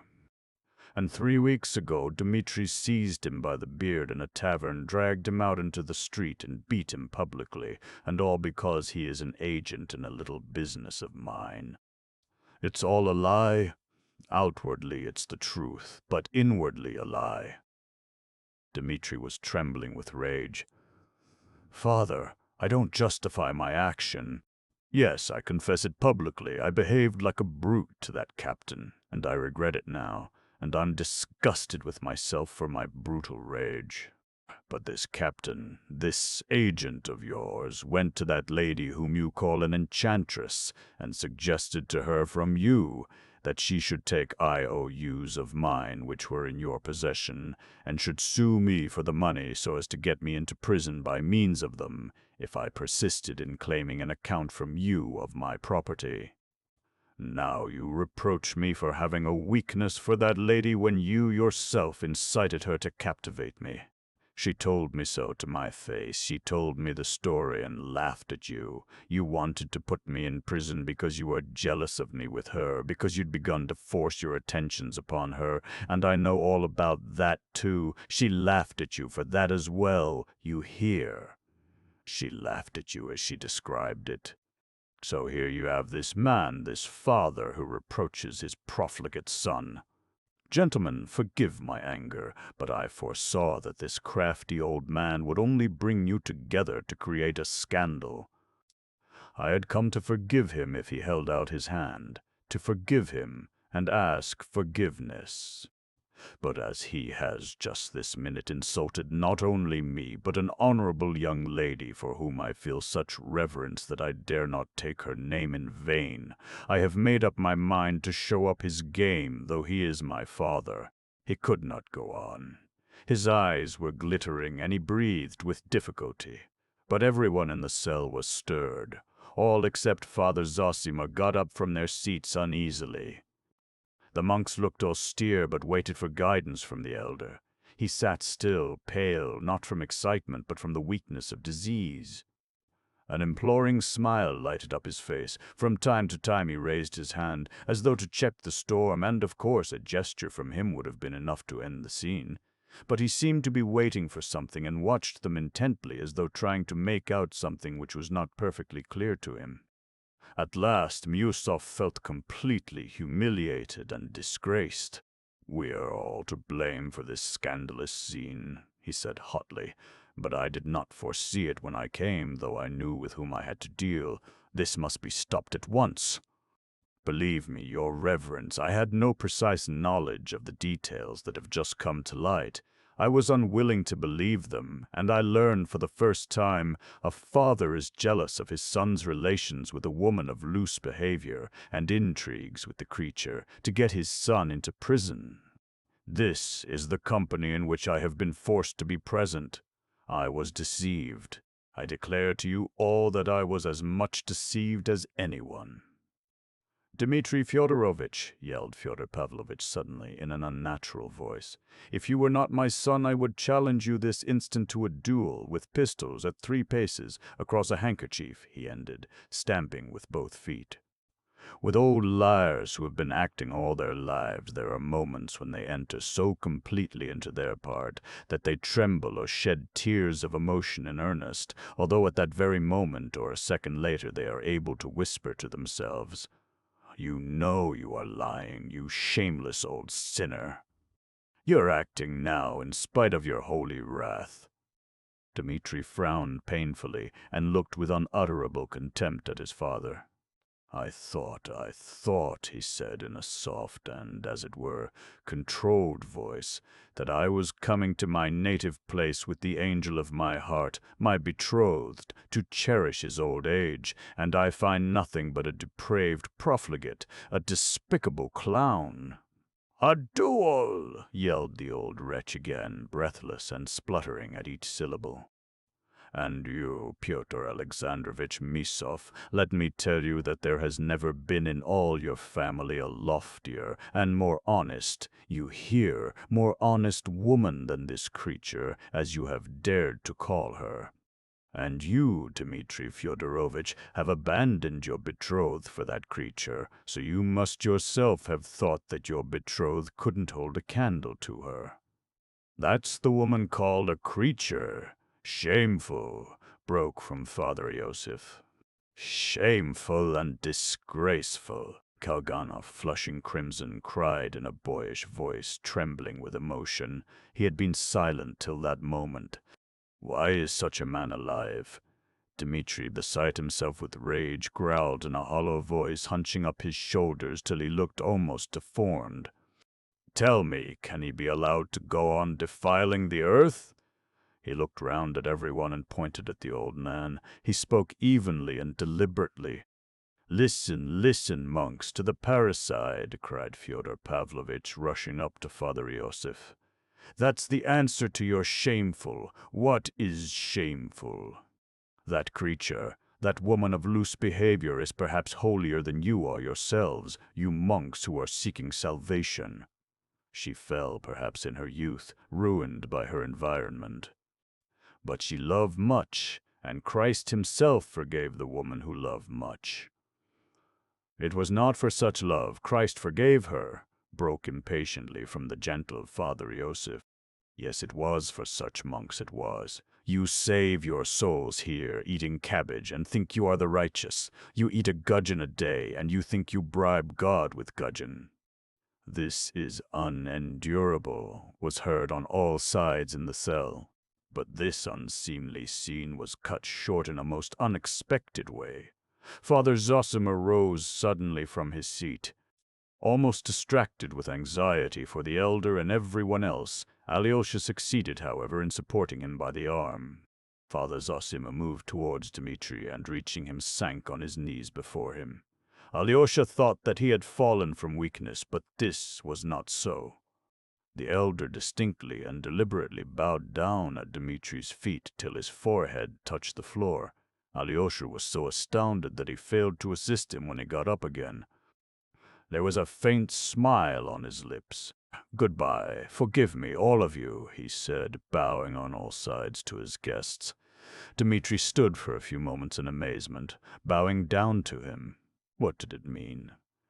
Suddenly he cried aloud, "Oh God!" hid his face in his hands and rushed out of the room. All the guests flocked out after him in their confusion, not saying goodbye or bowing to their host. Only the monks went up to him again for a blessing. What did it mean, falling at his feet like that? Was it symbolic or what? Said Fyodor Pavlovitch, suddenly quieted and trying to reopen conversation without venturing to address anybody in particular. They were all passing out of the precincts of the hermitage at the moment. "I can't answer for a madhouse and for madmen," Miusov answered at once ill-humoredly. "But I will spare myself your company, Fyodor Pavlovitch, and, trust me, forever. Where's that monk?" That monk. That is, the monk who had invited them to dine with the superior did not keep them waiting. He met them as soon as they came down the steps from the elder's cell, as though he had been waiting for them all the time. "Reverend Father, kindly do me a favor.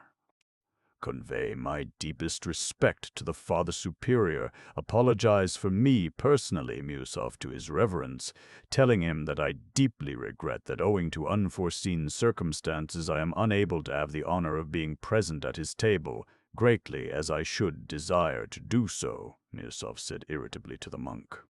"And that unforeseen circumstance, of course, is myself," Fyodor Pavlovitch cut in immediately. "Do you hear, Father? This gentleman doesn't want to remain in my company, or else he'd come at once." "And you shall go, Pyotr Alexandrovitch. Pray go to the Father Superior, and good appetite to you. I will decline, and not you." "Home, home. I'll eat at home. I don't feel equal to it here, Pyotr Alexandrovitch, my amiable relative. I am not your relative and never have been, you contemptible man. I said it on purpose to madden you because you always disclaim the relationship, though you really are a relation in spite of your shuffling. I'll prove it by the church calendar. As for you, Ivan, stay if you like. I'll send the horses for you later. Propriety requires you to go to the Father Superior, Pyotr Alexandrovitch, to apologize for the disturbance we've been making. Is it true that you are going home? Aren't you lying?" "Pyotr Alexandrovitch, how could I dare after what's happened? Forgive me, gentlemen, I was carried away, and upset besides, and indeed I am ashamed. Gentlemen, one man has the heart of Alexander of Macedon, and another the heart of the little dog Fido. Mine is that of the little dog Fido. I am ashamed. After such an escapade, how can I go to dinner to gobble up the monastery sauces? I am ashamed. I can't. You must excuse me. The devil only knows. What if he deceives us?" thought Miusov, still hesitating and watching the retreating buffoon with distrustful eyes. The latter turned round and, noticing that Miusov was watching him, waved him a kiss. "Well, are you coming to the superior?" Miusov asked Ivan abruptly. "Why not? I was especially invited yesterday." "Unfortunately, I feel myself compelled to go to this confounded dinner," said Miusov with the same irritability, regardless of the fact that the monk was listening. "We ought, at least, to apologize for the disturbance and explain that it was not our doing. What do you think? Yes, we must explain that it wasn't our doing." "Besides, Father won't be there," observed Ivan. "Well, I should hope not. Confound this dinner." They all walked on, however. The monk listened in silence. On the road through the copse he made one observation, however, that the Father Superior had been waiting a long time, and that they were more than half an hour late. He received no answer. Misov looked with hatred at Ivan. Here he is, going to the dinner as though nothing had happened, he thought. A brazen face and the conscience of a Karamazov. Ivan stopped again, and again turned quickly to Smerdyakov. But a change had passed over him too. All his familiarity and carelessness had completely disappeared. His face expressed attention and expectation, intent but timid and cringing. "Haven't you something more to say? Something to add?" could be read in the intent gaze he fixed on Ivan. "And couldn't I be sent for from Chermashnya too, in case anything happened?"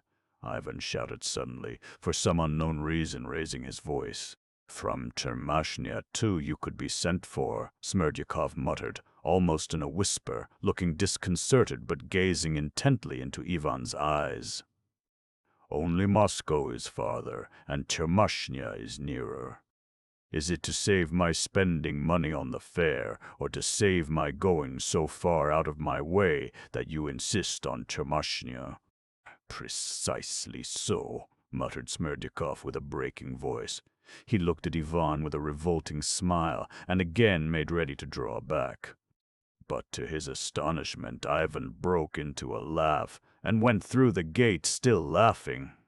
Anyone who had seen his face at that moment would have known that he was not laughing from lightness of heart, and he could not have explained himself what he was feeling at that instant. He moved and walked as though in a nervous frenzy. Chapter 7. A young man bent on a career. Alyosha helped Father Zosima to his bedroom and seated him on his bed. It was a little room furnished with the bare necessities. There was a narrow iron bedstead with a strip of felt for a mattress. In the corner, under the icons, was a reading desk with a cross and the Gospel lying on it. The elder sank exhausted on the bed. His eyes glittered and he breathed hard. He looked intently at Alyosha, as though considering something. "Go, my dear boy, go. Porphyry is enough for me. Make haste, you are needed there. Go and wait at the Father Superior's table." "Let me stay here," Alyosha entreated. "You are more needed there." "There is no peace there. You will wait and be of service. If evil spirits rise up, repeat a prayer. And remember, my son, the elder liked to call him that, this is not the place for you in the future. When it is God's will to call me, leave the monastery. Go away for good." Alyosha started. "What is it? This is not your place for the time. I bless you for great service in the world. Yours will be a long pilgrimage, and you will have to take a wife, too. You will have to bear all before you come back. There will be much to do. But I don't doubt of you, and so I send you forth. Christ is with you. Do not abandon him, and he will not abandon you. You will see great sorrow, and in that sorrow you will be happy. This is my last message to you. In sorrow seek happiness. Work, work unceasingly. Remember my words, for although I shall talk with you again, not only my days but my hours are numbered." Alyosha's face again betrayed strong emotion. The corners of his mouth quivered. "What is it again?" Father Zosima asked, smiling gently. "The worldly may follow the dead with tears, but here we rejoice over the Father who is departing. We rejoice and pray for him. Leave me, I must pray. Go and make haste. Be near your brothers, and not near one only, but near both." Father Zosima raised his hand to bless him. Alyosha could make no protest, though he had a great longing to remain. He longed, moreover, to ask the significance of his bowing to Dmitri. The question was on the tip of his tongue, but he dared not ask it. He knew that the elder would have explained it unasked if he had thought fit, but evidently it was not his will. That action had made a terrible impression on Alyosha. He believed blindly in its mysterious significance, mysterious and perhaps awful. As he hastened out of the hermitage precincts to reach the monastery in time to serve at the Father Superior's dinner, he felt a sudden pang at his heart and stopped short. He seemed to hear again Father Zosima's words, foretelling his approaching end. What he had foretold so exactly must infallibly come to pass. Alyosha believed that implicitly. But how could he be left without him? How could he live without seeing and hearing him? Where should he go? He had told him not to weep and to leave the monastery. Good God! It was long since Alyosha had known such anguish. He hurried through the copse that divided the monastery from the hermitage, and unable to bear the burden of his thoughts, he gazed at the ancient pines beside the path. He had not far to go, about 500 paces. He expected to meet no one at that hour, but at the— "Are you waiting for me?" asked Alyosha, overtaking him. "Yes," grinned Rakitin. "You are hurrying to the Father Superior, I know. He has a banquet. There's not been such a banquet since the Superior entertained the Bishop and General Pahatov, do you remember? I shan't be there, but you go and hand the sauces. Tell me one thing, Alexei. What does that vision mean? That's what I want to ask you." "What vision?" "That bowing to your brother, Dmitri. And didn't he tap the ground with his forehead, too? You speak of Father Zosima." "Yes, of Father Zosima. Tap the ground. Ah, an irreverent expression. Well, what of it? Anyway, what does that vision mean?" "I don't know what it means, Misha. I knew he wouldn't explain it to you. There's nothing wonderful about it, of course, only the usual holy mummery. But there was an object in the performance. All the pious people in the town will talk about it and spread the story through the province, wondering what it meant. To my thinking, the old man really has a keen nose. He sniffed a crime. Your house stinks of it." "What crime?" Rakitin evidently had something he was eager to speak of. "It'll be in your family, this crime, between your brothers and your rich old father.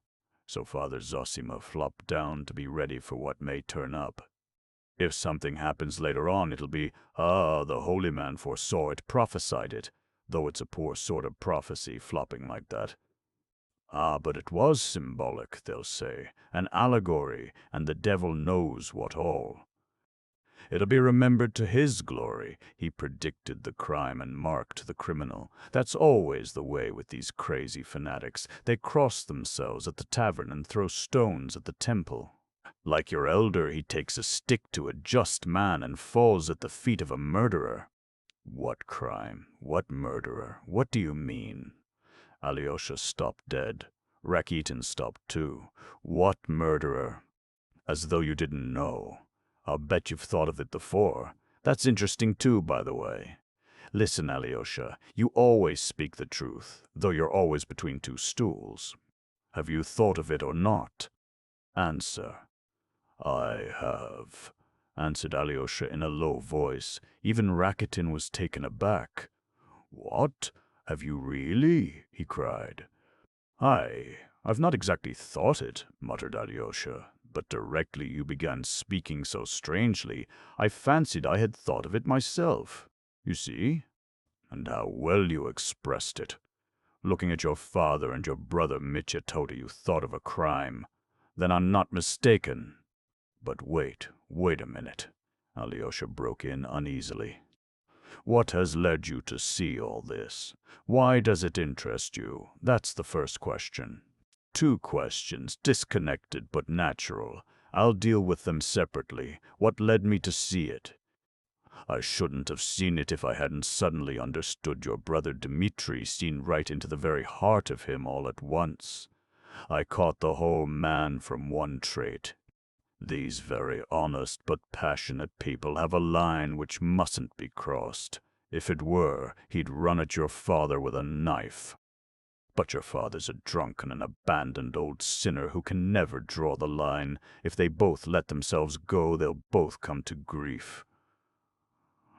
"No, Misha, no. If that's all, you've reassured me. It won't come to that. But why are you trembling? Let me tell you, he may be honest, our Mitya. He is stupid but honest, but he's a sensualist. That's the very definition and inner essence of him. It's your father has handed him on his low sensuality. Do you know, I simply wonder at you, Alyosha, how you can have kept your purity. You're a Karamazov too, you know. And your family's sensuality is carried to a disease.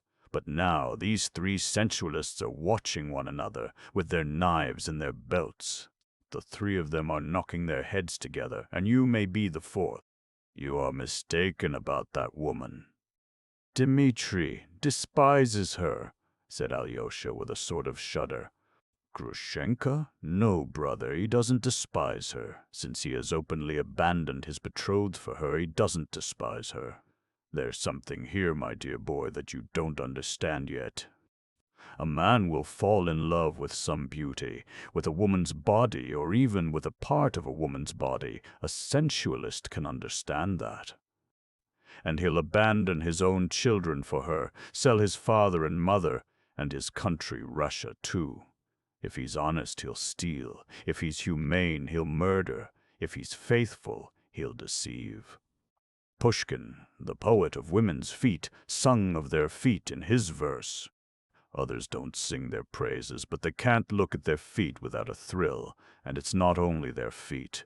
Contempt's no help here, brother, even if he did despise Grushenka. He does, but he can't tear himself away. I understand that, Alyosha jerked out suddenly. Really?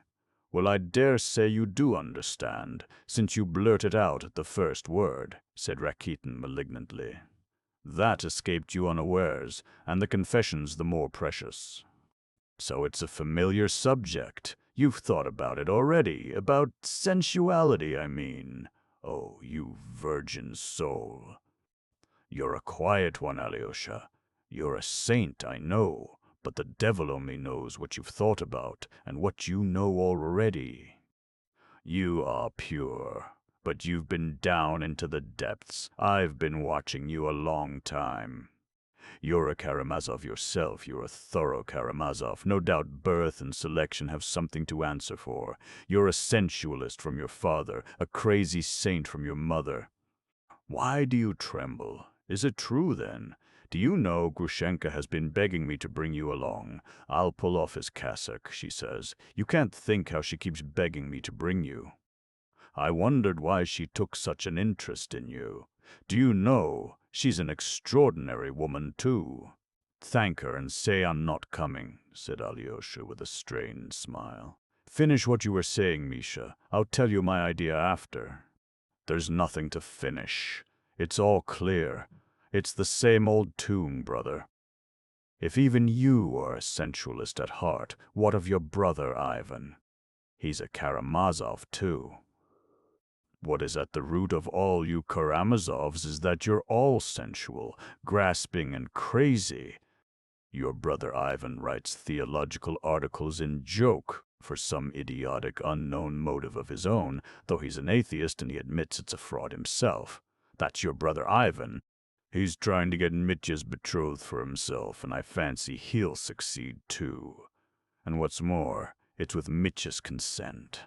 For Mitya will surrender his betrothed to him to be rid of her and escape to Grushenka, and he's ready to do that in spite of all his nobility and disinterestedness. Observe that.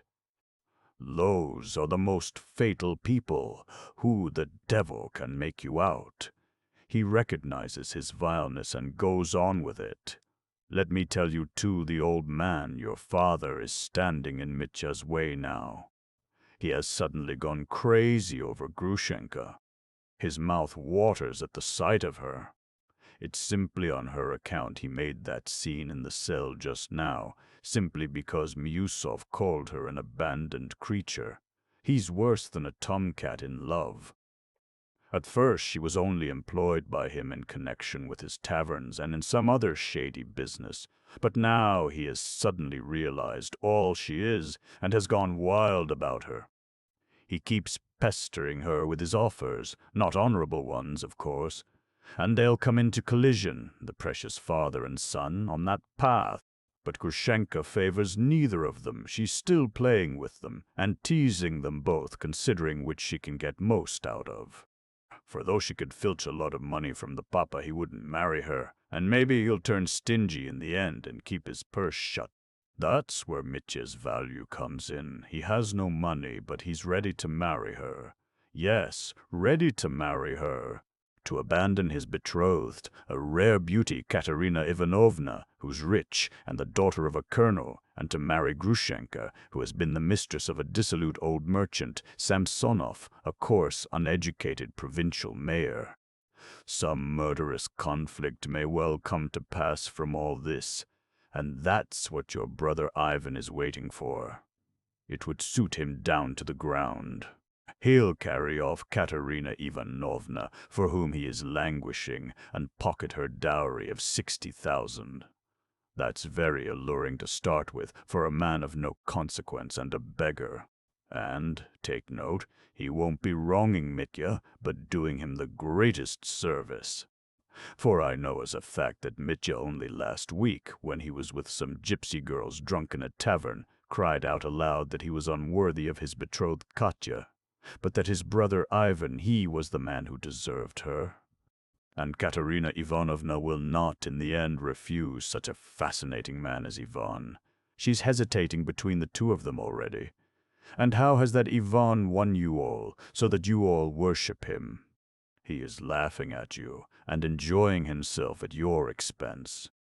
How do you know? How can you speak so confidently? Alyosha asked sharply, frowning. Why do you ask and are frightened at my answer? It shows that you know I'm speaking the truth. You don't like Ivan. Ivan wouldn't be tempted by money. Really? And the beauty of Katerina Ivanovna? It's not only the money, though a fortune of 60,000 is an attraction. Ivan is above that. He wouldn't make up to anyone for thousands. It is not money, it's not comfort Ivan is seeking. Perhaps it's suffering he is seeking. What wild dream now? Oh, you aristocrats! Ah, Misha, he has a stormy spirit. His mind is in bondage. He is haunted by a great unsolved doubt. He is one of those who don't want millions, but an answer to their questions. That's plagiarism, Alyosha. You're quoting your elders' phrases. Ah, Ivan has set you a problem, cried Rakitin with undisguised malice. His face changed and his lips twitched. And the problem's a stupid one. It is no good guessing it. Rack your brains. You'll understand it. His article is absurd and ridiculous. And did you hear his stupid theory just now? If there's no immortality of the soul, then there's no virtue, and everything is lawful. And by the way, do you remember how your brother Mitya cried out, "I will remember"? An attractive theory for scoundrels. And being abusive, that's stupid. Not for scoundrels, but for pedantic poseurs, haunted by profound, unsolved doubts. He's showing off, and what it all comes to is, on the one hand we cannot but admit, and on the other it must be confessed, his whole theory is a fraud. Humanity will find in itself the power to live for virtue even without believing in immortality. It will find it in love for freedom, for equality, for fraternity. Rakitin could hardly restrain himself in his heat, but suddenly, as though remembering something, he stopped short. "Well, that's enough," he said, with a still more crooked smile. "Why are you laughing? Do you think I'm a vulgar fool? No, I never dreamed of thinking you a vulgar fool. You are clever, but never mind. I was silly to smile. I understand you're getting hot about it, Misha. I guess from your warmth that you are not indifferent to Katerina Ivanovna yourself. I've suspected that for a long time, brother. That's why you don't like my brother Ivan. Are you jealous of him? And jealous of her money, too. Won't you add that? I'll say nothing about money. I am not going to insult you. I believe it, since you say so, but confound you and your brother Ivan with you. Don't you understand that one might very well dislike him, apart from Katerina Ivanovna? And why the devil should I like him? He condescends to abuse me, you know. Why haven't I a right to abuse him? I never heard of his saying anything about you, good or bad. He doesn't speak of you at all. But I heard that the day before yesterday at Katerina Ivanovna's he was abusing me for all he was worth. You see what an interest he takes in your humble servant. And which is the jealous one after that, brother, I can't say. He was so good as to express the opinion that, if I don't go in for the career of an archimandrite in the immediate future and don't become a monk, I shall be sure to go to Petersburg and get on to some solid magazine as a reviewer, that I shall write for the next 10 years, and in the end become the owner of the magazine, and bring it out on the liberal and atheistic side, with a socialistic tinge, with a tiny gloss of socialism, but keeping a sharp lookout all the time, that is, keeping in with both sides and hoodwinking the fools. According to your brother's account, the tinge of socialism won't hinder me from laying by the proceeds and investing them under the guidance of some Jew, till at the end of my career I build a great house in Petersburg and move my publishing offices to it and let out the upper stories to lodgers. He has even chosen the place for it, near the new stone bridge across the Neva, which they say is to be built in Petersburg. Ah, Misha, that's just what will really happen, every word of it, cried Alyosha, unable to restrain a good-humored smile. You are pleased to be sarcastic too, Alexei Fyodorovitch. No, I'm joking, forgive me. I've something quite different in my mind. But, excuse me, who can have told you all this? You can't have been at Katerina Ivanovna's yourself when he was talking about you? I wasn't there, but Dmitri Fyodorovitch was, and I heard him tell it with my own ears. If you want to know, he didn't tell me, but I overheard him, unintentionally of course, for I was sitting in Grushenka's bedroom, and I couldn't go away because Dmitri Fyodorovitch was in the next room. Oh yes, I'd forgotten she was a relation of yours. A relation? That Grushenka, a relation of mine, cried Rakitin, turning crimson. Are you mad? You're out of your mind. Why, isn't she a relation of yours? I heard so. Where can you have heard it? Where can you have heard it? You Karamazovs brag of being an ancient, noble family, though your father used to run about playing the buffoon at other men's tables and was only admitted to the kitchen as a favor. I may be only a priest's son, and dirt in the eyes of noblemen like you, but don't insult me so lightly and wantonly. I have a sense of honor, too, Alexei Fyodorovitch. I couldn't be a relation of Grushenka, a common harlot. I'd beg you to understand that. Rakitin was intensely irritated. Forgive me, for goodness sake. I had no idea, besides. How can you call her a harlot? Is she that sort of woman? Alyosha flushed suddenly. I tell you again, I heard that she was a relation of yours. You often go to see her, and you told me yourself you're not her lover. I never dreamed that you of all people had such contempt for her. Does she really deserve it? I may have reasons of my own for visiting her. That's not your business. But as for relationship, your brother or even your father is more likely to make her yours than mine. Well, here we are. You'd better go to the kitchen. Hello, what's wrong? What is it? Are we late? They can't have finished dinner so soon. Have the Karamazovs been making trouble again? No doubt they have. Here's your father and your brother Ivan after him. They've broken out from the Father Superiors. And look, Father Isidore's shouting out something after them from the steps. And your father's shouting and waving his arms. I expect he's swearing. Bah! And there goes Musov driving away in his carriage. You see, he's going. And there's old Maximov running. There must have been a row. There can't have been any dinner. Surely they've not been beating the Father Superior. Or have they perhaps been beaten? It would serve them right. There was reason for Rakitin's exclamations. There had been a scandalous and unprecedented scene. It had all come from the impulse of a moment. Why, look, squealed the captain suddenly, and showing him the 2 notes which he had been holding by one corner between his thumb and forefinger during the conversation. He crumpled them up savagely and squeezed them tight in his right hand. Do you see? Do you see?" he shrieked, pale and infuriated. And suddenly flinging up his hand, he threw the crumpled notes on the sand.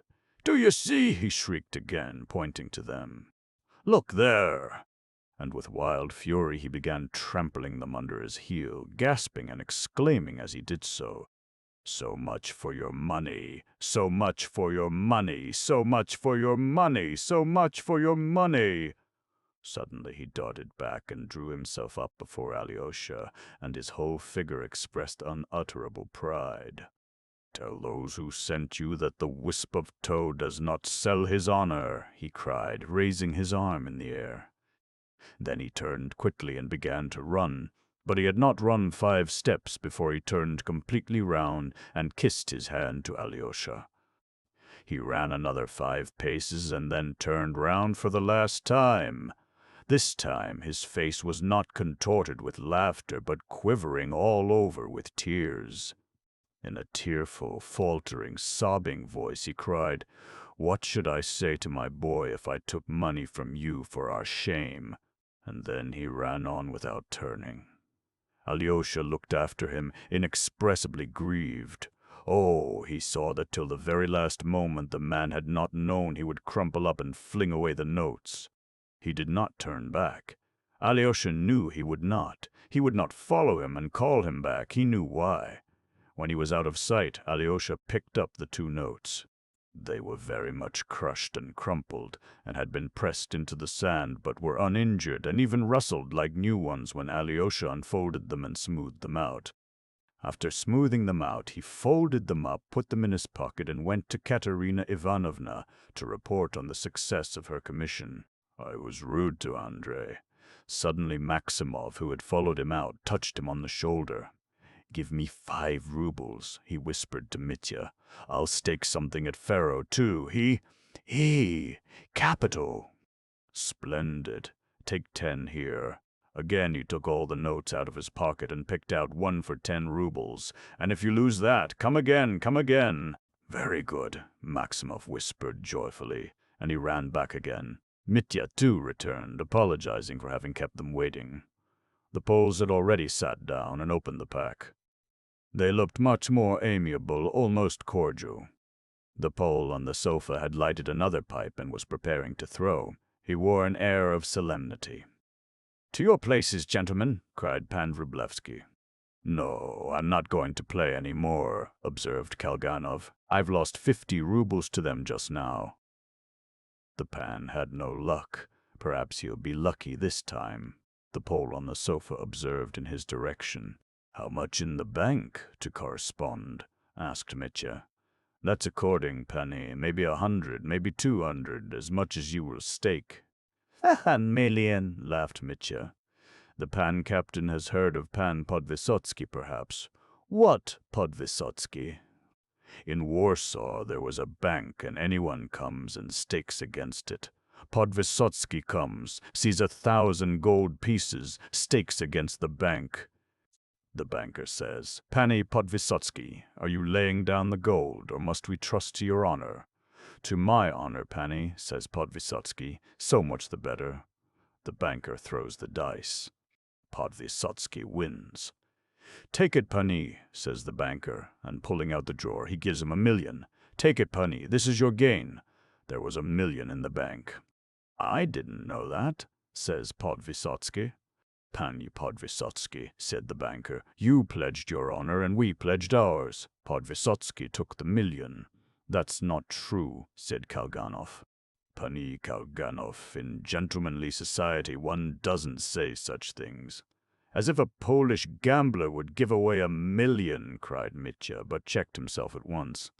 'Forgive me, Pani, it's my fault again, he would. He would give away 1,000,000 for honor, for Polish honor. You see how I talk Polish, ha ha ha. Here I stake 10 rubles, the knave leads.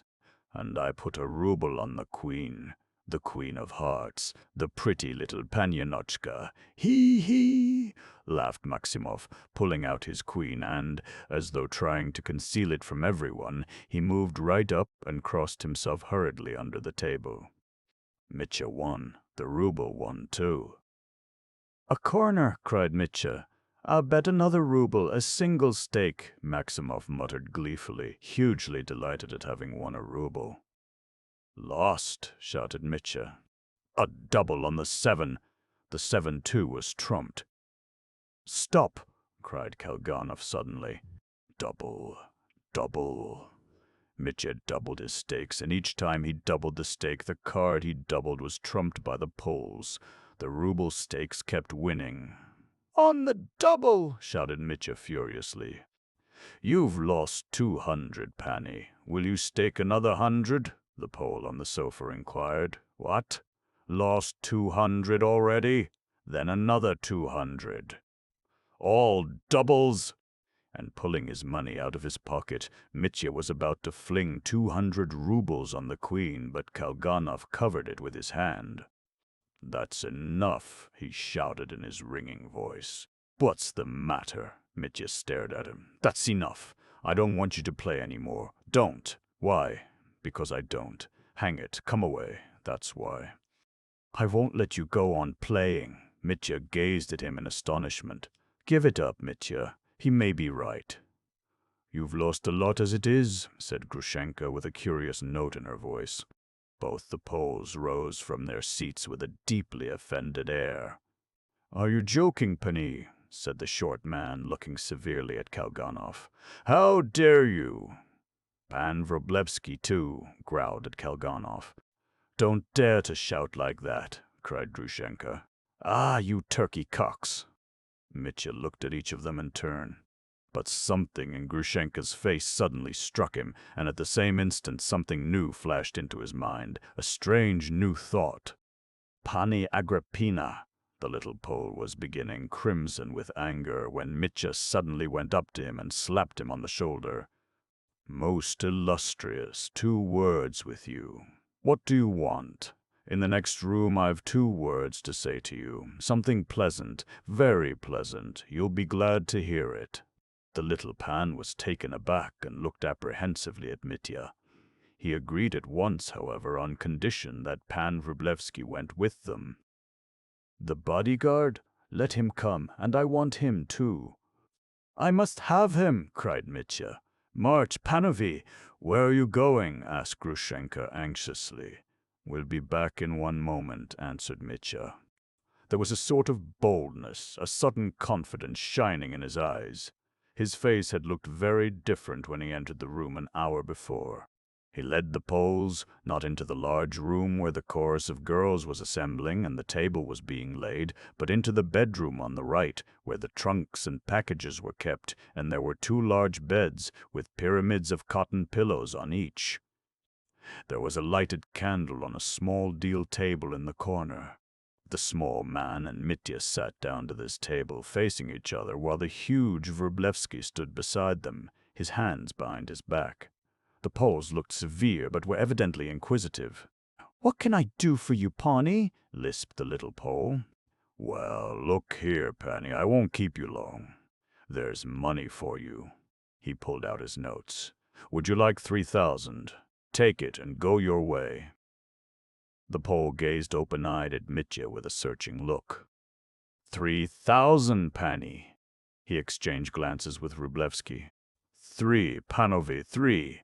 Listen, Pani, I see you're a sensible man. Take 3,000 and go to the devil, and Vrublevsky with you. Do you hear? But at once, this very minute, and forever. You understand that, Pani? Forever. Here's the door, you go out of it. What have you got there? A great coat, a fur coat. I'll bring it out to you. They'll get the horses out directly, and then...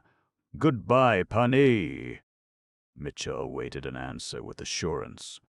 He had no doubts. An expression of extraordinary resolution passed over the Pole's face. And the money, Pani? The money, Pani? 500 rubles. I'll give you this moment for the journey, and as a first installment, and 2,500 tomorrow in the town. I swear on my honor I'll get it at any cost, cried Mitya. The Poles exchanged glances again. The short man's face looked more forbidding. 700, not 500, at once, this minute, cash down. Mitya added, feeling something wrong. "What's the matter, Pani? Don't you trust me? I can't give you the whole 3,000 straight off. If I give it, you may come back to her tomorrow. Besides, I haven't the 3,000 with me." "I've got it at home in the town," faltered Mitya, his spirit sinking at every word he uttered. "Upon my word, the money's there, hidden." In an instant, an extraordinary sense of personal dignity showed itself in the little man's face. "What next?" he asked ironically. "For shame!" And he spat on the floor. Pan Vrublevsky spat too. "You do that, Pani," said Mitya, recognizing with despair that all was over, "because you hope to make more out of Grushenka? You're a couple of capons, that's what you are." "This is a mortal insult." The little Pole turned as red as a crab, and he went out of the room briskly, as though unwilling to hear another word. Vrublevsky swung out after him, and Mitya followed, confused and crestfallen. He was afraid of Grushenka, afraid that the pan would at once raise an outcry. And so indeed he did. The Pole walked into the room and threw himself in a theatrical attitude before Grushenka. "Pani Agrippina, I have received a mortal insult," he exclaimed. But Grushenka suddenly lost all patience, as though they had wounded her in the tenderest spot. Speak Russian, she cried. "Not another word of Polish. You used to talk Russian. You can't have forgotten it in 5 years." She was red with passion. "Pani Agrippina, my name's Agrafena Grushenka. Speak Russian or I won't listen."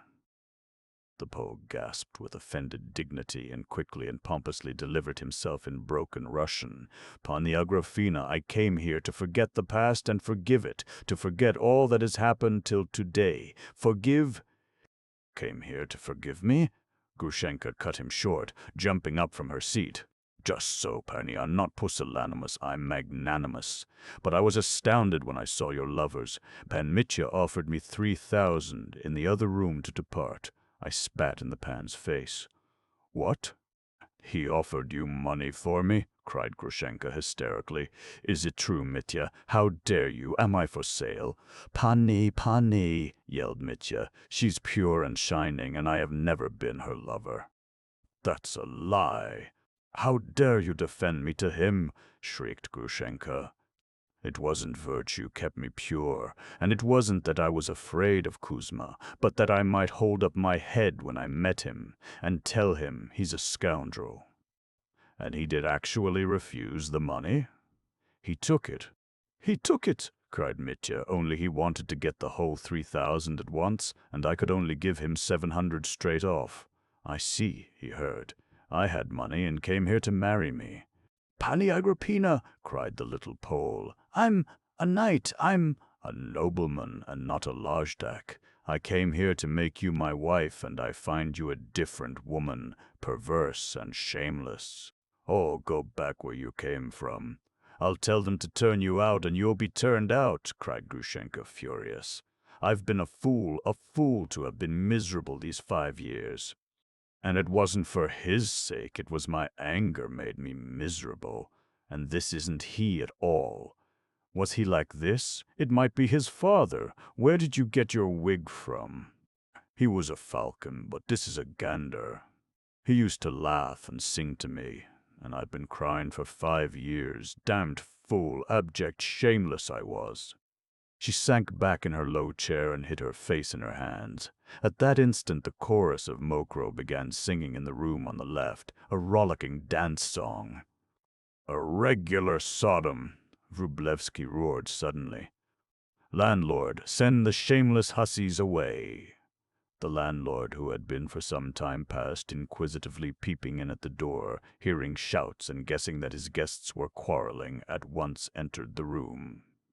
"What are you shouting for? Do you want to split your throat?" he said, addressing Vrublevsky with surprising rudeness. "Animal!"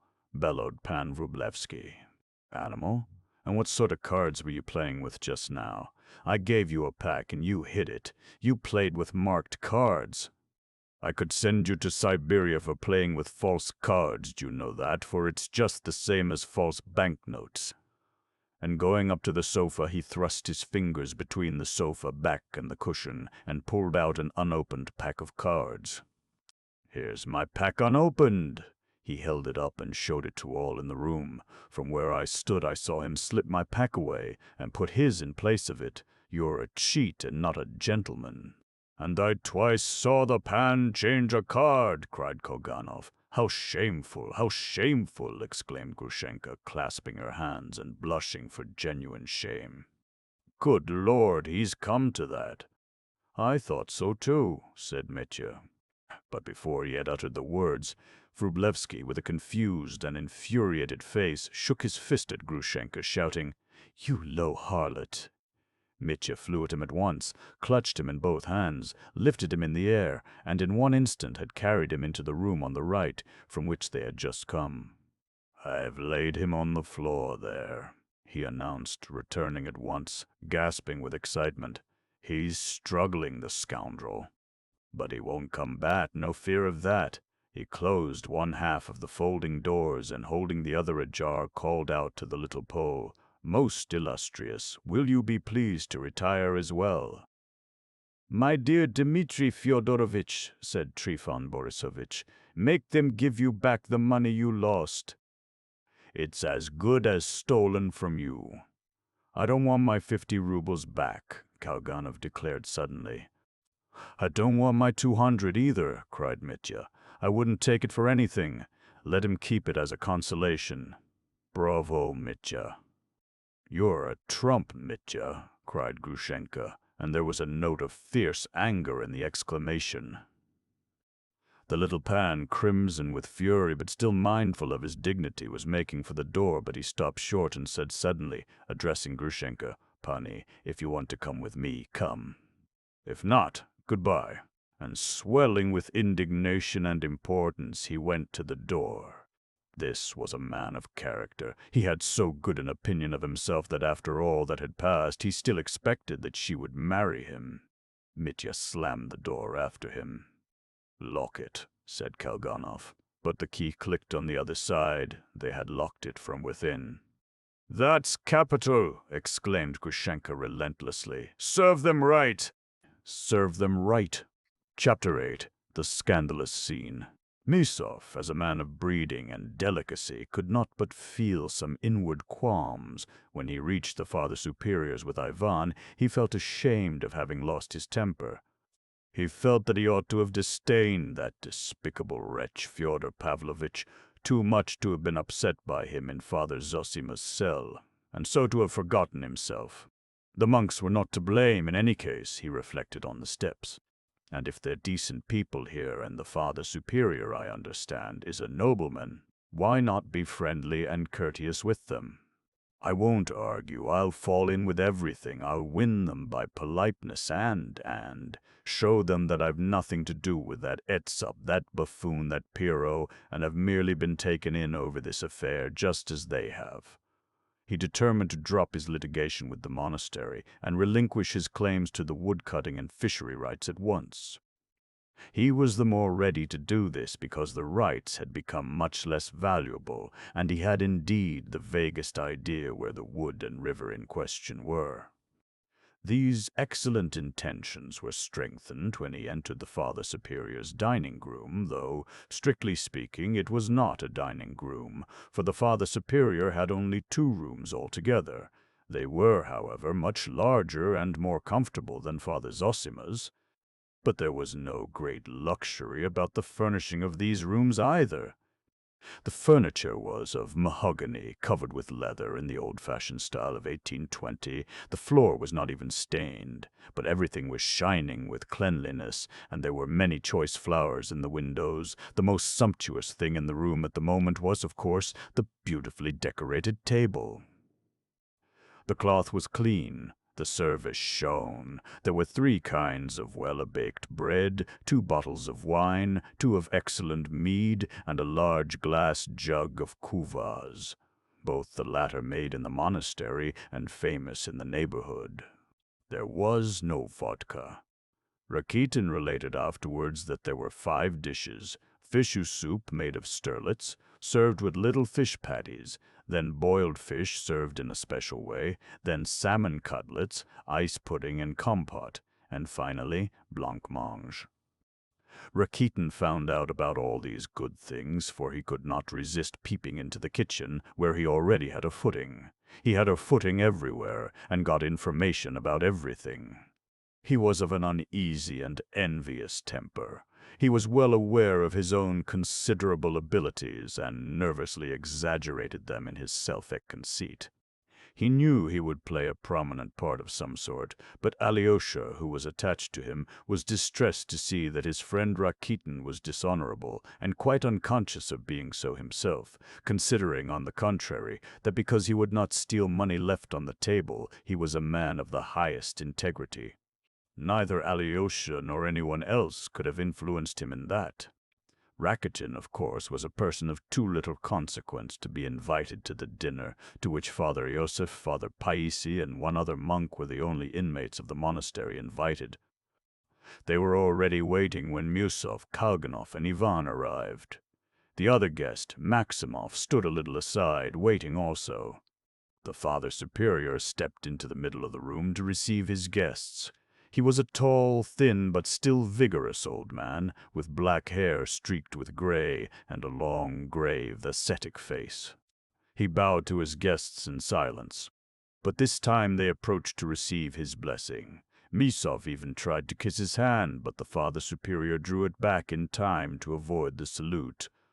But Ivan and Kalganov went through the ceremony in the most simply-hearted and complete manner, kissing his hand as peasants do. "We must apologize most humbly, your reverence," began Miusov, simpering affably, and speaking in a dignified and respectful tone. "Pardon us for having come alone without the gentleman you invited, Fyodor Pavlovitch. He felt obliged to decline the honor of your hospitality, and not without reason. In the Reverend Father Zosima's cell he was carried away by the unhappy dissension with his son, and let fall words which were quite out of keeping, in fact quite unseemly, as—" he glanced at the monks. "Your reverence is, no doubt, already aware." And therefore, recognizing that he had been to blame, he felt sincere regret and shame, and begged me and his son Ivan Fyodorovitch to convey to you his apologies and regrets. In brief, he hopes and desires to make amends later. He asks your blessing and begs you to forget what has taken place." As he uttered the last word of his tirade, Miusov completely recovered his self-complacency, and all traces of his former irritation disappeared. He fully and sincerely loved humanity again. The Father Superior listened to him with dignity and, with a slight bend of the head, replied, "I sincerely deplore his absence. Perhaps at our table he might have learned to like us, and we him. Pray be seated, gentlemen." He stood before the holy image and began to say grace aloud. All bent their heads reverently, and Maximov clasped his hands before him with peculiar fervor. It was at this moment that Fyodor Pavlovitch played his last prank. It must be noted that he really had meant to go home, and really had felt the impossibility of going to dine with the Father Superior as though nothing had happened after his disgraceful behavior in the elder's cell.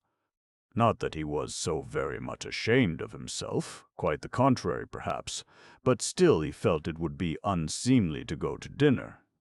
Yet his creaking carriage had hardly been brought to the steps of the hotel, and he had hardly got into it when he suddenly stopped short. He remembered his own words at the elder's. "I always feel when I meet people that I am lower than all, and that they all take me for a buffoon. So I say, let me play the buffoon, for you are, every one of you, stupider and lower than I." He longed to revenge himself on every one for his own unseemliness. He suddenly recalled how he had once in the past been asked, "Why do you hate so-and-so so much?" And he had answered them with his shameless impudence, "I'll tell you, he has done me no harm." But I played him a dirty trick, and ever since I have hated him. Remembering that now, he smiled quietly and malignantly, hesitating for a moment. His eyes gleamed and his lips positively quivered. "Well, since I have begun, I may as well go on," he decided. His predominant sensation at that moment might be expressed in the following words: "Well, there is no rehabilitating myself now, so let me shame them for all I am worth. I will show them I don't care what they think, that's all." He told the coachman to wait, while with rapid steps he returned to the monastery and straight to the Father Superior's. He had no clear idea what he would do, but he knew that he could not control himself, and that a touch might drive him to the utmost limits of obscenity, but only to obscenity, to nothing criminal, nothing for which he could be legally punished. In the last resort, he could always restrain himself, and had marveled indeed at himself on that score sometimes. He appeared in the Father Superior's dining room at the moment when the prayer was over, and all were moving to the table. Standing in the doorway, he scanned the company, and laughing his prolonged, impudent, malicious chuckle, looked them all boldly in the face. "They thought I had gone, and here I am again," he cried to the whole room. For one moment everyone stared at him without a word, and at once everyone felt that something revolting, grotesque, positively scandalous was about to happen. Misov passed immediately from the most benevolent frame of mind to the most savage. All the feelings that had subsided and died down in his heart revived instantly. "No! This I cannot endure," he cried. "I absolutely cannot, and I certainly cannot." The blood rushed to his head. He positively stammered, but he was beyond thinking of style, and he seized his hat. "What is it he cannot?" cried Fyodor Pavlovitch. "That he absolutely cannot, and certainly cannot. Your Reverence, am I to come in or not? Will you receive me as your guest?" "You are welcome with all my heart," answered the superior. "Gentlemen," he added, "I venture to beg you most earnestly to lay aside your dissensions, and to be united in love and family harmony, with prayer to the Lord at our humble table." "No, no, it is impossible," cried Misov beside himself. "Well, if it is impossible for Pyotr Alexandrovitch, it is impossible for me, and I won't stop. That is why I came. I will keep with Pyotr Alexandrovitch everywhere now. If you will go away, Pyotr Alexandrovitch, I will go away too. If you remain, I will remain." "You stung him by what you said about family harmony, Father Superior. He does not admit he is my relation." "That's right, isn't it, von Sohn? Here's von Sohn. How are you, von Sohn?" "Do you mean me?" muttered Maximov, puzzled. "Of course I mean you," cried Fyodor Pavlovitch. "Who else? The Father Superior could not be von Sohn." "But I am not von Sohn either. I am Maximov. No, you are von Sohn. Your Reverence, do you know who von Sohn was? It was a famous murder case. He was killed in a house of harlotry. I believe that is what such places are called among you. He was killed and robbed, and in spite of his venerable age, he was nailed up in a box and sent from Petersburg to Moscow in the luggage van. And while they were nailing him up, the harlots sang songs and played the harp, that is to say, the piano. So this is that very von Sohn. He has risen from the dead, hasn't he, von Sohn? What is happening? What's this? Voices were heard in the group of monks. "Let us go," cried Miusov, addressing Kalganov. "No, excuse me," Fyodor Pavlovitch broke in shrilly, taking another step into the room. "Allow me to finish. There in the cell you blamed me for behaving disrespectfully just because I spoke of eating gudgeon, Pyotr Alexandrovitch. Misov, my relation, prefers to have plus de noblesse que de sincérité in his words, but I prefer in mine plus de sincérité que de noblesse, and damn the noblesse. That's right, isn't it, von Sohn? Allow me, Father Superior. Though I am a buffoon and play the buffoon, yet I am the soul of honor, and I want to speak my mind. Yes, I am the soul of honor, while in Pyotr Alexandrovitch there is wounded vanity and nothing else. I came here perhaps to have a look and speak my mind. My son, Alexei, is here, being saved. I am his father. I care for his welfare, and it is my duty to care. While I've been playing the fool, I have been listening and having a look on the sly, and now I want to give you the last act of the performance. You know how things are with us.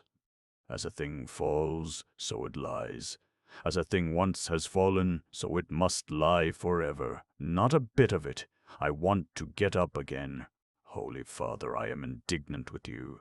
Confession is a great sacrament, before which I am ready to bow down reverently, but there in the cell they all kneel down and confess aloud. Can it be right to confess aloud? It was ordained by the Holy Fathers to confess in secret, then only your confession will be a mystery, and so it was of old. But how can I explain to him before everyone that I did this and that? Well, you understand what. Sometimes it would not be proper to talk about it, so it is really a scandal. No, fathers, one might be carried along with you to the flagellants, I dare say. At the first opportunity I shall write to the Synod, and I shall take my son Alexei home. We must note here that Fyodor Pavlovitch knew where to look for the weak spot. There had been at one time malicious rumors which had even reached the Archbishop, not only regarding our monastery, but in others where the institution of elders existed, that too much respect was paid to the elders, even to the detriment of the authority of the superior, that the elders abused the sacrament of confession, and so on and so on. Absurd charges which had died away of themselves everywhere. But the spirit of folly which had caught up Fyodor Pavlovitch and was bearing him on the current of his own nerves into lower and lower depths of ignominy prompted him with this old slander. Fyodor Pavlovitch did not understand a word of it, and he could not even put it sensibly, for on this occasion no one had been kneeling and confessing aloud in the elder's cell, so that he could not have seen anything of the kind. He was only speaking from confused memory of old slanders. But as soon as he had uttered his foolish tirade, he felt he had been talking absurd nonsense, and at once longed to prove to his audience, and above all to himself, that he had not been talking nonsense. And, though he knew perfectly well that with each word he would be adding more and more absurdity, he could not restrain himself, and plunged forward blindly. "How disgraceful!" cried Pyotr Alexandrovitch. "Pardon me," said the Father Superior. "It was said of old, many have begun to speak against me and have uttered evil sayings about me. And hearing it, I have said to myself, it is the correction of the Lord, and he has sent it to heal my vain soul. And so we humbly thank you, honored guest." And he made Fyodor Pavlovitch a low bow. "Tut, tut, tut, tut, tut, sanctimoniousness and stock phrases. Old phrases and old gestures, the old lies and formal prostrations. We know all about them. A kiss on the lips and a dagger in the heart, as in Schiller's Robbers. I don't like falsehood, fathers. I want the truth. But the truth is not to be found in eating gudgeon, and that I proclaim aloud. Father monks, why do you fast? Why do you expect reward in heaven for that? Why, for reward like that I will come and fast too. No, saintly monk, you try being virtuous in the world, do good to society, without shutting yourself up in a monastery at other people's expense, and without expecting a reward up aloft for it. You'll find that a bit harder. I can talk sense too, Father Superior. What have they got here?" He went up to the table. "Old port wine, mead brewed by the Eliseev brothers. Fie, fie, fathers! That is something beyond gudgeon. Look at the bottles the fathers have brought out. He, and who has provided it all? The Russian peasant, the laborer, brings here the farthing earned by his horny hand, wringing it from his family and the tax-gatherer. You bleed the people, you know, holy fathers." "This is too disgraceful," said Father Iosif. Father Païssy kept obstinately silent. Miusov rushed from the room and Kalganov after him. "Well, father, I will follow, Pyotr Alexandrovich. I am not coming to see you again. You may beg me on your knees, I shan't come. I sent you 1,000 rubles, so you have begun to keep your eye on me. He he! No, I'll say no more.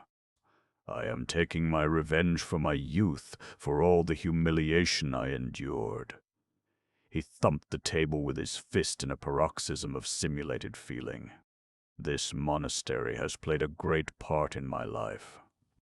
It has cost me many bitter tears.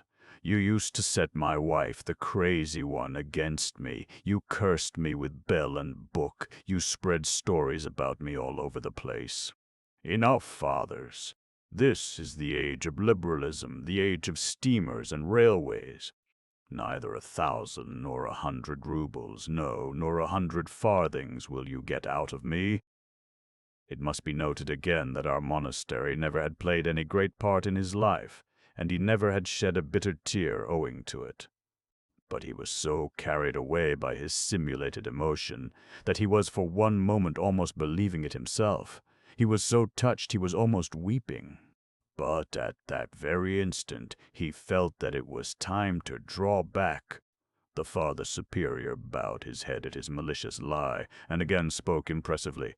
"It is written again, bear circumspectly and gladly dishonor that cometh upon thee by no act of thine own. Be not confounded, and hate not him who hath dishonored thee. And so will we. Tut, tut, tut. Bethinking thyself and the rest of the rigmarole. Bethink yourselves, fathers, I will go. But I will take my son, Alexei, away from here forever on my parental authority. Ivan Fyodorovich, my most dutiful son, permit me to order you to follow me. Von Sohn, what have you to stay for? Come and see me now in the town. It is fun there. It is only one short verst. Instead of Lenten oil, I will give you sucking pig and kasha. We will have dinner with some brandy and liqueur to it. I've cloudberry wine. Hey, Von Sohn, don't lose your chance." He went out, shouting and gesticulating. It was at that moment Rakitin saw him and pointed him out to Alyosha. "Alexei," his father shouted from far off, catching sight of him. "You come home to me today for good, and bring your pillow and mattress, and leave no trace behind." Alyosha stood rooted to the spot, watching the scene in silence. Meanwhile, Fyodor Pavlovitch had got into the carriage, and Ivan was about to follow him in grim silence without even turning to say goodbye to Alyosha. But at this point, another almost incredible scene of grotesque buffoonery gave the finishing touch to the episode. Maximov suddenly appeared by the side of the carriage. He ran up, panting, afraid of being too late. Rakitin and Alyosha saw him running. He was in such a hurry that in his impatience he put his foot on the step on which Ivan's left foot was still resting, and clutching the carriage he kept trying to jump in. "I am going with you," he kept shouting, laughing a thin, mirthful laugh with a look of reckless glee in his face. "Take me too." "There!" cried Fyodor Pavlovitch, delighted. "Did I not say he was Von Sohn? It is Von Sohn himself, risen from the dead. Why, how did you tear yourself away? What did you Von Sohn there? And how could you get away from the dinner? You must be a brazen-faced fellow. I am that myself, but I am surprised at you, brother. Jump in, let him pass, Ivan. It will be fun. He can lie somewhere at our feet. Will you lie at our feet, Von Sohn, or perch on the box with the coachman? Skip onto the box, Von Sohn." But Ivan, who had by now taken his seat, without a word gave Maximov a violent punch in the breast and sent him flying. It was quite by chance he did not fall. "Drive on!" Ivan shouted angrily to the coachman. "Why, what are you doing? What are you about? Why did you do that?" Fyodor Pavlovitch protested. But the carriage had already driven away. Ivan made no reply. "Well, you are a fellow," Fyodor Pavlovitch said again, after a pause of 2 minutes, looking askance at his son. "Why, it was you got up all this monastery business." You urged it. You approved of it. Why are you angry now? You've talked rot enough. You might rest a bit now, Ivan snapped sullenly. Fyodor Pavlovitch was silent again for 2 minutes.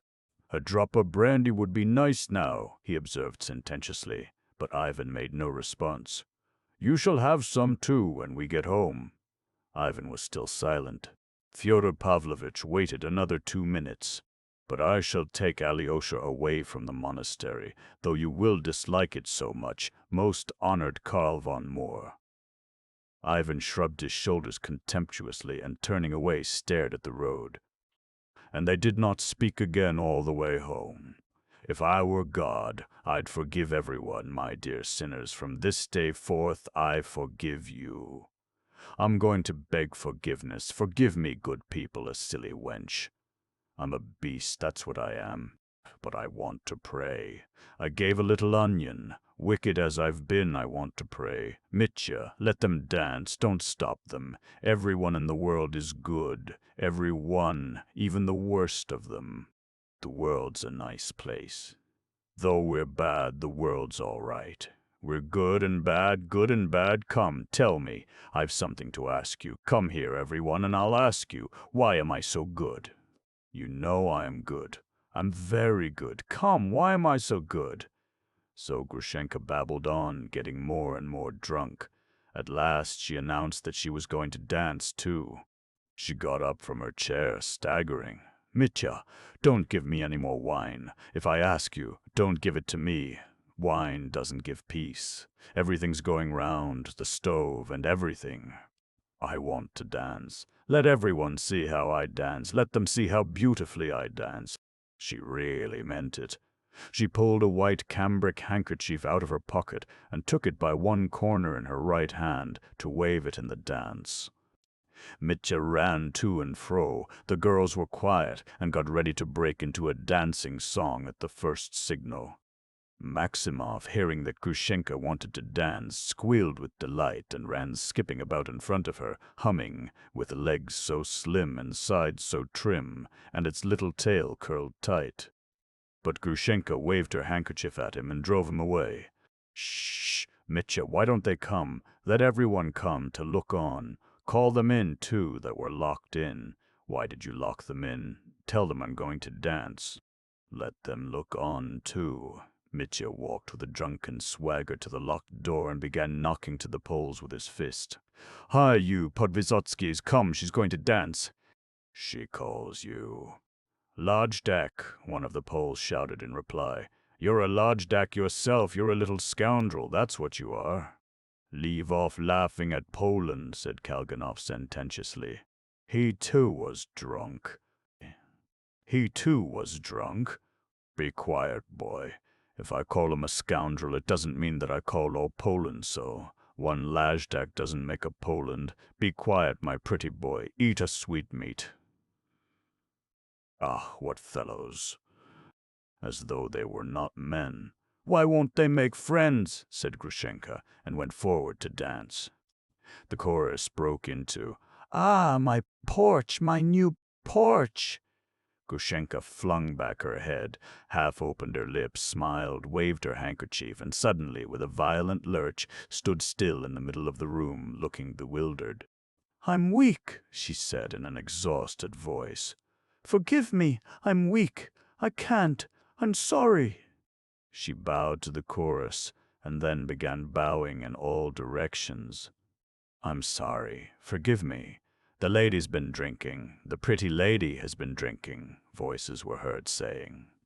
The lady's drunk too much, Maximov explained to the girls, giggling. Mitya, lead me away, take me, said Grushenka helplessly. Mitya pounced on her, snatched her up in his arms, and carried the precious burden through the curtains. Well, now I'll go, thought Kalganov, and walking out of the blue room, he closed the two halves of the door after him. But the orgy in the larger room went on and grew louder and louder. Mitya laid Grushenka on the bed and kissed her on the lips.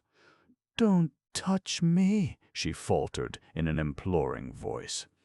Don't touch me till I'm yours. I've told you I'm yours, but don't touch me, spare me. With them here, with them close, you mustn't. He's here. It's nasty here. I'll obey you. I won't think of it. I worship you, muttered Mitya. Yes, it's nasty here. It's abominable. And still holding her in his arms, he sank on his knees by the bedside. I know, though you're a brute, you're generous, Grushenka articulated with difficulty. It must be honorable. It shall be honorable for the future. And let us be honest. Let us be good, not brutes, but good. Take me away. Take me far away. Do you hear? I don't want it to be here, but far, far away. Oh, yes, yes, it must be, said Mitya, pressing her in his arms. I'll take you and we'll fly away. Oh, I'd give my whole life for 1 year, only to know about that blood. What blood? Asked Grushenka, bewildered. Nothing, muttered Mitya through his teeth. Grusha, you wanted to be honest, but I'm a thief. But I've stolen money from Katya. Disgrace, a disgrace. From Katya, from that young lady? No, you didn't steal it. Give it her back. Take it from me. Why make a fuss? Now everything of mine is yours. What does money matter? We shall waste it anyway. Folks like us are bound to waste money. But we'd better go and work the land. I want to dig the earth with my own hands. We must work, do you hear? Alyosha said so. I won't be your mistress. I'll be faithful to you. I'll be your slave. I'll work for you. We'll go to the young lady and bow down to her together so that she may forgive us, and then we'll go away. And if she won't forgive us, we'll go anyway. Take her money and love me. Don't love her any more.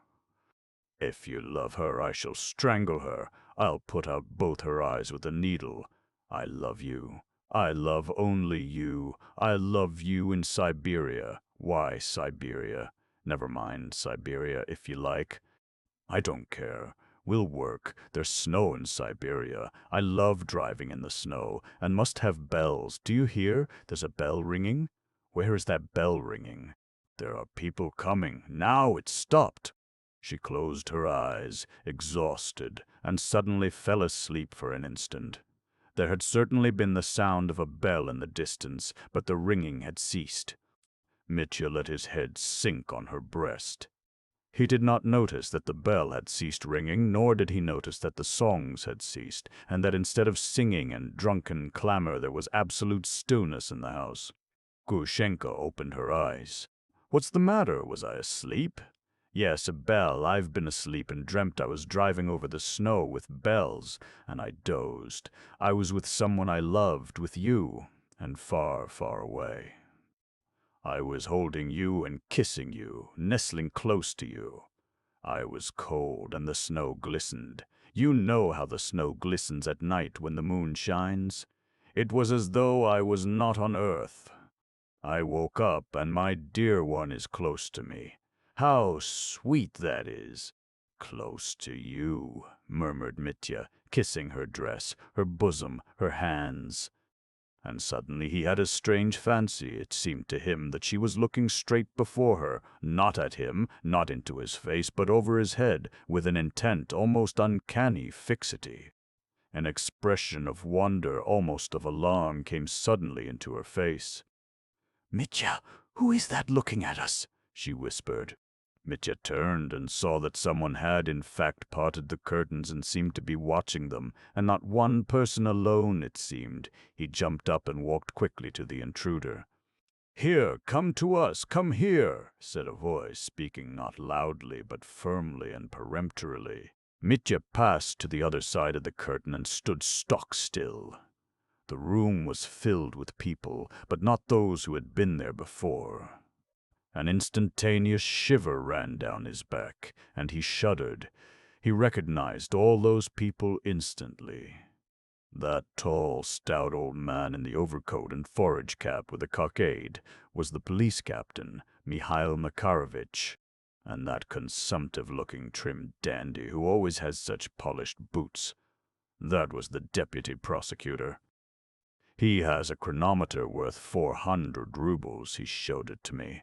And that small young man in spectacles, Mitya forgot his surname, though he knew him, had seen him. He was the investigating lawyer from the School of Jurisprudence who had only lately come to the town.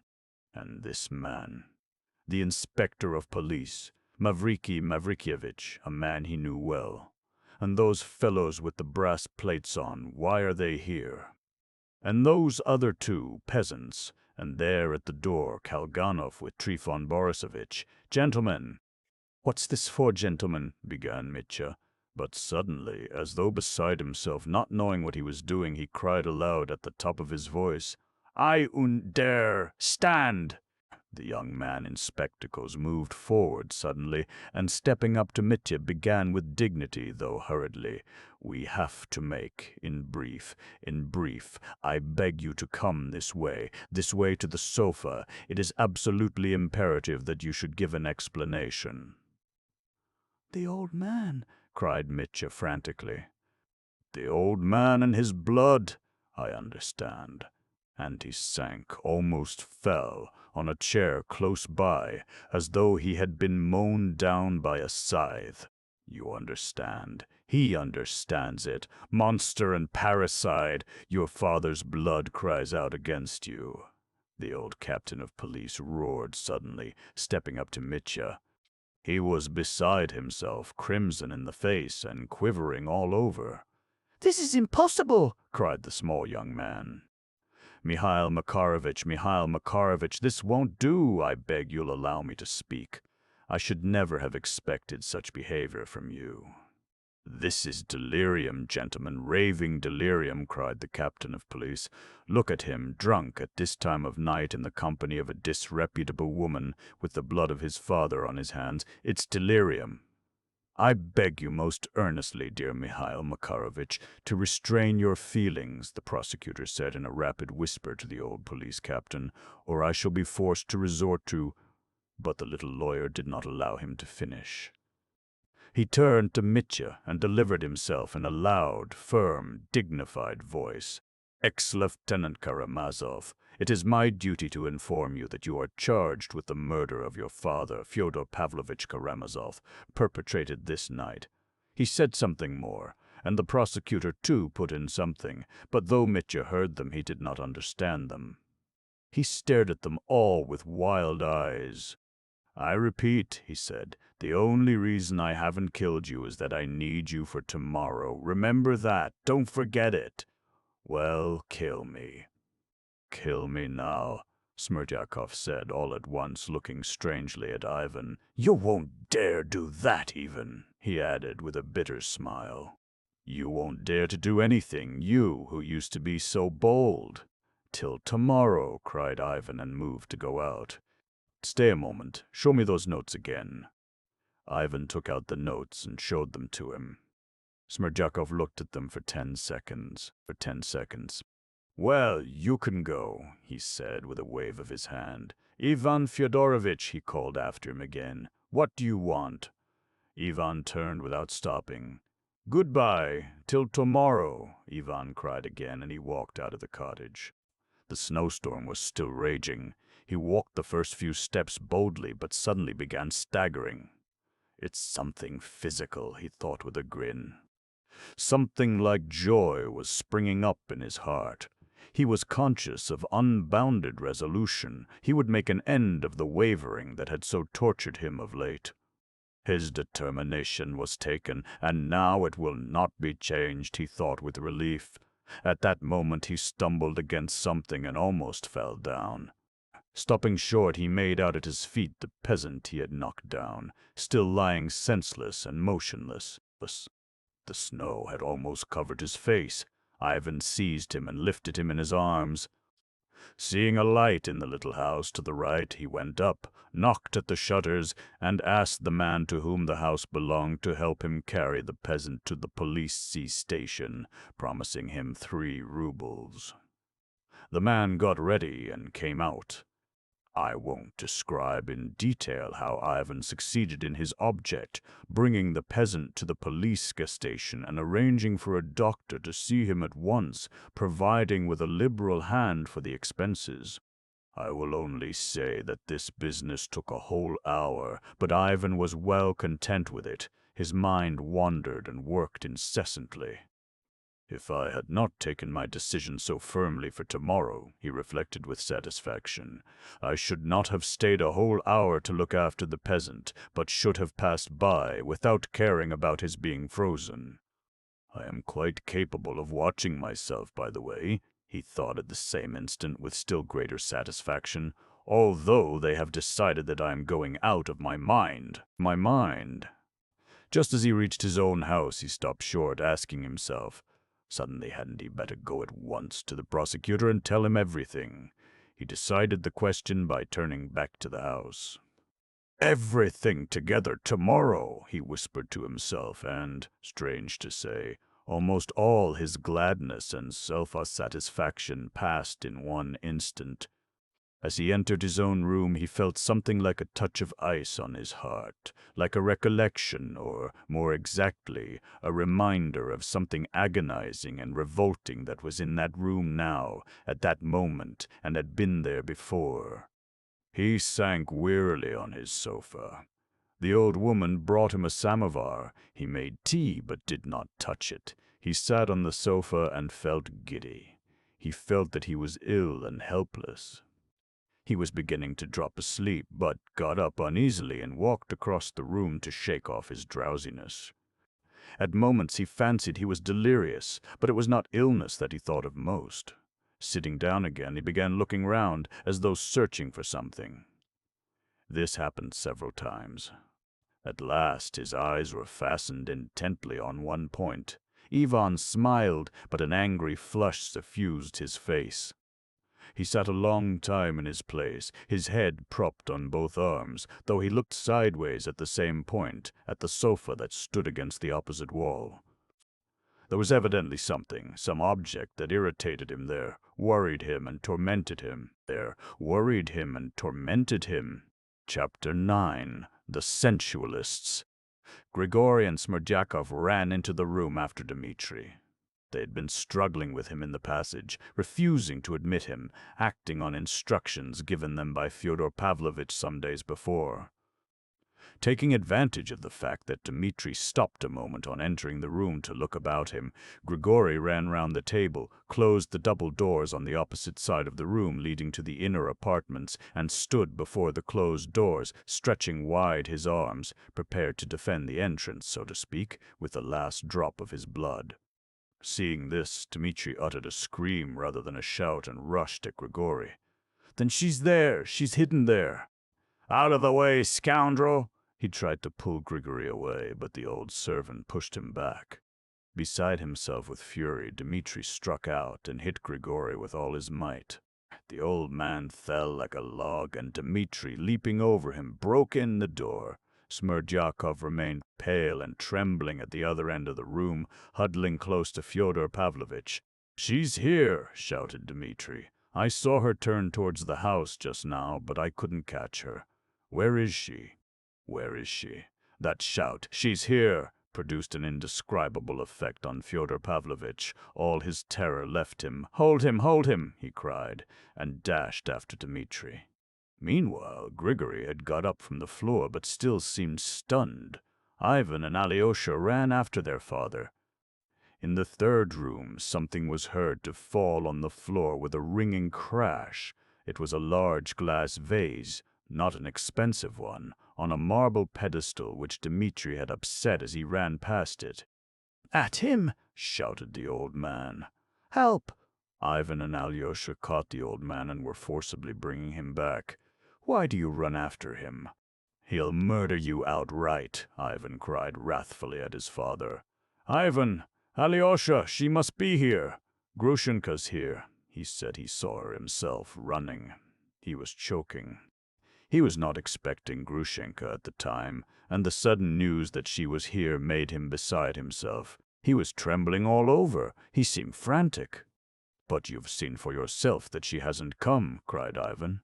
"But she may have come by that other entrance." "You know that entrance is locked, and you have the key." Dmitri suddenly reappeared in the drawing-room. He had, of course, found the other entrance locked, and the key actually was in Fyodor Pavlovitch's pocket. The windows of all the rooms were also closed, so Grushenka could not have come in anywhere nor have run out anywhere. "Hold him!" shrieked Fyodor Pavlovitch as soon as he saw him again. "He's been stealing money in my bedroom." And tearing himself from Ivan, he rushed again at Dmitri. But Dmitri threw up both hands and suddenly clutched the old man by the 2 tufts of hair that remained on his temples, tugged at them, and flung him with a crash on the floor. He kicked him 2 or 3 times with his heel in the face. The old man moaned shrilly. Ivan, though not so strong as Dmitri, threw his arms round him and with all his might pulled him away. Alyosha helped him with his slender strength, holding Dmitri in front. "Madman, you've killed him!" cried Ivan. "Serve him right!" shouted Dmitri breathlessly.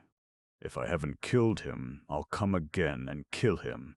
You can't protect him." "Dmitri, go away at once!" cried Alyosha commandingly. "Alexei, you tell me." "It's only you I can believe. Was she here just now or not? I saw her myself creeping this way by the fence from the lane." I shouted. "She ran away. I swear she's not been here, and no one expected her. But I saw her. So she must. I'll find out at once where she is. Goodbye, Alexei. Not a word to Aesop about the money now. But go to Katerina Ivanovna at once and be sure to say he sends his compliments to you. Compliments, his compliments, just compliments and farewell. Describe the scene to her." Meanwhile, Ivan and Grigory had raised the old man and seated him in an armchair. His face was covered with blood, but he was conscious and listened greedily to Dmitri's cries. He was still fancying that Grushenka really was somewhere in the house. Dmitri looked at him with hatred as he went out. "I don't repent shedding your blood," he cried. "Beware, old man, beware of your dream, for I have my dream too. I curse you and disown you altogether." He ran out of the room. "She's here. She must be here. Smerdyakov, Smerdyakov!" the old man wheezed, scarcely audibly, beckoning to him with his finger. "No, she's not here, you old lunatic," Ivan shouted at him angrily. "Here, he's fainting. Water! A towel! Make haste, Smerdyakov." Smerdyakov ran for water. At last they got the old man undressed and put him to bed. They wrapped a wet towel round his head. Exhausted by the brandy, by his violent emotion and the blows he had received, he shut his eyes and fell asleep as soon as his head touched the pillow. Ivan and Alyosha went back to the drawing-room. Smerdyakov removed the fragments of the broken vase, while Grigory stood by the table looking gloomily at the floor. "Shouldn't you put a wet bandage on your head and go to bed too?" Alyosha said to him. "We'll look after him. My brother gave you a terrible blow on the head." "He's insulted me," Grigory articulated gloomily and distinctly. "He's insulted his father, not only you," observed Ivan with a forced smile. "I used to wash him in his tub." "He's insulted me," repeated Grigory. "Damn it all, if I hadn't pulled him away, perhaps he'd have murdered him." "It wouldn't take much to do for Aesop, would it?" whispered Ivan to Alyosha. "God forbid!" cried Alyosha. "Why should he forbid?" Ivan went on in the same whisper with a malignant grimace. "One reptile will devour the other, and serve them both right, too." Alyosha shuddered. "Of course I won't let him be murdered as I didn't just now. Stay here, Alyosha. I'll go for a turn in the yard. My head's begun to ache." Alyosha went to his father's bedroom and sat by his bedside behind the screen for about an hour. The old man suddenly opened his eyes and gazed for a long while at Alyosha, evidently remembering and meditating. All at once his face betrayed extraordinary excitement. "Alyosha," he whispered apprehensively, "where's Ivan?" "In the yard. He's got a headache. He's on the watch. Give me that looking-glass. It stands over there." "Give it me." Alyosha gave him a little round folding looking-glass which stood on the chest of drawers. The old man looked at himself in it. His nose was considerably swollen, and on the left side of his forehead there was a rather large crimson bruise. What does Ivan say? Alyosha, my dear, my only son. I'm afraid of Ivan. I'm more afraid of Ivan than the other. You're the only one I'm not afraid of. Don't be afraid of Ivan either. He is angry, but he'll defend you. Alyosha, and what of the other? He's run to Grushenka. My angel, tell me the truth. Was she here just now or not? No one has seen her. It was a mistake. She has not been here. You know Mitya wants to marry her. She won't marry him. She won't on any account. The old man fairly fluttered with joy, as though nothing more comforting could have been said to him. In his delight he seized Alyosha's hand and pressed it warmly to his heart. Tears positively glittered in his eyes. That image of the Mother of God of which I was telling you just now, he said. Take it home and keep it for yourself. And I let you go back to the monastery. I was joking this morning. Don't be angry with me. My head aches, Alyosha. Alyosha, comfort my heart. Be an angel and tell me the truth. You're still asking whether she has been here or not, Alyosha said sorrowfully. No, I believe you. I'll tell you what it is. You go to Grushenka yourself, or see her somehow. Make haste and ask her. See for yourself which she means to choose, him or me. Eh? What? Can you? If I see her, I'll ask her, Alyosha muttered, embarrassed. No, she won't tell you, the old man interrupted. She's a rogue. She'll begin kissing you and say that it's you she wants. She's a deceitful, shameless hussy. You mustn't go to her, you mustn't. No, father, and it wouldn't be suitable. It wouldn't be right at all. Where was he sending you just now? He shouted. Go, as he ran away, to Katerina Ivanovna, for money. To ask her for money? No, not for money. He's no money, not a farthing. I'll settle down for the night and think things over, and you can go. Perhaps you'll meet her. Only be sure to come to me tomorrow in the morning. Be sure to. I have a word to say to you tomorrow. Will you come? Yes. When you come, pretend you've come of your own accord to ask after me. Don't tell anyone I told you to. Don't say a word to Ivan. Very well. Goodbye, my angel. You stood up for me just now. I shall never forget it. I've a word to say to you tomorrow, but I must think about it. And how do you feel now? I shall get up tomorrow and go out. Perfectly well, perfectly well. Crossing the yard, Alyosha found Ivan sitting on the bench at the gateway. He was sitting writing something in pencil in his notebook. Alyosha told Ivan that their father had waked up, was conscious, and had let him go back to sleep at the monastery. Alyosha, I should be very glad to meet you tomorrow morning, said Ivan cordially, standing up. His cordiality was a complete surprise to Alyosha. I shall be at the Holocaust tomorrow, answered Alyosha. I may be at Katerina Ivanovna's too, if I don't find her now. But you're going to her now anyway. For that, compliments and farewell, said Ivan, smiling. Alyosha was disconcerted. I think I quite understand his exclamations just now, and part of what went before. Dmitri has asked you to go to her and say that he, well, in fact, takes his leave of her. Brother, how will all this horror end between father and Dmitri? Exclaimed Alyosha. One can't tell for certain. Perhaps in nothing it may all fizzle out. That woman is a beast. In any case, we must keep the old man indoors and not let Dmitri in the house. Brother, let me ask one thing more. Has any man a right to look at other men and decide which is worthy to live? Why bring in the question of worth? The matter is most often decided in men's hearts on other grounds much more natural. And as for rights, who has not the right to wish, not for another man's death? What even if for another man's death? Why lie to oneself, since all men live so, and perhaps cannot help living so?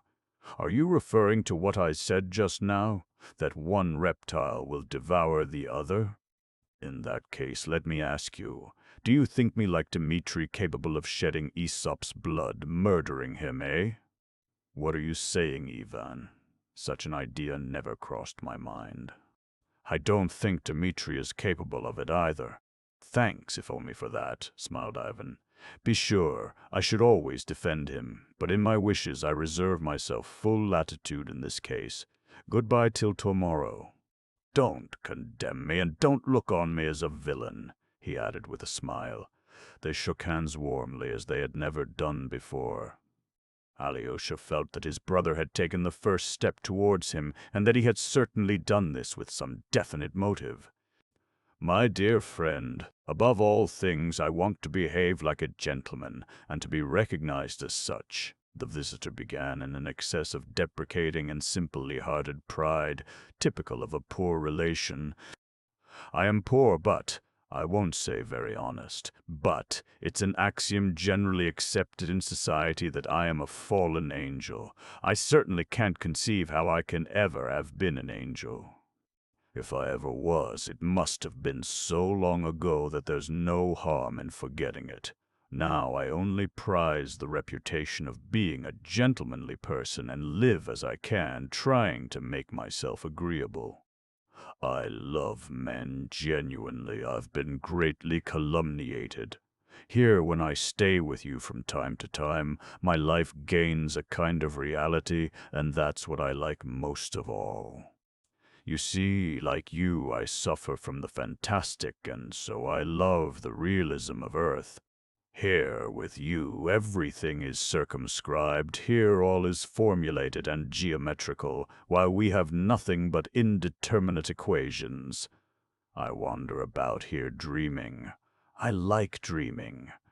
Besides, on Earth I become superstitious. Please don't laugh. That's just what I like, to become superstitious. I adopt all your habits here. I've grown fond of going to the public baths, would you believe it? And I go and steam myself with merchants and priests. What I dream of is becoming incarnate once for all, and irrevocably in the form of some merchant's wife weighing 18 stone, and of believing all she believes. My ideal is to go to church and offer a candle in simple-hearted faith. Upon my word it is. Then there would be an end to my sufferings. I like being doctored, too. In the spring there was an outbreak of smallpox, and I went and was vaccinated in a foundling hospital. If only you knew how I enjoyed myself that day. I subscribed 10 rubles in the cause of the Slavs. But you are not listening. Do you know you are not at all well this evening? I know you went yesterday to that doctor. Well, what about your health? What did the doctor say? Fool, Ivan snapped out. But you are clever anyway. You are scolding again? I didn't ask out of sympathy. You needn't answer. Now rheumatism has come in again. Fool, repeated Ivan. You keep saying the same thing, but I had such an attack of rheumatism last year that I remember it to this day. The devil have rheumatism. Why not if I sometimes put on fleshly form? I put on fleshly form and I take the consequences. Satan summit nihil humanum me alienum puto. What Satan summit nihil humanum? That's not bad for the devil. I am glad I've pleased you at last. But you didn't get that from me. Ivan stopped suddenly, seeming struck. That never entered my head. That's strange. C'est du nouveau, n'est-ce pas? This time I'll act honestly and explain to you. Listen. In dreams, and especially in nightmares, from indigestion or anything, a man sees sometimes such artistic visions, such complex and real actuality, such events, even a whole world of events, woven into such a plot, with such unexpected details from the most exalted matters to the last button on a cuff, as I swear Leo Tolstoy has never invented. Yet such dreams are sometimes seen not by writers, but by the most ordinary people, officials, journalists, priests. The subject is a complete enigma. A statesman confessed to me, indeed, that all his best ideas came to him when he was asleep. Well, that's how it is now. Though I am your hallucination, yet just as in a nightmare I say original things which had not entered your head before. So I don't repeat your ideas, yet I am only your nightmare, nothing more. You are lying. Your aim is to convince me you exist apart and are not my nightmare, and now you are asserting you are a dream. My dear fellow, I've adopted a special method today. I'll explain it to you afterwards. Stay, where did I break off? Oh, yes, I caught cold then, only not here but yonder. Where is yonder? Tell me, will you be here long? Can't you go away? Ivan exclaimed, almost in despair. He ceased walking to and fro, sat down on the sofa, leaned his elbows on the table again, and held his head tight in both hands. He pulled the wet towel off and flung it away in vexation. It was evidently of no use. "Your nerves are out of order," observed the gentleman, with a carelessly easy, though perfectly polite air. "You are angry with me even for being able to catch cold, though it happened in a most natural way. I was hurrying then to a diplomatic soiree at the house of a lady of high rank in Petersburg who was aiming at influence in the ministry. Well, an evening suit, white tie, gloves, though I was God knows where and had to fly through space to reach your Earth. Of course, it took only an instant, but you know a ray of light from the sun takes full 8 minutes, and fancy in an evening suit an open waistcoat. Spirits don't freeze, but when one's in fleshly form, well, in brief, I didn't think, and set off, and you know in those ethereal spaces, in the water that is above the firmament, there's such a frost, at least one can't call it frost, you can fancy, 150 degrees below zero. You know the game the village girls play. They invite the unwary to lick an axe in 30 degrees of frost. The tongue instantly freezes to it, and the dupe tears the skin off so it bleeds. But that's only in 30 degrees. In 50 degrees, I imagine it would be enough to put your finger on the axe, and it would be the end of it, if only there could be an axe there. And can there be an axe there? Ivan interrupted carelessly and disdainfully. He was exerting himself to the utmost not to believe in the delusion and not to sink into complete insanity. "An axe?" the guest interrupted in surprise. "Yes, what would become of an axe there?" Ivan cried suddenly with a sort of savage and insistent obstinacy. "What would become of an axe in space? Quelli Dei! If it were to fall to any distance, it would begin, I think, flying round the earth without knowing why, like a satellite. The astronomers would calculate the rising and the setting of the axe. Gatsuk would put it in his calendar, that's all." "You are stupid, awfully stupid," said Ivan peevishly. "Fib more cleverly or I won't listen. You want to get the better of me by realism, to convince me that you exist, but I don't want to believe you exist. I won't believe it. But I am not fibbing, it's all the truth. The truth is unhappily hardly ever amusing. I see you persist in expecting something big of me, and perhaps something fine. That's a great pity, for I only give what I can. Don't talk philosophy, you ass. Philosophy, indeed, when all my right side is numb and I am moaning and groaning. I've tried all the medical faculty. They can diagnose beautifully. They have the whole of your disease at their fingertips, but they've no idea how to cure you. There was an enthusiastic little student here. "You may die," said he, "but you'll know perfectly what disease you are dying of." And then what a way they have sending people to specialists. "We only diagnose," they say, "but go to such a specialist, he'll cure you." The old doctor who used to cure all sorts of disease has completely disappeared, I assure you. Now there are only specialists, and they all advertise in the newspapers. If anything is wrong with your nose, they send you to Paris. There, they say, is a European specialist who cures noses. If you go to Paris, he'll look at your nose. I can only cure your right nostril. He'll tell you, for I don't cure the left nostril. That's not my specialty. But go to Vienna. There's a specialist who will cure your left nostril. What are you to do? I fell back on popular remedies. A German doctor advised me to rub myself with honey and salt in the bathhouse. Solely to get an extra bath I went, smeared myself all over, and it did me no good at all. In despair I wrote to Count Mattei in Milan. He sent me a book and some drops, bless him, and, only fancy, Hoff's malt extract cured me. I bought it by accident, drank a bottle and a half of it, and I was ready to dance. It took it away completely.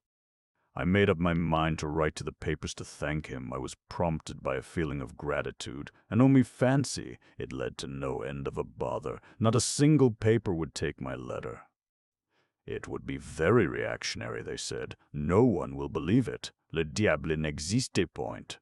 You'd better remain anonymous, they advised me. What use is a letter of thanks if it's anonymous? I laughed with the men at the newspaper office. It's reactionary to believe in God in our days, I said, but I am the devil, so I may be believed in. We quite understand that, they said. Who doesn't believe in the devil? Yet it won't do. It might injure our reputation, as a joke if you like. But I thought as a joke it wouldn't be very witty, so it wasn't printed.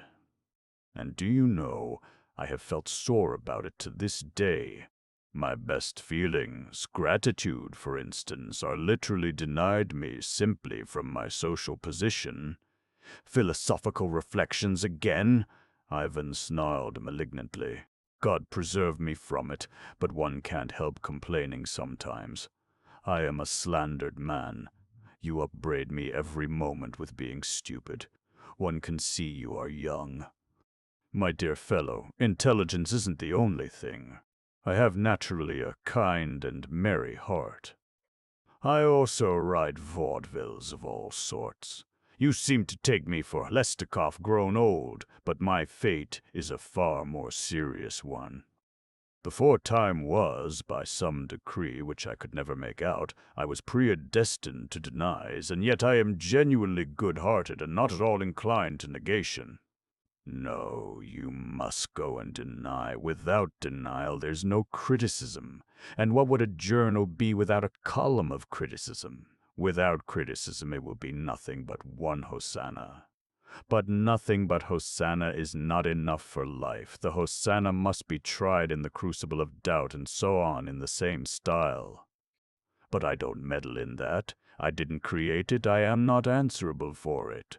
Well, they've chosen their scapegoat. They've made me write the column of criticism, and so life was made possible.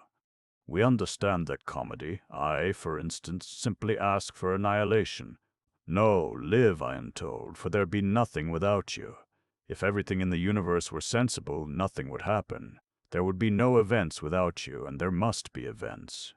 So against the grain I serve to produce events and do what's irrational because I am commanded to. For all their indisputable intelligence, men take this farce as something serious, and that is their tragedy. They suffer, of course, but then they live. They live a real life, not a fantastic one, for suffering is life. Without suffering, what would be the pleasure of it? It would be transformed into an endless church service. It would be holy but tedious. But what about me? I suffer, but still I don't live. I am X in an indeterminate equation. I am a sort of phantom in life who has lost all beginning and end, and who has even forgotten his own name. You are laughing. No, you are not laughing. You are angry again. You are forever angry. All you care about is intelligence. But I repeat again that I would give away all this supra-stellar life, all the ranks and honors, simply to be transformed into the soul of a merchant's wife weighing 18 stone and set candles at God's shrine. Then even you don't believe in God, said Ivan with a smile of hatred. What can I say? That is, if you are in earnest. Is there a God or not? Ivan cried with the same savage intensity. Ah, then you are in earnest, my dear fellow. Upon my word, I don't know. There, I've said it now. You don't know, but you see God. No, you are not someone apart. You are myself, you are I, and nothing more. You are rubbish. You are my fancy. Well, if you like, I have the same philosophy as you, that would be true. Je pense, je suis, I know that for a fact. All the rest, all these worlds, God and even Satan, all that is not proved to my mind. Does all that exist of itself, or is it only an emanation of myself, a logical development of my ego which alone has existed forever? But I make haste to stop, for I believe you will be jumping up to beat me directly. You'd better tell me some anecdote, said Ivan miserably.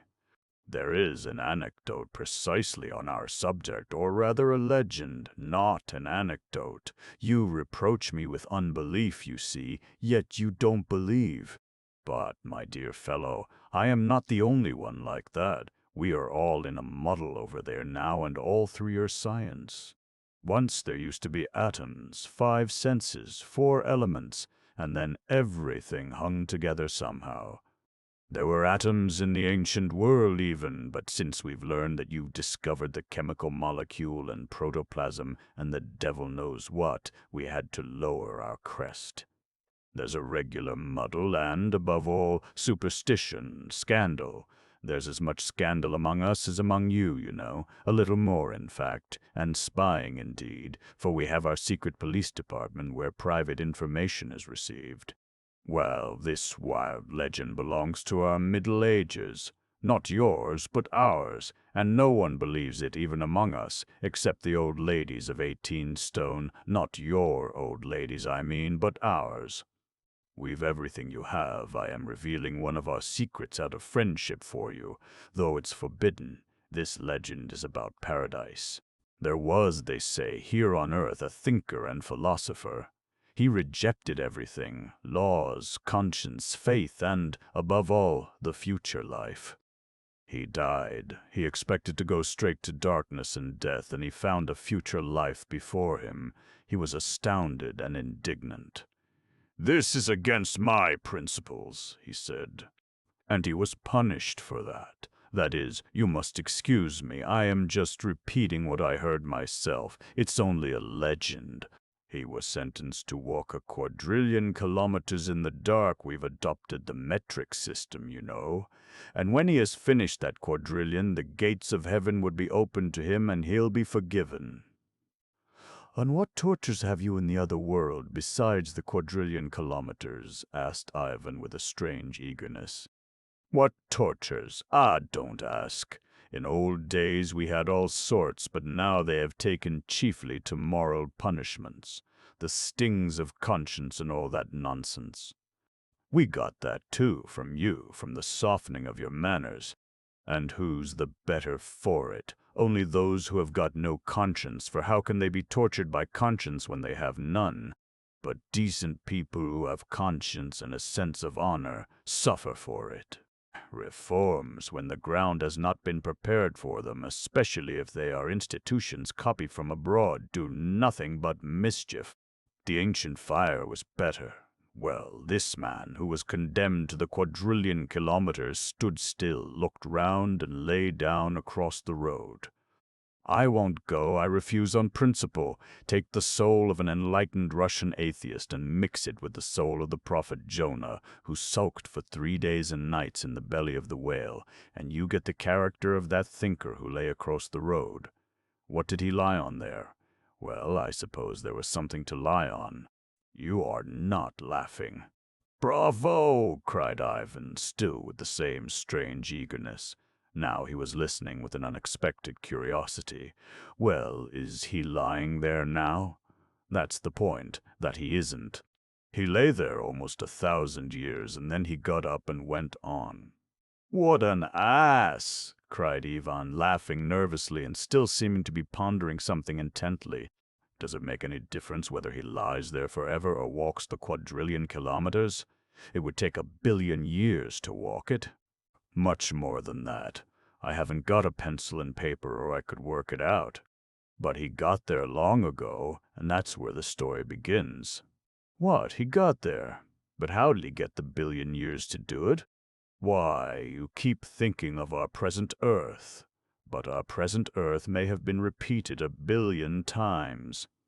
Why, it's become extinct, been frozen, cracked, broken to bits, disintegrated into its elements. Again the water above the firmament, then again a comet, again a sun, again from the sun it becomes Earth. And the same sequence may have been repeated endlessly and exactly the same to every detail, most unseemly and insufferably tedious. Well, what happened when he arrived? Why, the moment the gates of paradise were open and he walked in, before he had been there 2 seconds, by his watch. Though to my thinking his watch must have long dissolved into its elements on the way. He cried out that those 2 seconds were worth walking not a quadrillion kilometers, but a quadrillion of quadrillions raised to the quadrillionth power. In fact, he sang Hosanna and overdid it so that some persons there of lofty ideas wouldn't shake hands with him at temperament. I repeat, it's a legend. I give it for what it's worth. So that's the sort of ideas we have on such subjects even now. "I've caught you!" Ivan cried, with an almost childish delight, as though he had succeeded in remembering something at last. "That anecdote about the quadrillion years I made up myself. I was 17 then. I was at the high school. I made up that anecdote and told it to a schoolfellow called Korovkin. It was at Moscow. The anecdote is so characteristic that I couldn't have taken it from anywhere. I thought I'd forgotten it, but I've unconsciously recalled it. I recalled it myself. It was not you telling it. Thousands of things are unconsciously remembered like that, even when people are being taken to execution. It's come back to me in a dream. You are that dream. You are a dream, not a living creature. From the vehemence with which you deny my existence, laughed the gentleman, I am convinced that you believe in me. Not in the slightest. I haven't 100th part of a grain of faith in you. But you have the 1,000th of a grain. Homeopathic doses perhaps are the strongest. Confess that you have faith even to the 10,000th of a grain. Not for 1 minute, cried Ivan furiously. But I should like to believe in you, he added strangely. Aha! There's an admission, but I am good-natured. I'll come to your assistance again. Listen. It was I caught you, not you me. I told you your anecdote you'd forgotten on purpose, so as to destroy your faith in me completely. You are lying. The object of your visit is to convince me of your existence. Just so. But hesitation, suspense, conflict between belief and disbelief is sometimes such torture to a conscientious man such as you are that it's better to hang oneself at once. Knowing that you are inclined to believe in me, I administered some disbelief by telling you that anecdote. I lead you to belief and disbelief by turns, and I have my motive in it. It's the new method. As soon as you disbelieve in me but a reality, I know you. Then I shall have attained my object, which is an honorable one. I shall sow in you only a tiny grain of faith, and it will grow into an oak tree, and such an oak tree that, sitting on it, you will long to enter the ranks of the hermits in the wilderness and the saintly women, for that is what you are secretly longing for. You'll dine on locusts, you'll wander into the wilderness to save your soul. Then it's for the salvation of my soul you are working, is it, you scoundrel? One must do a good work sometimes. How ill-humored you are, fool! Did you ever tempt those holy men who ate locusts and prayed 17 years in the wilderness till they were overgrown with moss? My dear fellow, I've done nothing else. One forgets the whole world and all the worlds, and sticks to one such saint, because he is a very precious diamond. One such soul, you know, is sometimes worth a whole constellation. We have our system of reckoning, you know. The conquest is priceless. and some of them, on my word, are not inferior to you in culture, though you won't believe it. They can contemplate such depths of belief and disbelief at the same moment that sometimes it really seems that they are within a hair's breadth of being turned upside down, as the actor Gorbanov says. Well, did you get your nose pulled? My dear fellow, observed the visitor sententiously, it's better to get off with your nose pulled than without a nose at all. As an afflicted marquis observed not long ago, he must have been treated by a specialist in confession to his spiritual father, a Jesuit. I was present. It was simply charming. Give me back my nose, he said, and he beat his breast. My son, said the priest evasively, all things are accomplished in accordance with the inscrutable decrees of Providence, and what seems a misfortune sometimes leads to extraordinary, though unapparent, benefits. If stern destiny has deprived you of your nose, it's to your advantage that no one can ever pull you by your nose. Holy Father, that's no comfort, cried the despairing Marquis. I'd be delighted to have my nose pulled every day of my life if it were only in its proper place. My son, sighs the priest, you can't expect every blessing at once. This is murmuring against Providence, who even in this has not forgotten you, for if you repine as you repined just now, declaring you'd be glad to have your nose pulled for the rest of your life, your desire has already been fulfilled indirectly, for when you lost your nose, you were led by the nose. Phew, how stupid, cried Ivan. My dear friend, I only wanted to amuse you. But I swear that's the genuine Jesuit casuistry, and I swear that it all happened word for word as I've told you. It happened lately and gave me a great deal of trouble. The unhappy young man shot himself that very night when he got home. I was by his side till the very last moment. Those Jesuit confessionals are really my most delightful diversion at melancholy moments.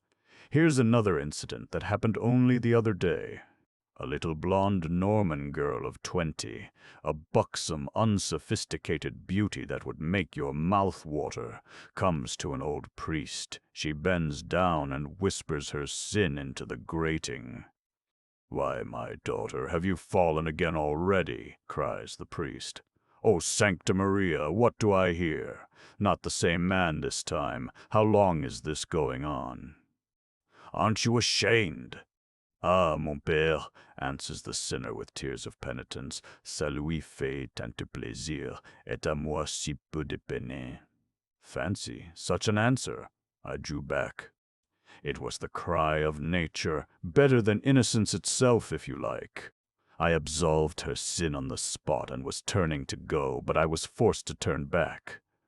I heard the priest at the grating making an appointment with her for the evening. Though he was an old man, hard as flint, he fell in an instant. It was nature. The truth of nature asserted its rights. What, you are turning up your nose again? Angry again? I don't know how to please you. Leave me alone. You are beating on my brain like a haunting nightmare, Ivan moaned miserably, helpless before his apparition. I am bored with you, agonizingly and insufferably. I would give anything to be able to shake you off.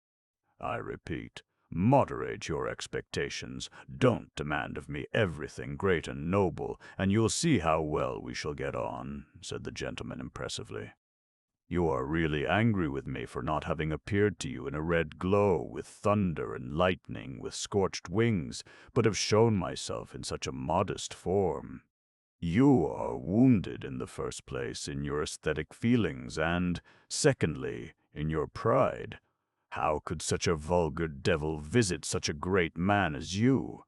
Yes, there is that romantic strain in you that was so derided by Byelinsky. I can't help it, young man, as I got ready to come to you. I did think as a joke of appearing in the figure of a retired general who had served in the Caucasus, with a star of the lion and the sun on my coat. But I was positively afraid of doing it, for you'd have thrashed me for daring to pin the lion and the sun on my coat instead of, at least, the polar star or the Sirius. And you keep on saying I am stupid, but mercy on us. I make no claim to be equal to you in intelligence." Mephistopheles declared to Faust that he desired evil but did only good. "Well, he can say what he likes. It's quite the opposite with me. I am perhaps the one man in all creation who loves the truth and genuinely desires good. I was there when the Word who died on the cross rose up into heaven bearing on his bosom the soul of the penitent thief. I heard the glad shrieks of the cherubim singing and shouting Hosanna, and the thunderous rapture of the seraphim which shook heaven and all creation, and I swear to you by all that's sacred, I long to join the choir and shout Hosanna with them all. The word had almost escaped me, had almost broken from my lips. You know how susceptible and aesthetically impressionable I am, but common sense, oh, a most unhappy trait in my character, kept me in due bounds, and I let the moment pass. For what would have happened, I reflected, what would have happened after my Hosanna? Everything on earth would have been extinguished at once, and no events could have occurred. And so, solely from a sense of duty and my social position, I was forced to suppress the good moment and to stick to my nasty task. Somebody takes all the credit of what's good for himself, and nothing but nastiness is left for me. But I don't envy the honor of a life of idle imposture. I am not ambitious. Why am I, of all creatures in the world, doomed to be cursed by all decent people and even to be kicked, for if I put on mortal form I am bound to take such consequences sometimes. I know, of course, there's a secret in it, but they won't tell me the secret for anything, for then perhaps, seeing the meaning of it, I might bawl Hosanna, and the indispensable minus would disappear at once, and good sense would reign supreme throughout the whole world. And that, of course, would mean the end of everything, even of magazines and newspapers, for who would take them in? I know that at the end of all things I shall be reconciled. I, too, shall walk my quadrillion and learn the secret. But till that happens I am sulking and fulfill my destiny, though it's against the grain, that is, to ruin thousands for the sake of saving one. How many souls have had to be ruined, and how many honorable reputations destroyed for the sake of that one righteous man, Job, over whom they made such a fool of me in old days.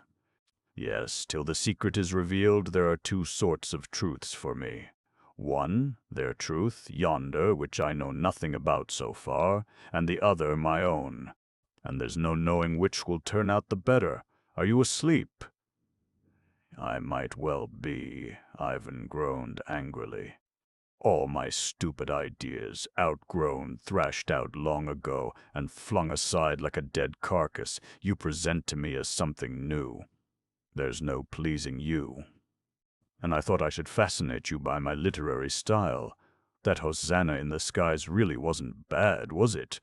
And then that ironical tone a la Heine. No, I was never such a flunky. How then could my soul beget a flunky like you? My dear fellow, I know a most charming and attractive young Russian gentleman, a young thinker and a great lover of literature and art, the author of a promising poem entitled The Grand Inquisitor. I was only thinking of him. I forbid you to speak of the Grand Inquisitor, cried Ivan, crimson with shame.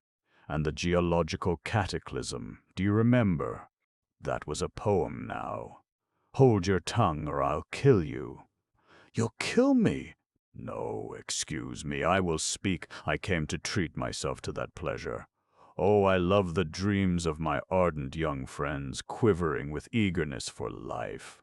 There are new men. You decided last spring, when you were meaning to come here. They proposed to destroy everything and begin with cannibalism. Stupid fellows. They didn't ask my advice. I maintain that nothing need be destroyed, that we only need to destroy the idea of God in man. That's how we have to set to work. It's that we must begin with. O blind race of men who have no understanding! As soon as men have all of them denied God, and I believe that period, analogous with geological periods, will come to pass. The old conception of the universe will fall of itself without cannibalism, and, what's more, the old morality, and everything will begin anew. Men will unite to take from life all it can give, but only for joy and happiness in the present world. Man will be lifted up with a spirit of divine titanic pride, and the man-you God will appear. From hour to hour, extending his conquest of nature infinitely by his will and his science, man will feel such lofty joy from hour to hour in doing it, that it will make up for all his old dreams of the joys of heaven. Everyone will know that he is mortal, and will accept death proudly and serenely like a god. His pride will teach him that it's useless for him to repine at life's being a moment, and he will love his brother without need of reward. Love will be sufficient only for a moment of life, but the very consciousness of its momentariness will intensify its fire, which now is dissipated in dreams of eternal love beyond the graves, and so on in the same style. Charming! Ivan sat with his eyes on the floor and his hands pressed to his ears, but he began trembling all over. The voice continued.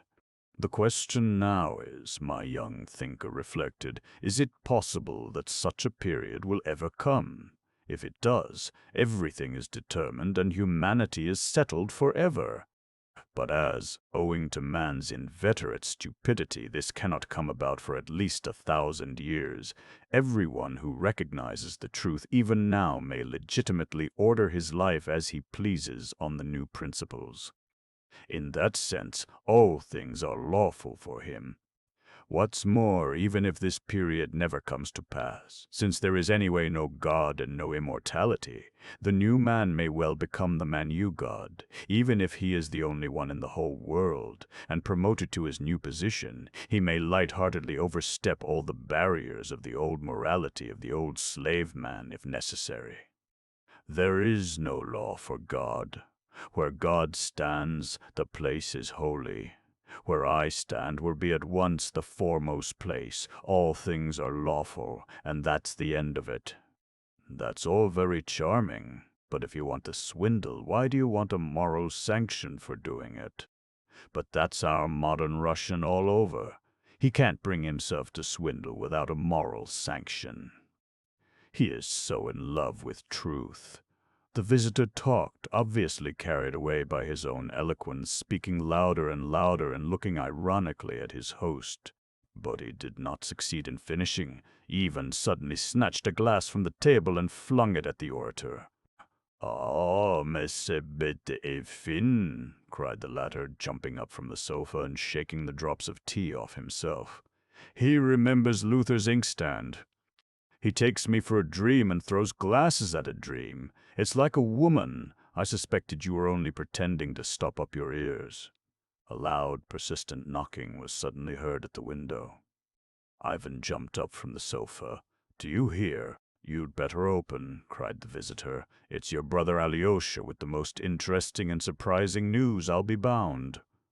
"Be silent, deceiver. I knew it was Alyosha. I felt he was coming. And of course he has not come for nothing. Of course he brings news," Ivan exclaimed frantically. "Open, open to him. There's a snowstorm, and he is your brother. Monsieur sait-il le temps qu'il fait? C'est à ne pas mettre un chien dehors." The knocking continued.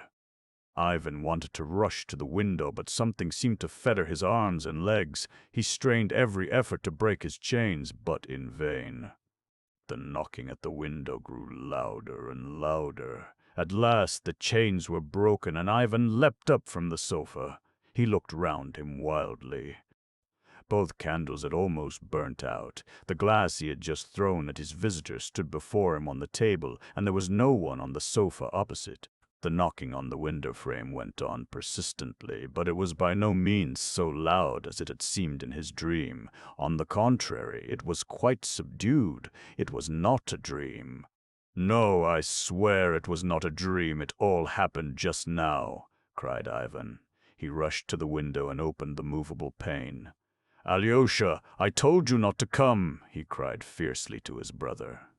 "In 2 words, what do you want? In 2 words, do you hear?" "An hour ago Smerdyakov hanged himself," Alyosha answered from the yard. "Come round to the steps, I'll open at once," said Ivan, going to open the door to Alyosha. Chapter 10.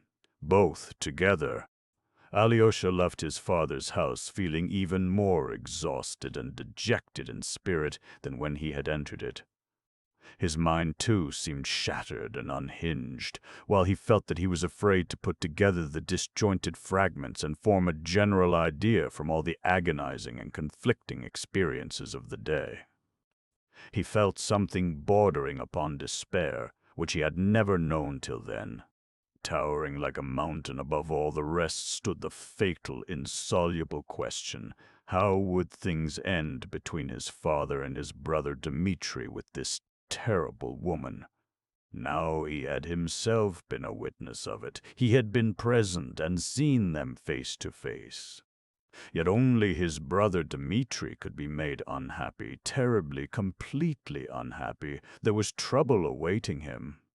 It appeared, too, that there were other people concerned, far more so than Alyosha could have supposed before. There was something positively mysterious in it, too. Ivan had made a step towards him, which was what Alyosha had been long desiring, yet now he felt for some reason that he was frightened at it. And these women... Strange to say, that morning he had set out for Katerina Ivanovna's in the greatest embarrassment. Now he felt nothing of the kind. On the contrary, he was hastening there as though expecting to find guidance from her. Yet to give her this message was obviously more difficult than before. The matter of the 3,000 was decided irrevocably, and Dmitri, feeling himself dishonored and losing his last hope, might sink to any depth. He had, moreover, told him to describe to Katerina Ivanovna the scene which had just taken place with his father. It was by now 7 o'clock, and it was getting dark as Alyosha entered the very spacious and convenient house in the high street occupied by Katerina Ivanovna. Alyosha knew that she lived with 2 aunts. One of them, a woman of little education, was that aunt of her half-sister Agafaya Ivanovna who had looked after her in her father's house when she came from boarding school. The other aunt was a Moscow lady of style and consequence, though in straitened circumstances. It was said that they both gave way in everything to Katerina Ivanovna, and that she only kept them with her as chaperones. Katerina Ivanovna herself gave way to no one but her benefactress, the general's widow, who had been kept by illness in Moscow, and to whom she was obliged to write twice a week a full account of all her doings. When Alyosha entered the hall and asked the maid who opened the door to him to take his name up, it was evident that they were already aware of his arrival. Possibly he had been noticed from the window.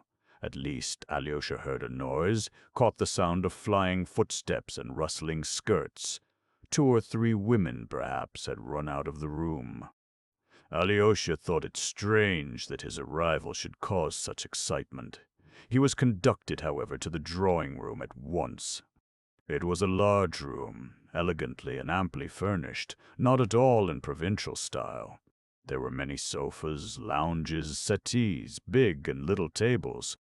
There were pictures on the walls, vases and lamps on the tables, masses of flowers, and even an aquarium in the window. It was twilight and rather dark.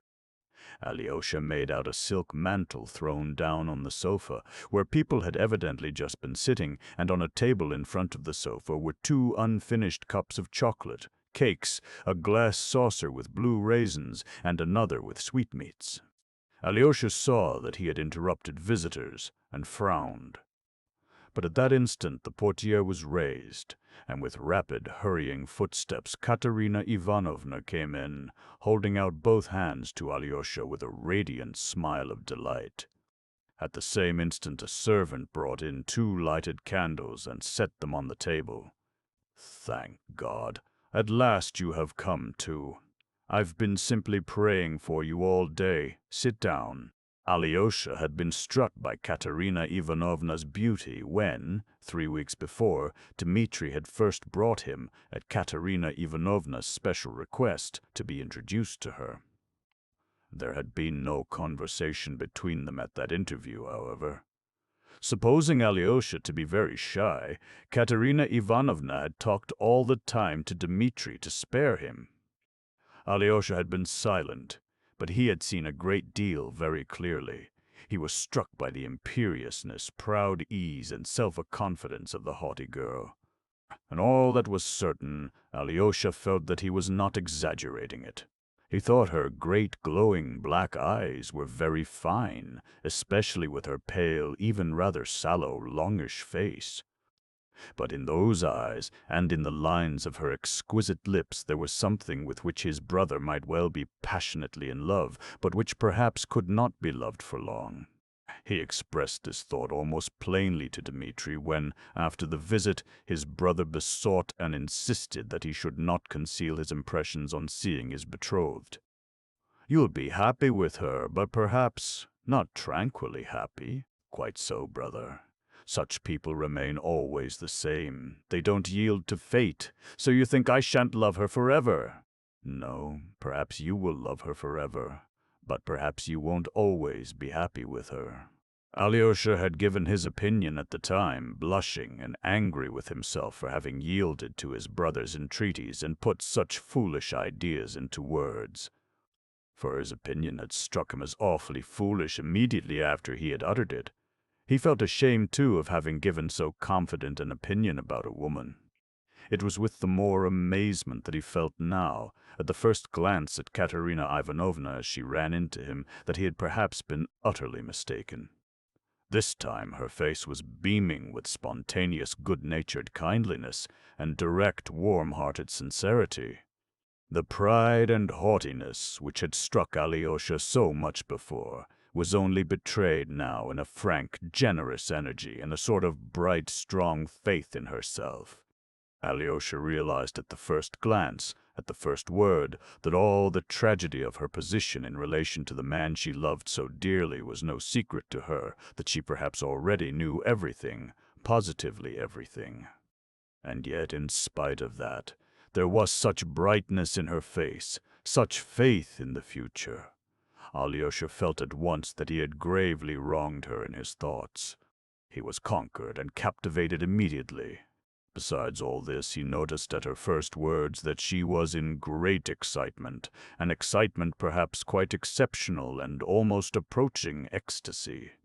"I was so eager to see you because I can learn from you the whole truth, from you and no one else." "I have come," muttered Alyosha confusedly.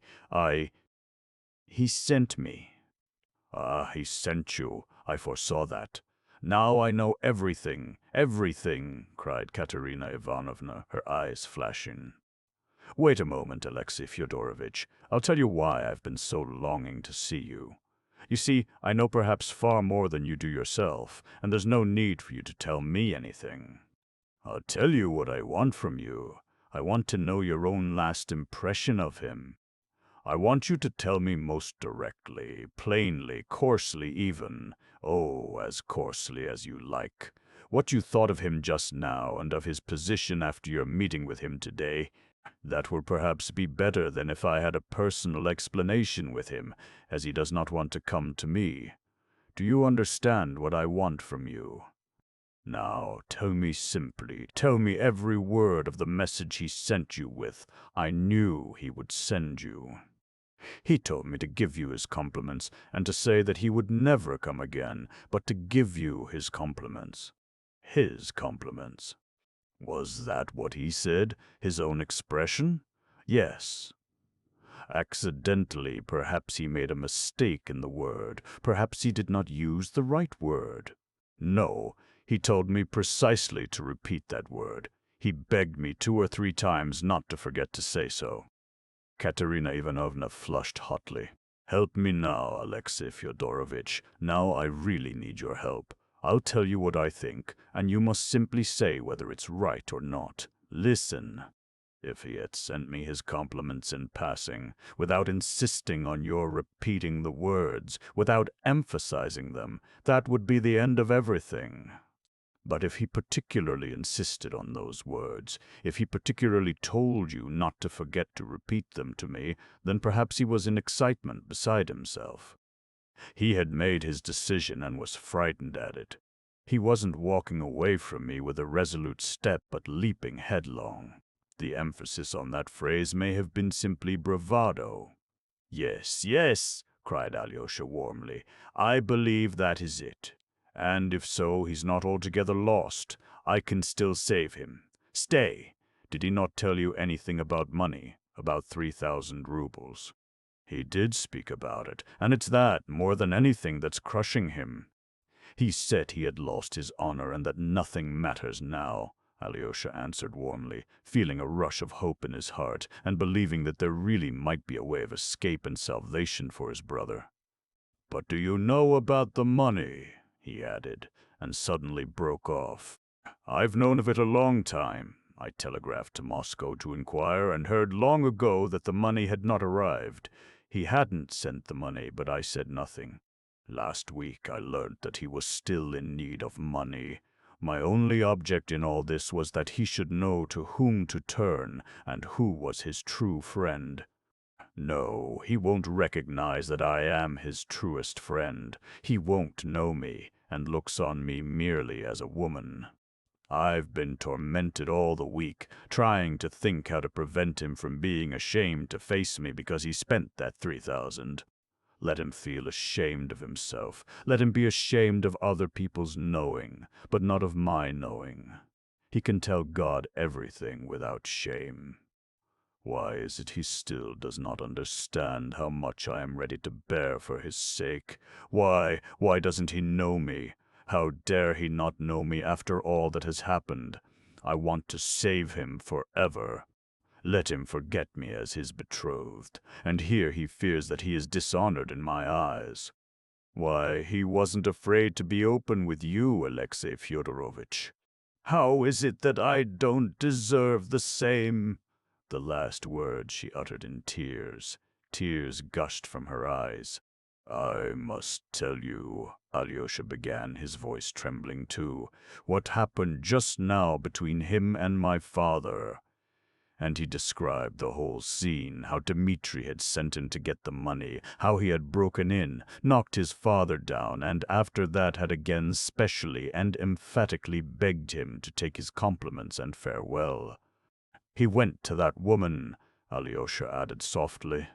"And do you suppose that I can't put up with that woman? Does he think I can't? But he won't marry her." She suddenly laughed nervously.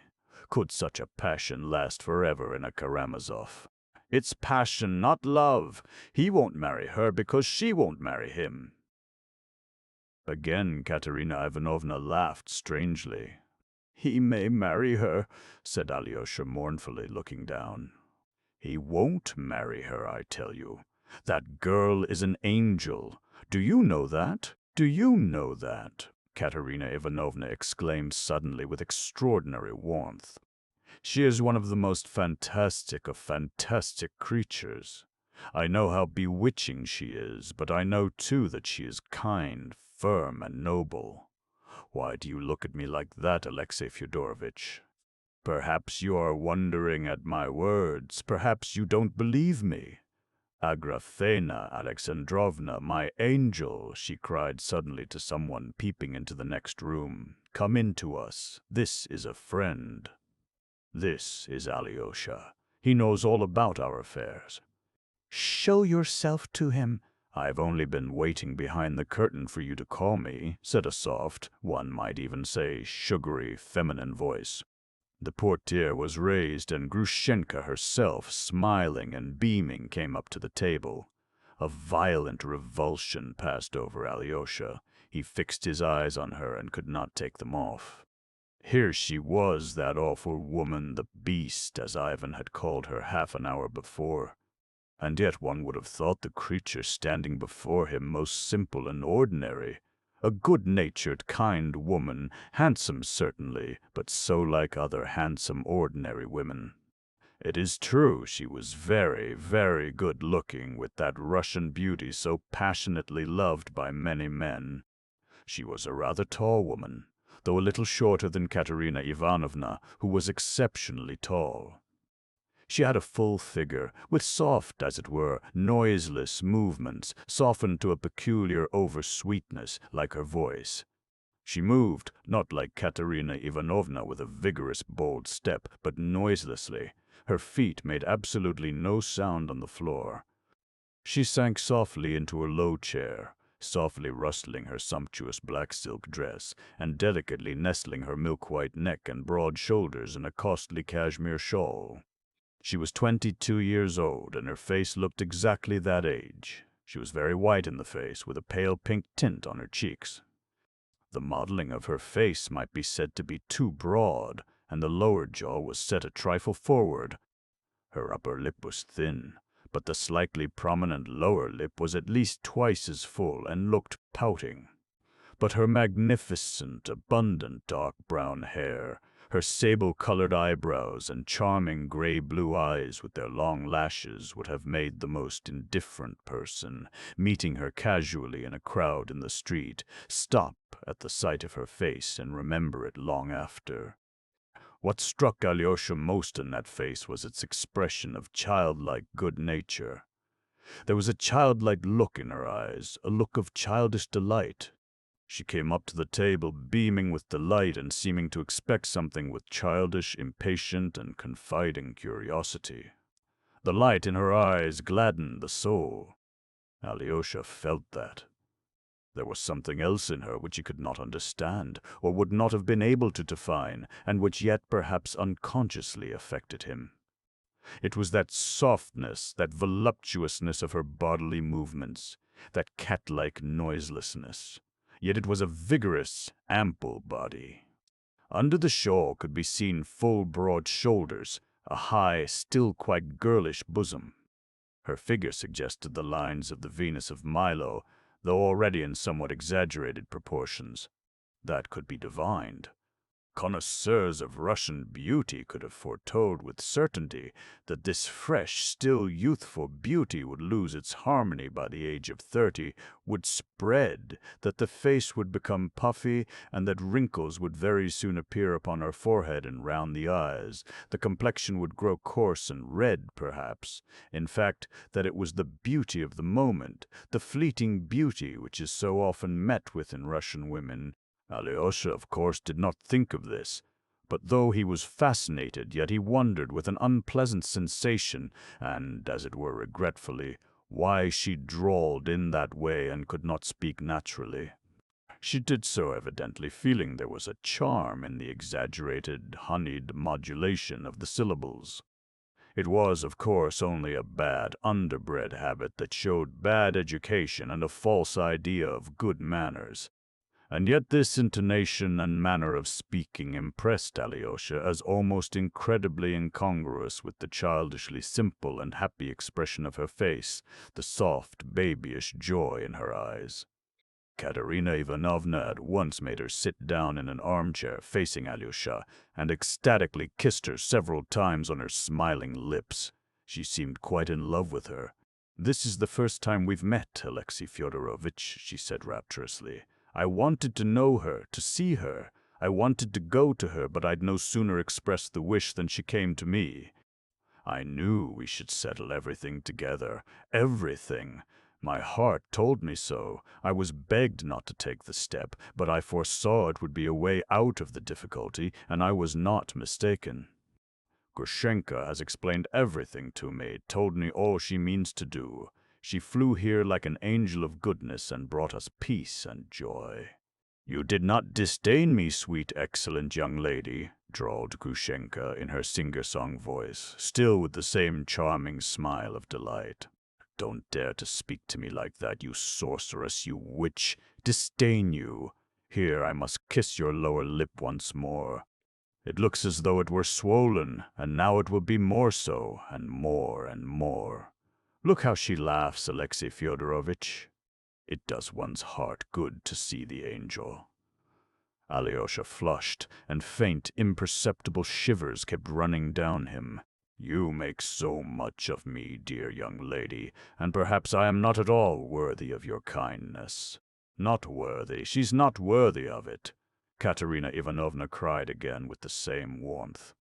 "You know, Alexei Fyodorovitch, we're fanciful, we're self-willed, but proudest of the proud in our little heart. We're noble, we're generous, Alexei Fyodorovitch, let me tell you. We have only been unfortunate. We were too ready to make every sacrifice for an unworthy, perhaps, or fickle man. There was one man, an officer too, we loved him, we sacrificed everything to him. That was long ago, 5 years ago, and he has forgotten us, he has married.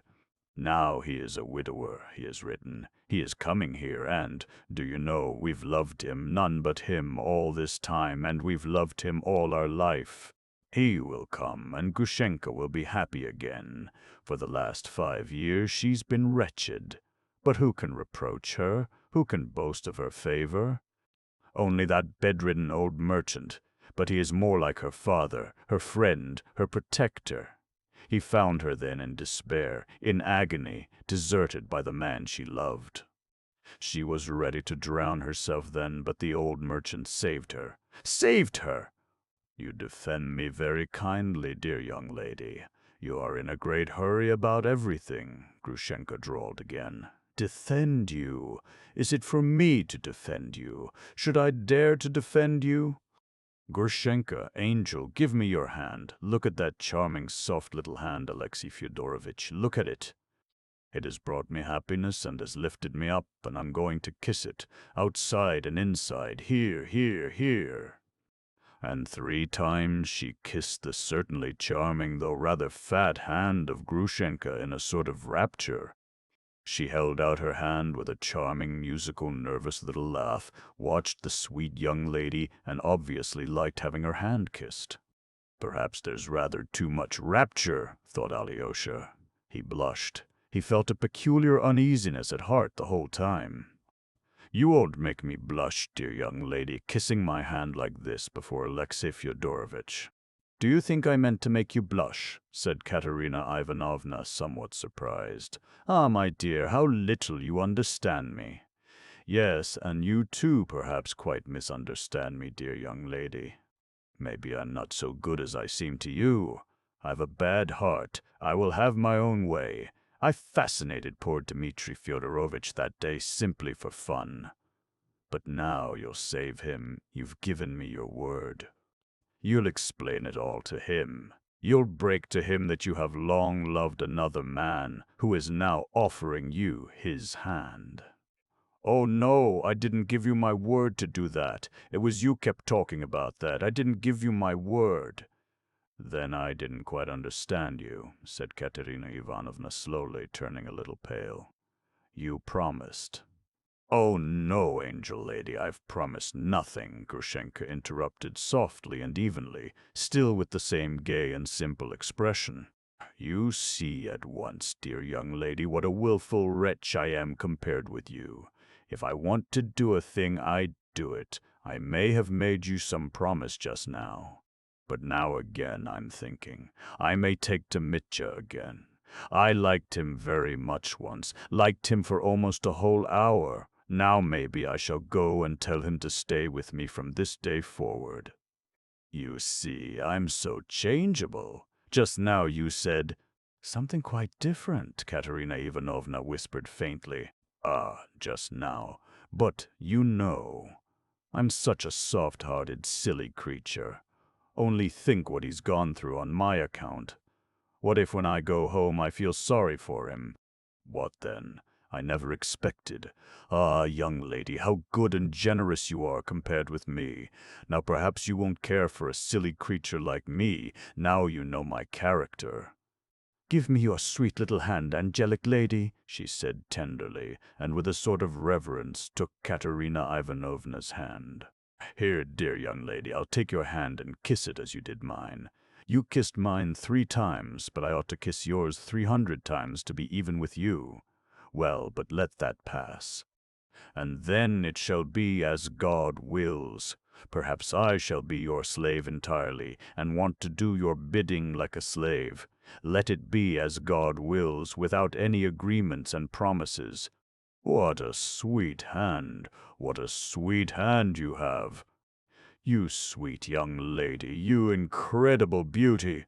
She slowly raised the hands to her lips, with the strange object indeed of being even with her in kisses. Katerina Ivanovna did not take her hand away. She listened with timid hope to the last words, though Grushenka's promise to do her bidding like a slave was very strangely expressed. She looked intently into her eyes. She still saw in those eyes the same simply-hearted, confiding expression, the same bright gaiety. She's perhaps too naive, thought Katerina Ivanovna with a gleam of hope. Grushenka meanwhile seemed enthusiastic over the sweet hand. She raised it deliberately to her lips. But she held it for 2 or 3 minutes near her lips, as though reconsidering something. "Do you know, angel lady," she suddenly drawled in an even more soft and sugary voice, "do you know, after all, I think I won't kiss your hand?" And she laughed a little merry laugh. "As you please." "What's the matter with you?" said Katerina Ivanovna, starting suddenly. "So that you may be left to remember that you kissed my hand, but I didn't kiss yours." There was a sudden gleam in her eyes. She looked with awful intentness at Katerina Ivanovna. "Insolent creature!" cried Katerina Ivanovna, as though suddenly grasping something. She flushed all over and leapt up from her seat. Grushenka too got up, but without haste. "So I shall tell Mitya how you kissed my hand, but I didn't kiss yours at all, and how he will laugh. Vile slut, go away." "Ah, for shame, young lady. Ah, for shame. That's unbecoming for you, dear young lady, a word like that." "Go away! You're a creature for sale!" screamed Katerina Ivanovna. Every feature was working in her utterly distorted face. "For sale indeed! You used to visit gentlemen in the dusk for money once. You brought your beauty for sale." "You see, I know." Katerina Ivanovna shrieked and would have rushed at her, but Alyosha held her with all his strength. "Not a step, not a word. Don't speak, don't answer her." "She'll go away, she'll go at once." At that instant, Katerina Ivanovna's 2 aunts ran in at her cry, and with them a maid-servant. All hurried to her. "I will go away," said Grushenka, taking up her mantle from the sofa. "Alyosha, darling, see me home." Go away, make haste," cried Alyosha, clasping his hands imploringly. "Dear little Alyosha, see me home. I've got a pretty little story to tell you on the way. I got up this scene for your benefit, Alyosha. See me home, dear, you'll be glad of it afterwards." Alyosha turned away, wringing his hands. Grushenka ran out of the house, laughing musically. Katerina Ivanovna went into a fit of hysterics. She sobbed and was shaken with convulsions. Everyone fussed round her. "I warned you," said the elder of her aunts. "I tried to prevent your doing this. You're too impulsive. How could you do such a thing?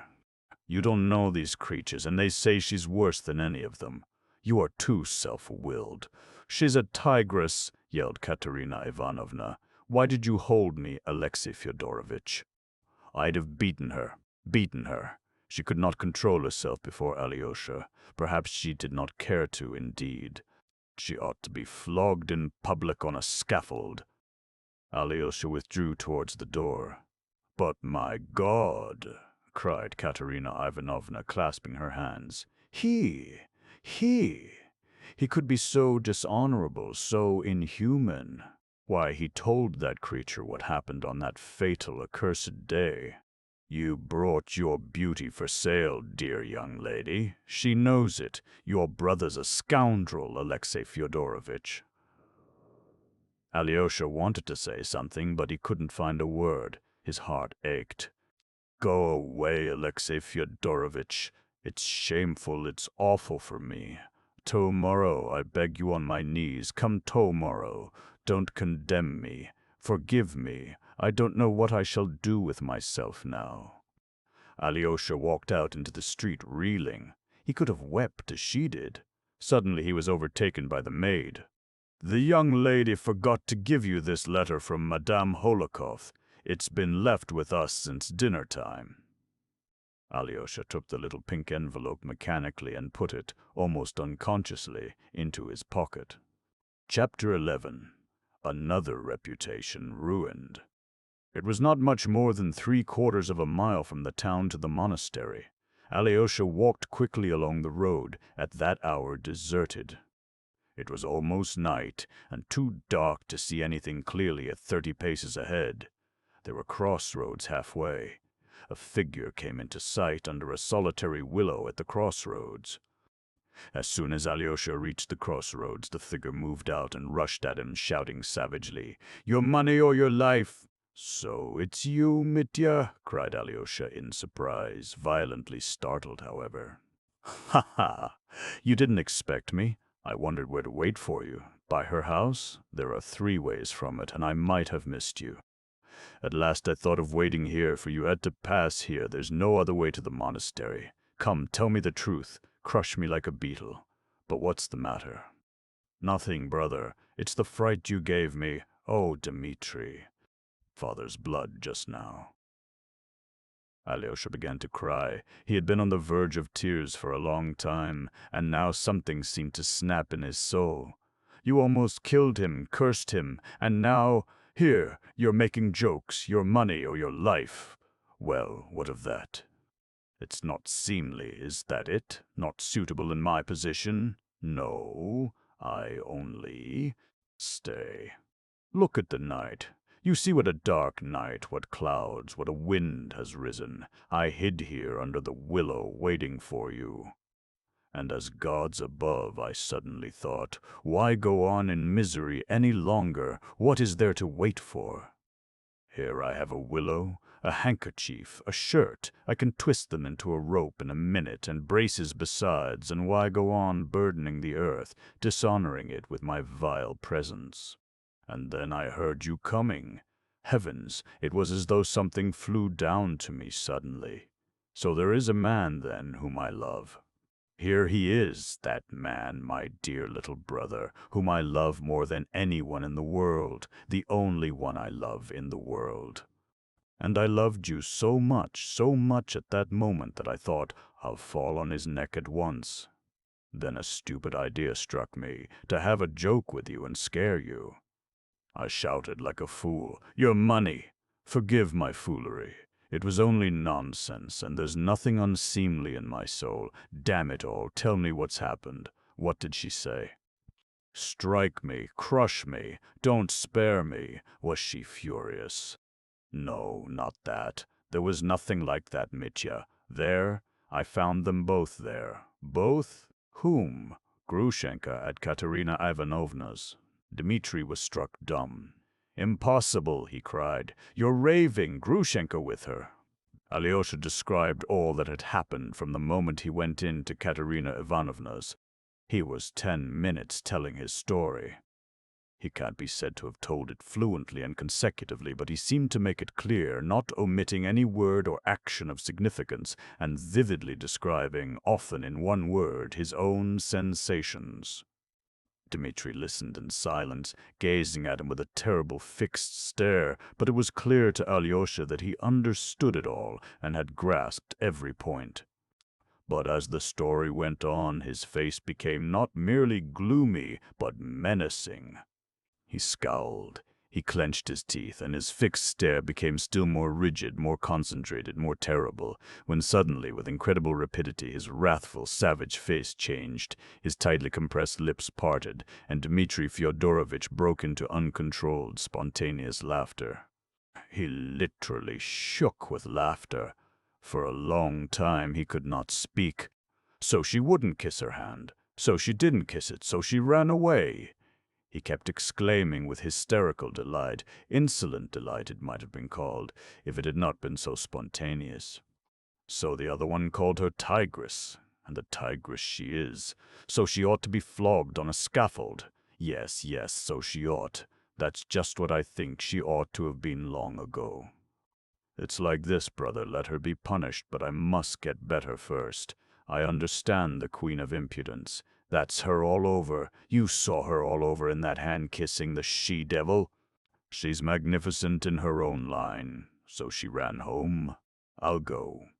I'll run to her. Alyosha, don't blame me, I agree that hanging is too good for her. But Katerina Ivanovna, exclaimed Alyosha sorrowfully. I see her too. I see right through her, as I've never done before.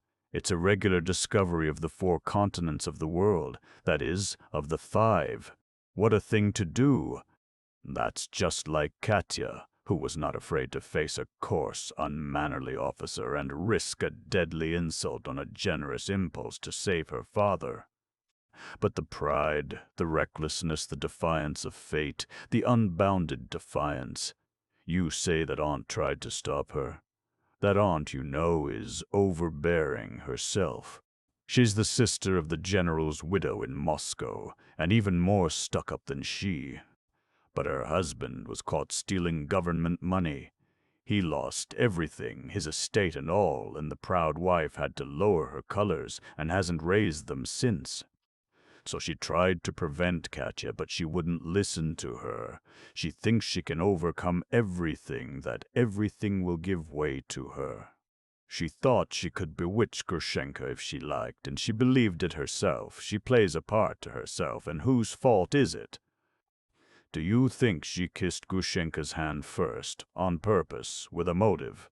No, she really was fascinated by Grushenka. That's to say, not by Grushenka, but by her own dream, her own delusion, because it was her dream, her delusion. Alyosha, darling, how did you escape from them, those women? Did you pick up your cassock and run?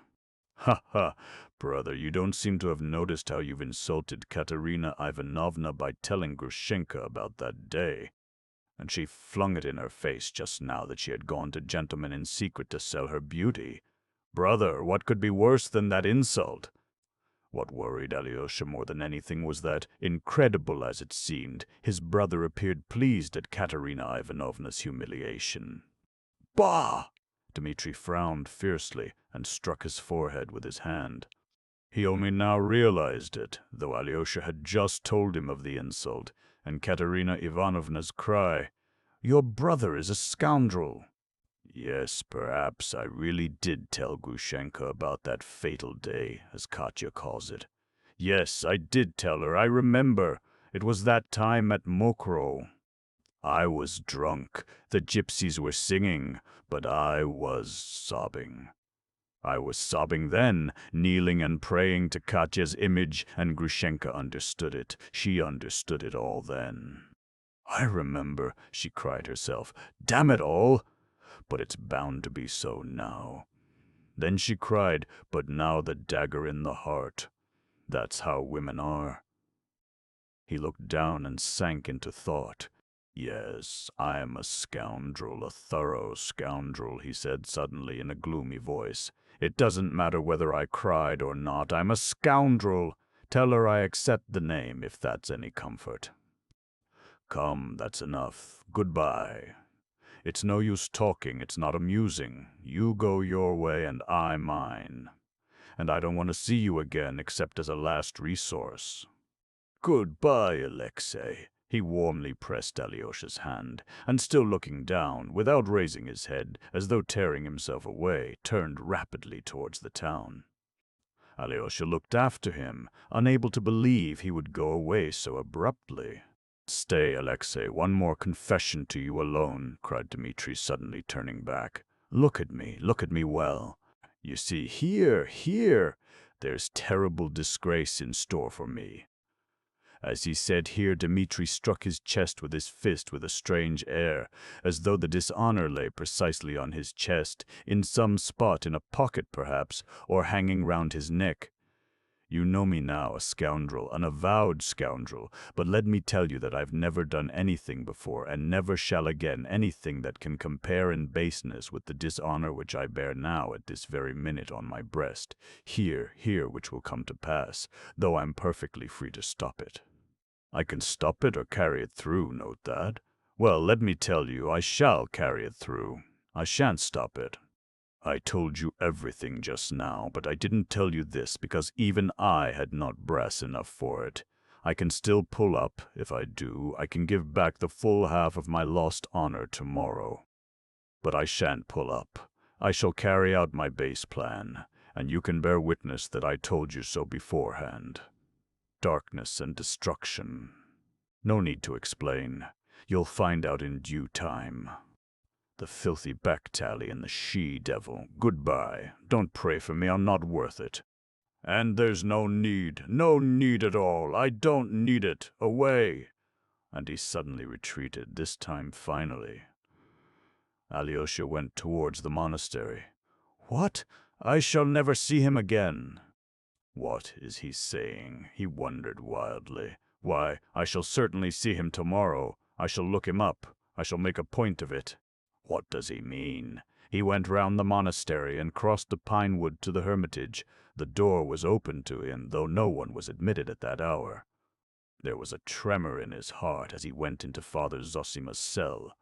Why had he gone forth? Why had he sent him into the world? Here was peace, here was holiness. But there was confusion, there was darkness in which one lost one's way and went astray at once. In the cell he found the novice Porphyry and Father Pacey, who came every hour to inquire after Father Zosima. Alyosha learnt with alarm that he was getting worse and worse. Even his usual discourse with the brothers could not take place that day. As a rule, every evening after service the monks flocked into Father Zosima's cell, and all confessed aloud their sins of the day, their sinful thoughts and temptations, even their disputes, if there had been any. Some confessed kneeling. The elder absolved, reconciled, exhorted, imposed penance, blessed, and dismissed them. It was against this general confession that the opponents of elders protested, maintaining that it was a profanation of the sacrament of confession, almost a sacrilege, though this was quite a different thing.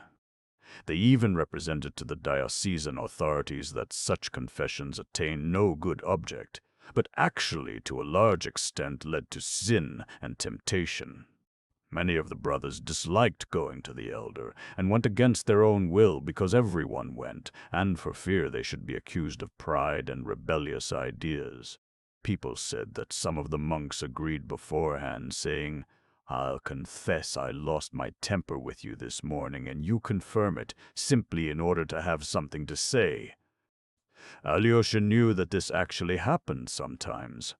He knew, too, that there were among the monks some who deeply resented the fact that letters from relations were habitually taken to the elder, to be opened and read by him before those to whom they were addressed. It was assumed, of course, that all this was done freely and in good faith by way of voluntary submission and salutary guidance. But, in fact, there was sometimes no little insincerity, and much that was false and strained in this practice. Yet the older and more experienced of the monks adhered to their opinion, arguing that, for those who have come within these walls sincerely seeking salvation, such obedience and sacrifice will certainly be salutary and of great benefit. Those, on the other hand, who find it irksome and repine, are no true monks and have made a mistake in entering the monastery. Their proper place is in the world. Their proper place is in the world. Even in the temple one cannot be safe from sin and the devil, so it was no good taking it too much into account. "He is weaker. A drowsiness has come over him," Father Pacey whispered to Alyosha as he blessed him. "It's difficult to rouse him, and he must not be roused." He waked up for 5 minutes, sent his blessing to the brothers, and begged their prayers for him at night. He intends to take the sacrament again in the morning. He remembered you, Alexei. He asked whether you had gone away and was told that you were in the town. I blessed him for that work, he said. His place is there, not here for a while. Those were his words about you. He remembered you lovingly with anxiety. Do you understand how he honored you? But how is it that he has decided that you shall spend some time in the world? He must have foreseen something in your destiny. Understand, Alexei, that if you return to the world, it must be to do the duty laid upon you by your elder, and not for frivolous vanity and worldly pleasures. Father Pausi went out. Alyosha had no doubt that Father Zosima was dying, though he might live another day or two.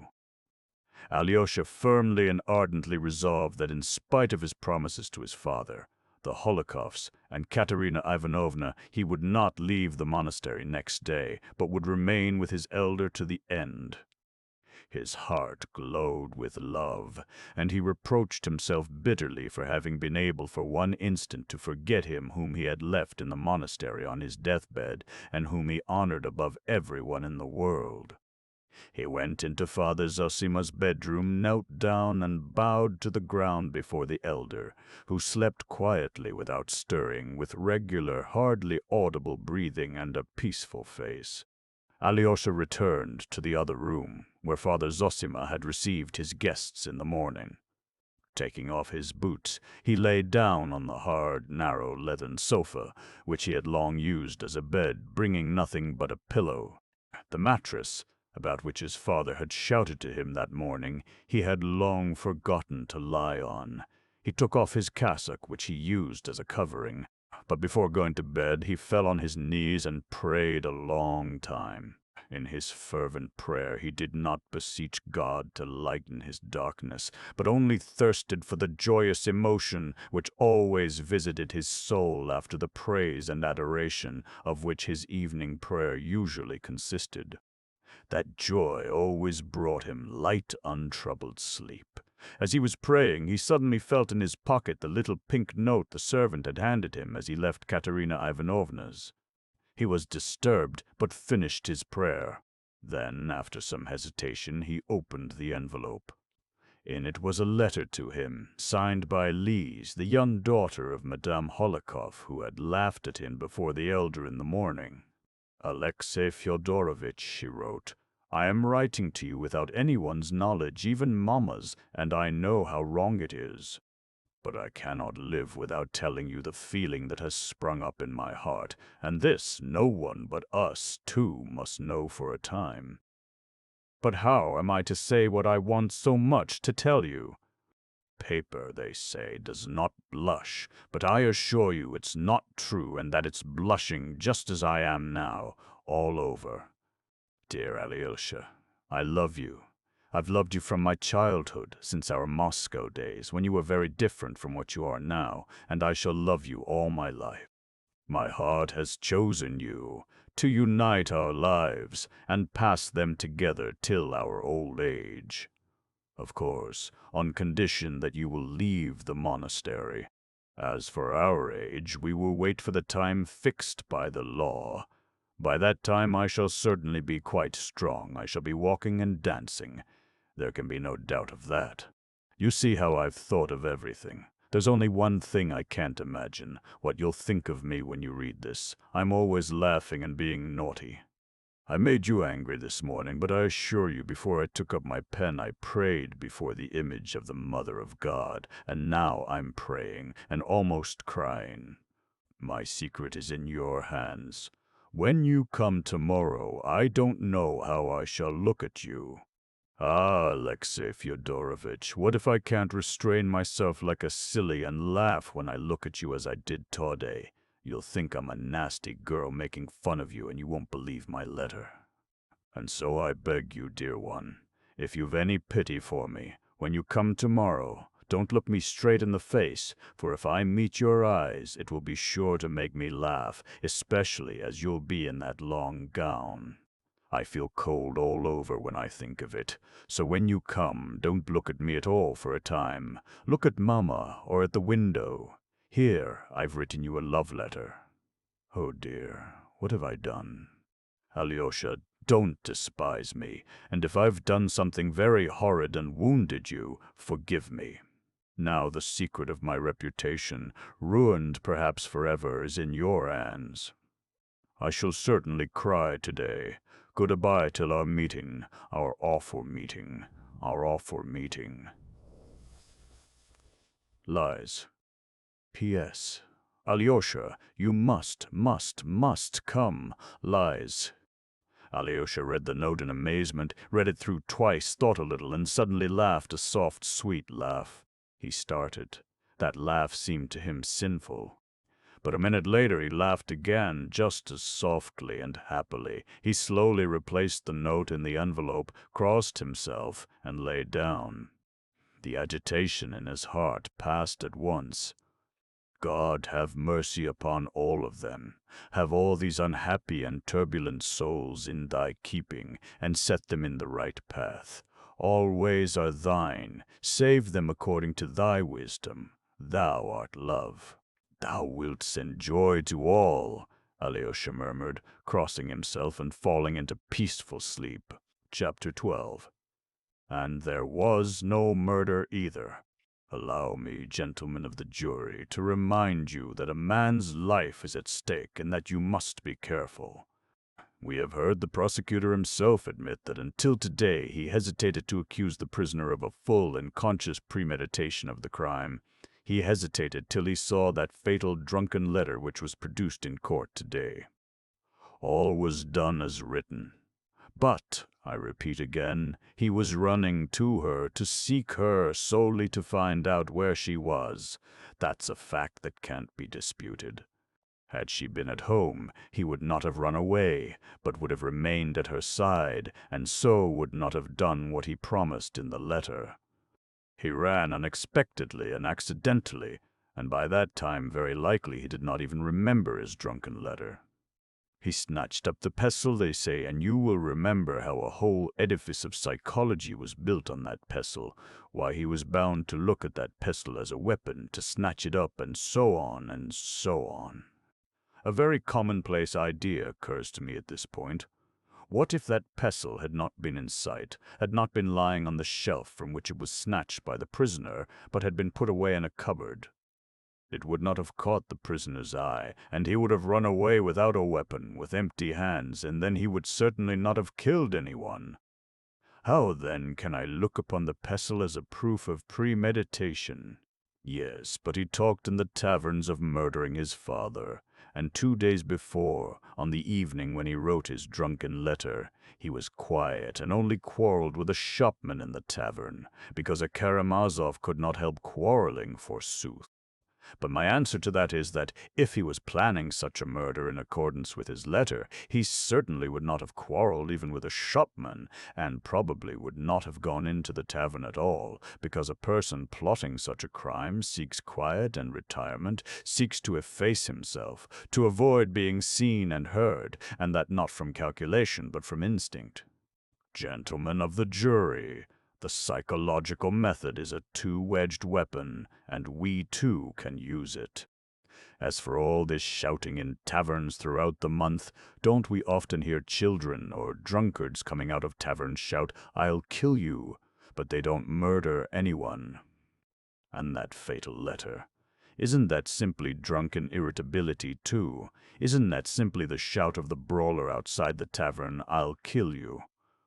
I'll kill the lot of you. Why not? Why could it not be that? What reason have we to call that letter fatal rather than absurd? Because his father has been found murdered, because a witness saw the prisoner running out of the garden with a weapon in his hand, and was knocked down by him, therefore, we are told. Everything was done as he had planned in writing, and the letter was not absurd, but fatal. Now, thank God, we've come to the real point. Since he was in the garden, he must have murdered him. In those few words, since he was, then he must, lies the whole case for the prosecution. He was there, so he must have. And what if there is no must about it, even if he was there? Oh, I admit that the chain of evidence, the coincidences, are really suggestive. But examine all these facts separately, regardless of their connection. Why, for instance, does the prosecution refuse to admit the truth of the prisoner's statement that he ran away from his father's window? Remember the sarcasms in which the prosecutor indulged at the expense of the respectful and pious sentiments which suddenly came over the murderer. But what if there were something of the sort, a feeling of religious awe, if not of filial respect? My mother must have been praying for me at that moment, were the prisoner's words at the preliminary inquiry, and so he ran away as soon as he convinced himself that Madame Svyetlov was not in his father's house.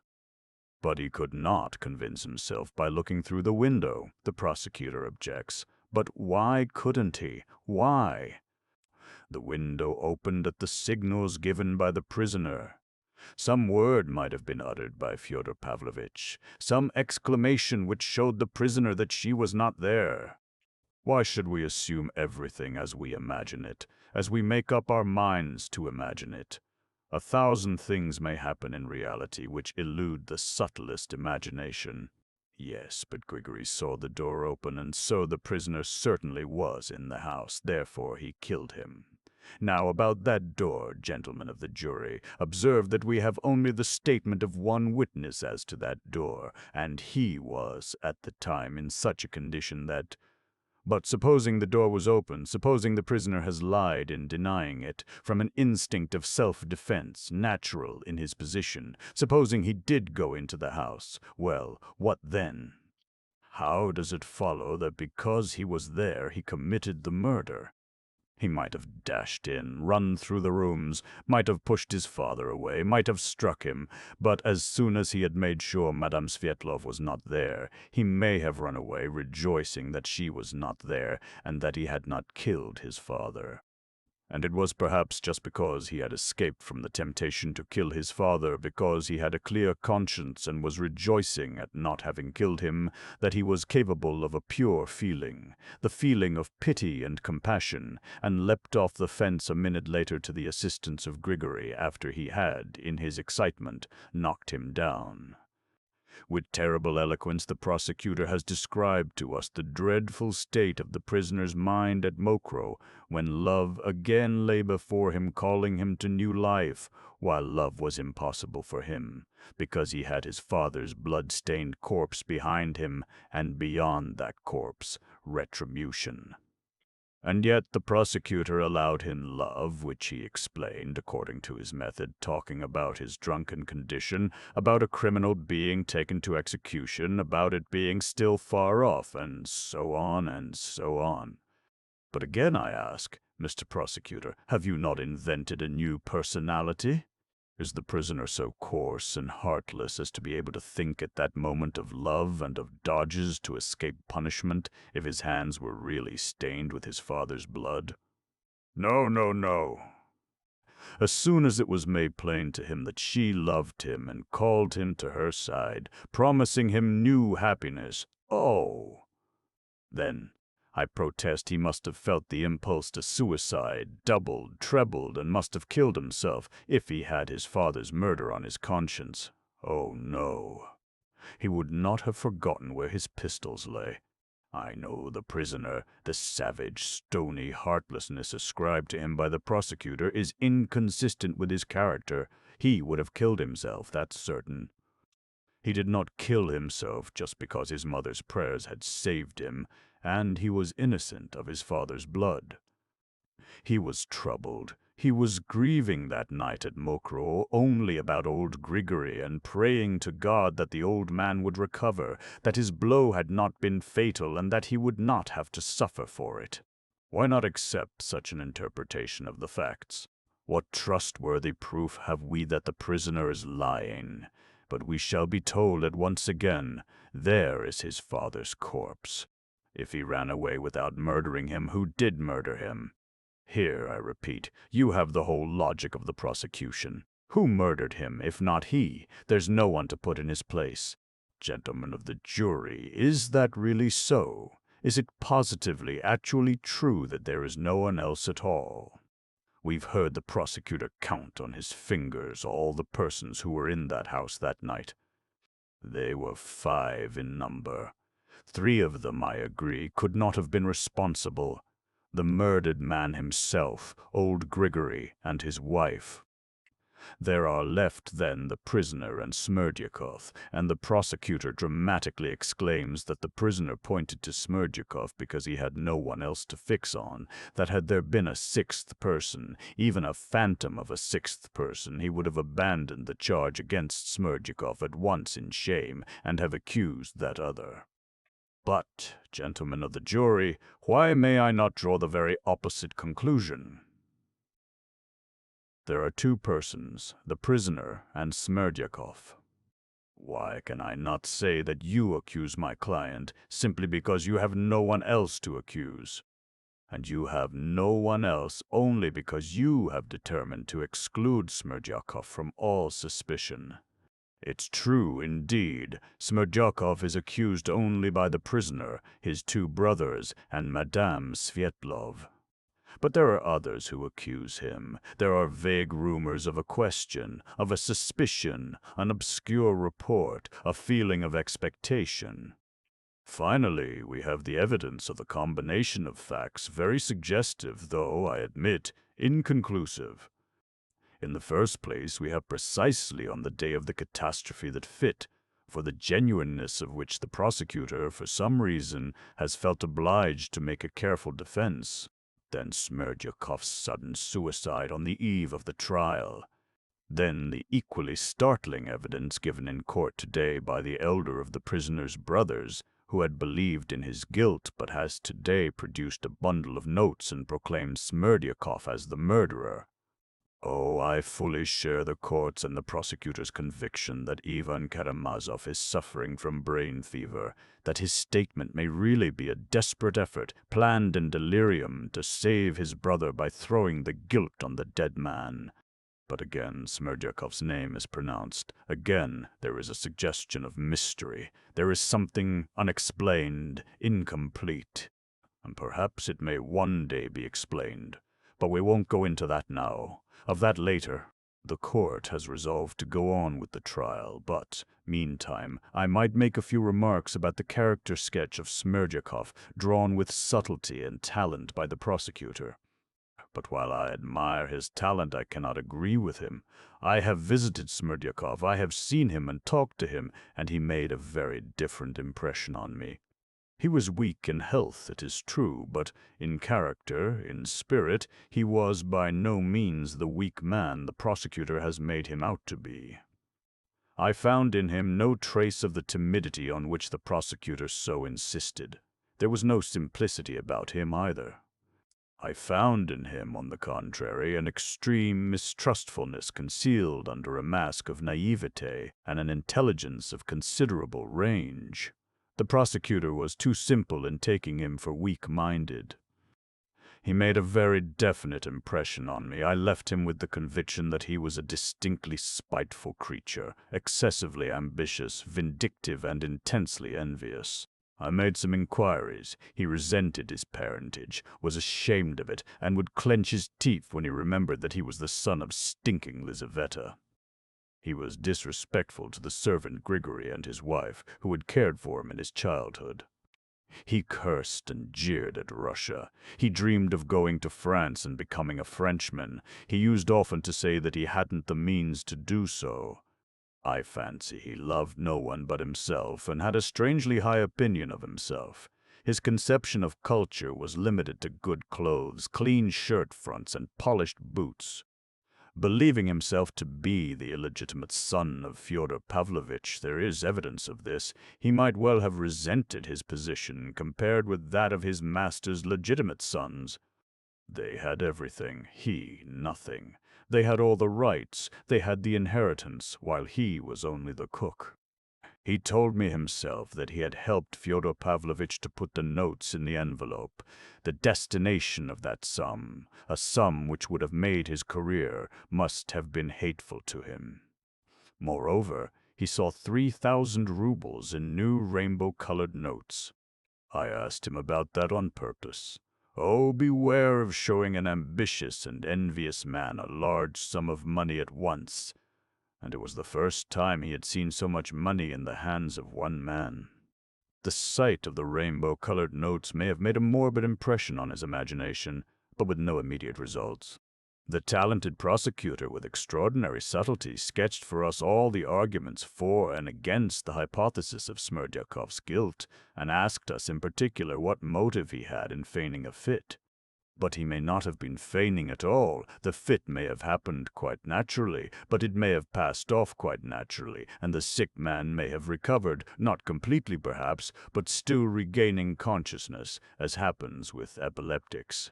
The prosecutor asks at what moment could Smerdyakov have committed the murder. But it is very easy to point out that moment. He might have waked up from deep sleep, for he was only asleep. An epileptic fit is always followed by a deep sleep at that moment when the old Grigory shouted at the top of his voice, "Parricide!" That shout in the dark and stillness may have waked Smerdyakov, whose sleep may have been less sound at the moment. He might naturally have waked up an hour before. Getting out of bed, he goes almost unconsciously and with no definite motive towards the sound to see what's the matter. His head is still clouded with his attack, his faculties are half asleep, but once in the garden, he walks to the lighted windows and he hears terrible news from his master, who would be, of course, glad to see him. His mind sets to work at once. He hears all the details from his frightened master, and gradually in his disordered brain there shapes itself an idea, terrible, but seductive and irresistibly logical. To kill the old man, take the 3,000, and throw all the blame onto his young master. A terrible lust of money, of booty, might seize upon him as he realized his security from detection. Oh, these sudden and irresistible impulses come so often when there is a favorable opportunity, and especially with murderers who have had no idea of committing a murder beforehand. And Smerdyakov may have gone in and carried out his plan. With what weapon? Why, with any stone picked up in the garden. But what for? With what object? Why, the 3,000, which means a career for him. Oh, I am not contradicting myself. The money may have existed, and perhaps Smerdyakov alone knew where to find it, where his master kept it, and the covering of the money, the torn envelope on the floor. Just now, when the prosecutor was explaining his subtle theory that only an inexperienced thief like Karamazov would have left the envelope on the floor, and not one like Smerdyakov, who would have avoided leaving a piece of evidence against himself, I thought as I listened that I was hearing something very familiar, and, would you believe it, I have heard that very argument, that very conjecture of how Karamazov would have behaved, precisely 2 days before from Smerdyakov himself. What's more, it struck me at the time. I fancied that there was an artificial simplicity about him, that he was in a hurry to suggest this idea to me that I might fancy it was my own. He insinuated it, as it were. Did he not insinuate the same idea at the inquiry and suggest it to the talented prosecutor? I shall be asked, what about the old woman, Grigory's wife? She heard the sick man moaning close by all night. Yes, she heard it, but that evidence is extremely unreliable. I knew a lady who complained bitterly that she had been kept awake all night by a dog in the yard. Yet the poor beast, it appeared, had only yelped once or twice in the night, and that's natural. If anyone is asleep and hears a groan, he wakes up, annoyed at being waked, but instantly falls asleep again. 2 hours later, again a groan, he wakes up and falls asleep again, and the same thing again 2 hours later, 3 times altogether in the night. Next morning, the sleeper wakes up and complains that someone has been groaning all night and keeping him awake. And it is bound to seem so to him. The intervals of 2 hours of sleep he does not remember. He only remembers the moments of waking, so he feels he has been waked up all night. But why, asks the prosecutor, did not Smerdyakov confess in his last letter? Why did his conscience prompt him to one step and not to both? But, excuse me, conscience implies penitence, and the suicide may not have felt penitence, but only despair. Despair and penitence are two very different things. Despair may be vindictive and irreconcilable, and the suicide, laying his hands on himself, may well have felt redoubled hatred for those whom he had envied all his life. Gentlemen of the jury, beware of a miscarriage of justice. What is there unlikely in all I have put before you just now? Find the error in my reasoning, find the impossibility, the absurdity. And if there is but a shade of possibility, but a shade of probability in my propositions, do not condemn him. And is there only a shade? I swear by all that is sacred, I fully believe in the explanation of the murder I have just put forward. What troubles me and makes me indignant is that of all the mass of facts heaped up by the prosecution against the prisoner, there is not a single one certain and irrefutable. And yet the unhappy man is to be ruined by the accumulation of these facts. Yes, the accumulated effect is awful. The blood dripping from his fingers, the blood-stained shirt, the dark night resounding with the shout, "Parricide!" and the old man falling with a broken head. And then the mass of phrases, statements, gestures, shouts. Oh, this has so much influence, it can so bias the mind. But, gentlemen of the jury, can it bias your minds? Remember, you have been given absolute power to bind and to loose, but the greater the power, the more terrible its responsibility. I do not draw back one iota from what I have said just now, but suppose for one moment I agreed with the prosecution that my luckless client had stained his hands with his father's blood. This is only hypothesis, I repeat. I never for one instant doubt of his innocence. But so be it. I assume that my client is guilty of parricide. Even so, hear what I have to say. I have it in my heart to say something more to you, for I feel that there must be a great conflict in your hearts and minds. Forgive my referring to your hearts and minds, gentlemen of the jury, but I want to be truthful and sincere to the end. Let us all be sincere. At this point the speech was interrupted by rather loud applause. The last words, indeed, were pronounced with a note of such sincerity that everyone felt that he really might have something to say, and that what he was about to say would be of the greatest consequence. But the president, hearing the applause, in a loud voice threatened to clear the court if such an incident were repeated. Every sound was hushed, and Fetyukovitch began in a voice full of feeling quite unlike the tone he had used hitherto. Chapter 13. A Corrupter of Thought. It's not only the accumulation of facts that threatens my client with ruin, gentlemen of the jury, he began. What is really damning for my client is one fact, the dead body of his father. Had it been an ordinary case of murder, you would have rejected the charge in view of the triviality, the incompleteness, and the fantastic character of the evidence, if you examine each part of it separately, or at least you would have hesitated to ruin a man's life simply from the prejudice against him which he has, alas, only too well deserved. But it's not an ordinary case of murder, it's a case of parricide. That impresses men's minds, and to such a degree that the very triviality and incompleteness of the evidence becomes less trivial and less incomplete even to an unprejudiced mind. How can such a prisoner be acquitted? What if he committed the murder and gets off unpunished? That is what everyone, almost involuntarily, instinctively feels at heart.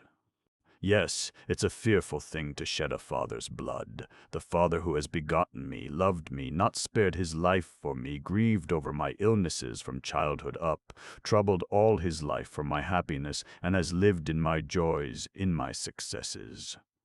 To murder such a father, that's inconceivable. Gentlemen of the jury, what is a father? A real father? What is the meaning of that great word? What is the great idea in that name? We have just indicated in part what a true father is, and what he ought to be. In the case in which we are now so deeply occupied and over which our hearts are aching, in the present case, the father, Fyodor Pavlovich Karamazov did not correspond to that conception of a father to which we have just referred. That's the misfortune, and indeed some fathers are a misfortune. Let us examine this misfortune rather more closely. We must shrink from nothing, gentlemen of the jury, considering the importance of the decision you have to make. It's our particular duty not to shrink from any idea like children or frightened women, as the talented prosecutor happily expresses it. But in the course of his heated speech, my esteemed opponent, and he was my opponent before I opened my lips, exclaimed several times, "Oh, I will not yield the defense of the prisoner to the lawyer who has come down from Petersburg. I accuse, but I defend also."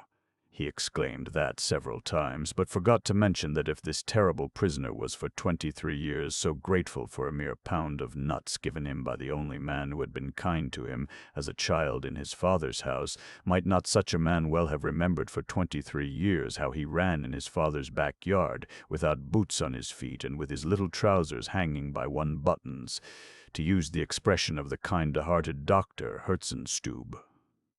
Oh, gentlemen of the jury, why need we look more closely at this misfortune? Why repeat what we all know already? What did my client meet with when he arrived here at his father's house, and why depict my client as a heartless egoist and monster? He is uncontrolled, he is wild and unruly. We are trying him now for that. But who is responsible for his life? Who is responsible for his having received such an unseemly bringing up, in spite of his excellent disposition and his grateful and sensitive heart? Did anyone train him to be reasonable? Was he enlightened by study? Did anyone love him ever so little in his childhood? My client was left to the care of Providence like a beast of the field. He thirsted perhaps to see his father after long years of separation. 1,000 times perhaps he may, recalling his childhood, have driven away the loathsome phantoms that haunted his childish dreams, and with all his heart he may have longed to embrace and to forgive his father. And what awaited him? He was met by cynical taunts, suspicions, and wrangling about money. He heard nothing but revolting talk and vicious precepts uttered daily over the brandy, and at last he saw his father seducing his mistress from him with his own money. Oh, gentlemen of the jury, that was cruel and revolting, and that old man was always complaining of the disrespect and cruelty of his son. He slandered him in society, injured him, calumniated him, bought up his unpaid debts to get him thrown into prison.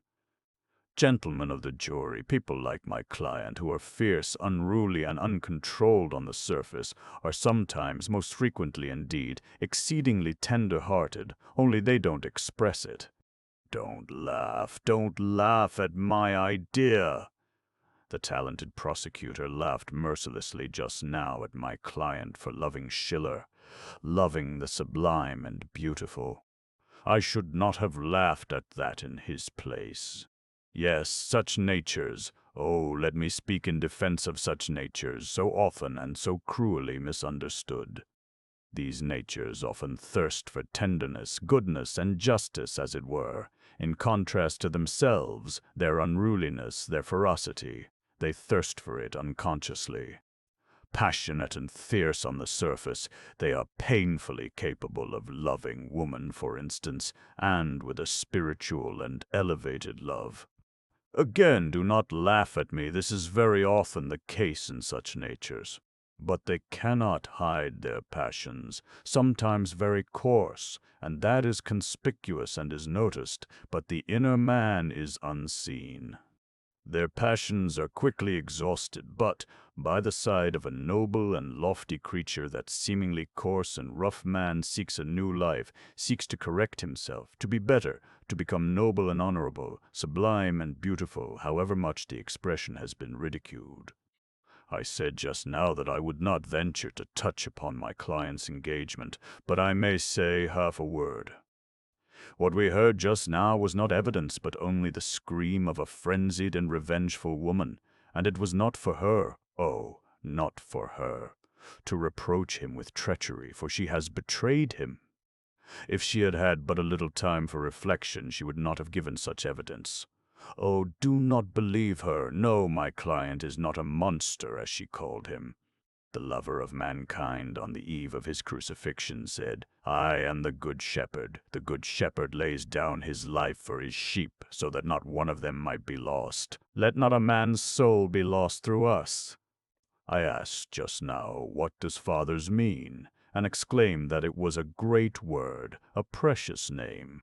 But one must use words honestly, gentlemen, and I venture to call things by their right names. Such a father as old Karamazov cannot be called a father, and does not deserve to be. Filial love for an unworthy father is an absurdity, an impossibility. Love cannot be created from nothing. Only God can create something from nothing. Fathers, provoke not your children to wrath, the apostle writes, from a heart glowing with love. It's not for the sake of my client that I quote these sacred words. I mention them for all fathers. Who as I make my appeal, vivos voco, we are not long on earth, we do many evil deeds and say many evil words.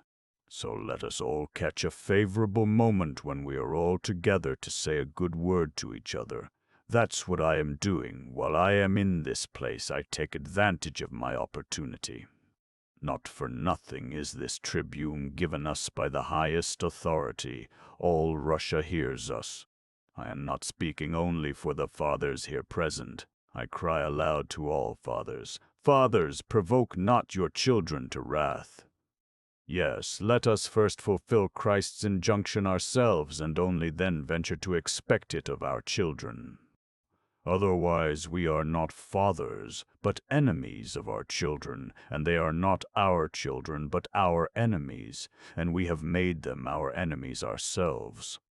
What measure ye mete, it shall be measured unto you again. It's not I who say that. It's the gospel precept, measure to others according as they measure to you. How can we blame children if they measure us according to our measure? Not long ago, a servant girl in Finland was suspected of having secretly given birth to a child. She was watched, and a box of which no one knew anything was found in the corner of the loft, behind some bricks. It was opened, and inside was found the body of a new-born child which she had killed. In the same box were found the skeletons of 2 other babies which, according to her own confession, she had killed at the moment of their birth. Gentlemen of the jury, was she a mother to her children? She gave birth to them, indeed, but was she a mother to them? Would anyone venture to give her the sacred name of mother? Let us be bold, gentlemen, let us be audacious even. It's our duty to be so at this moment, and not to be afraid of certain words and ideas like the Moscow women in Ostrovsky's play, who are scared at the sound of certain words. No, let us prove that the progress of the last few years has touched even us. And let us say plainly, the father is not merely he who begets the child, but he who begets it and does his duty by it. Oh, of course, there is the other meaning, there is the other interpretation of the word father, which insists that any father, even though he be a monster, even though he be the enemy of his children, still remains my father simply because he begot me. But this is, so to say, the mystical meaning which I cannot comprehend with my intellect, but can only accept by faith, or better to say, on faith, like many other things which I do not understand, but which religion bids me believe. But in that case, let it be kept outside the sphere of actual life. In the sphere of actual life, which has indeed its own rights, but also lays upon us great duties and obligations, in that sphere, if we want to be humane, Christian, in fact, we must, or ought to, act only upon convictions justified by reason and experience, which have been passed through the crucible of analysis. In a word, we must act rationally, and not as though in dream and delirium, that we may not do harm, that we may not ill-treat and ruin a man. Then it will be real Christian work, not only mystic, but rational and philanthropic. There was violent applause at this passage from many parts of the court, but Fetyukovitch waved his hands as though imploring them to let him finish without interruption. The court relapsed into silence at once. The orator went on. Do you suppose, gentlemen, that our children, as they grow up and begin to reason, can avoid such questions? No, they cannot, and we will not impose on them an impossible restriction. The sight of an unworthy father involuntarily suggests tormenting questions to a young creature, especially when he compares him with the excellent fathers of his companions. The conventional answer to this question is, he begot you, and you are his flesh and blood, and therefore you are bound to love him. The youth involuntarily reflects, but did he love me when he begot me? He asks, wondering more and more. Was it for my sake he begot me? He did not know me, not even my sex, at that moment, at the moment of passion, perhaps, inflamed by wine, and he has only transmitted to me a propensity to drunkenness. That's all he's done for me. Why am I bound to love him simply for begetting me when he has cared nothing for me all my life after? Oh, perhaps those questions strike you as coarse and cruel, but do not expect an impossible restraint from a young mind. Drive nature out of the door, and it will fly in at the window, and, above all, let us not be afraid of words, but decide the question according to the dictates of reason and humanity, and not of mystic ideas. How shall it be decided? Why, like this. Let the son stand before his father and ask him, Father, tell me, why must I love you? Father, show me that I must love you. And if that father is able to answer him and show him good reason, we have a real, normal parental relation, not resting on mystical prejudice, but on a rational, responsible, and strictly humanitarian basis. But if he does not, there's an end to the family tie. He is not a father to him, and the son has a right to look upon him as a stranger, and even an enemy. Our tribune, gentlemen of the jury, ought to be a school of true and sound ideas. Here the orator was interrupted by irrepressible and almost frantic applause. Of course, it was not the whole audience, but a good half of it applauded. The fathers and mothers present applauded. Shrieks and exclamations were heard from the gallery where the ladies were sitting. Handkerchiefs were waved. The president began ringing his bell with all his might.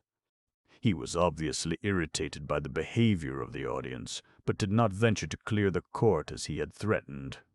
Even persons of high position, old men with stars on their breasts, sitting on specially reserved seats behind the judges, applauded the orator and waved their handkerchiefs.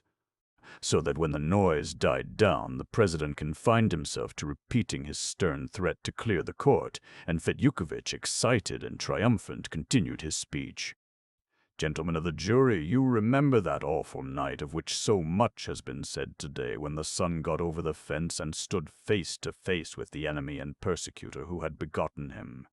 I insist most emphatically it was not for money he ran to his father's house. The charge of robbery is an absurdity, as I proved before, and it was not to murder him he broke into the house. Oh, no.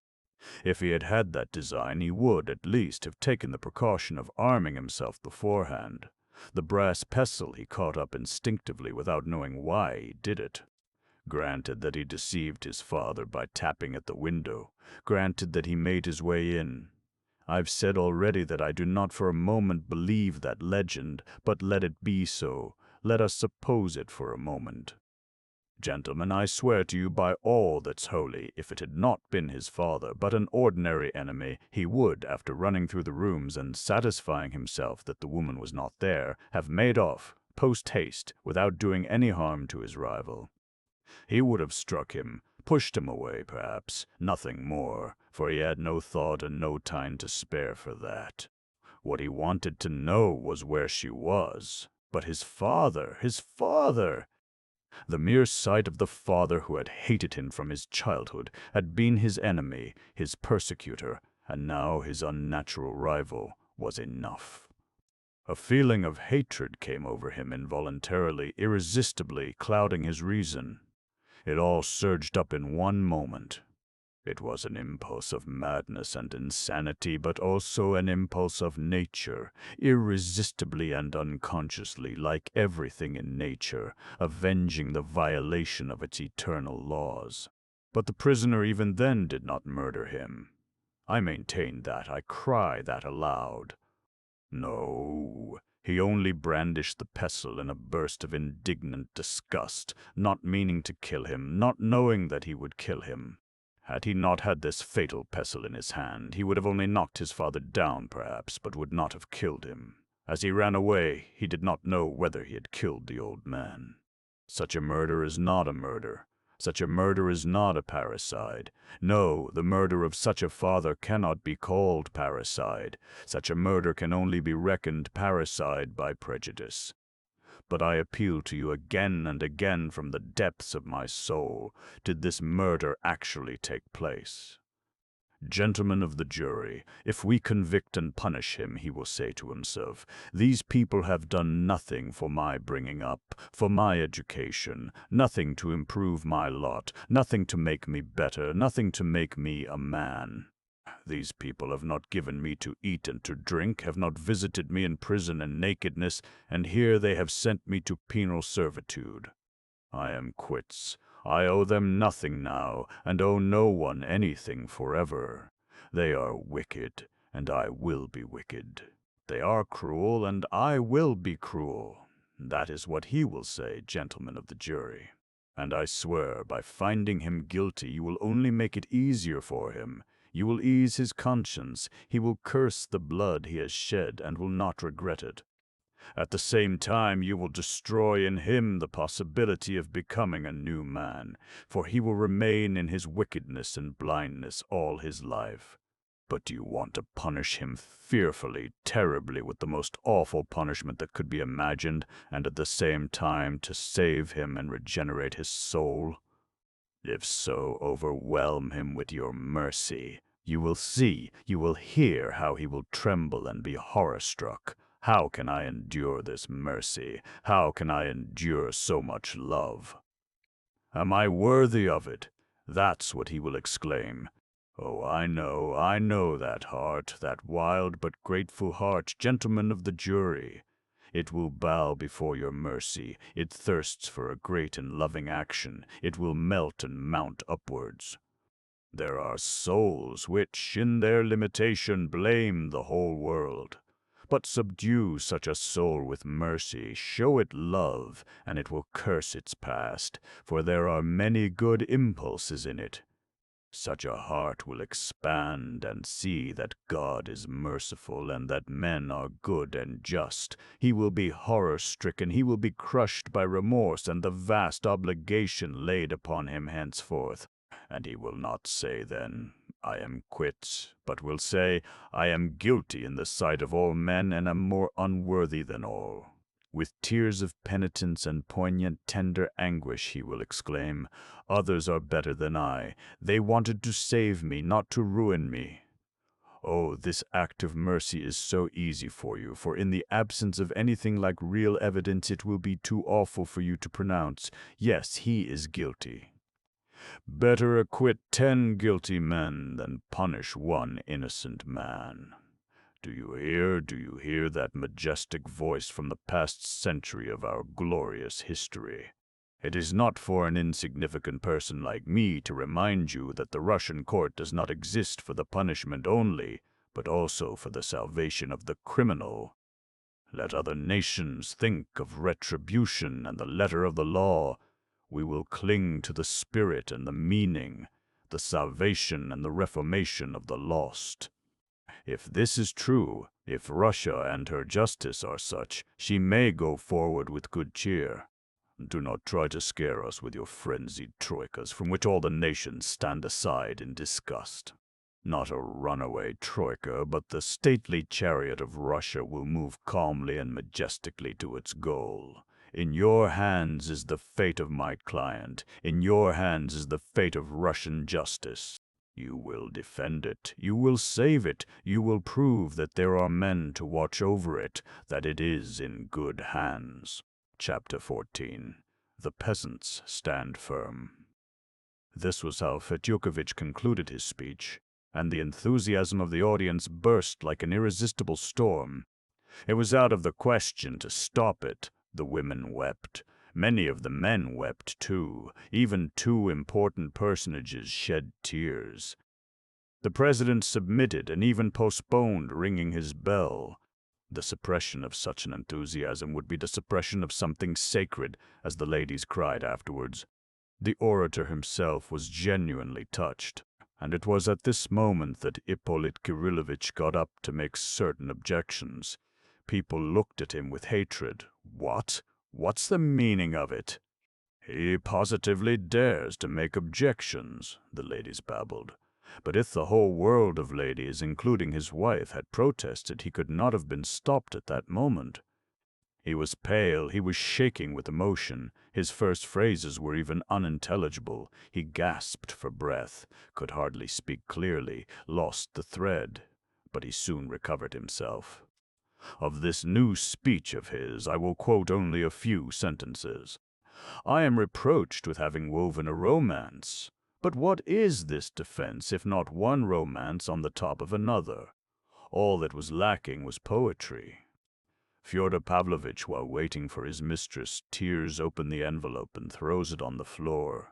We are even told what he said while engaged in this strange act. Is not this a flight of fancy? And what proof have we that he had taken out the money? Who heard what he said? The weak-minded idiot Smerdyakov, transformed into a Byronic hero, avenging society for his illegitimate birth.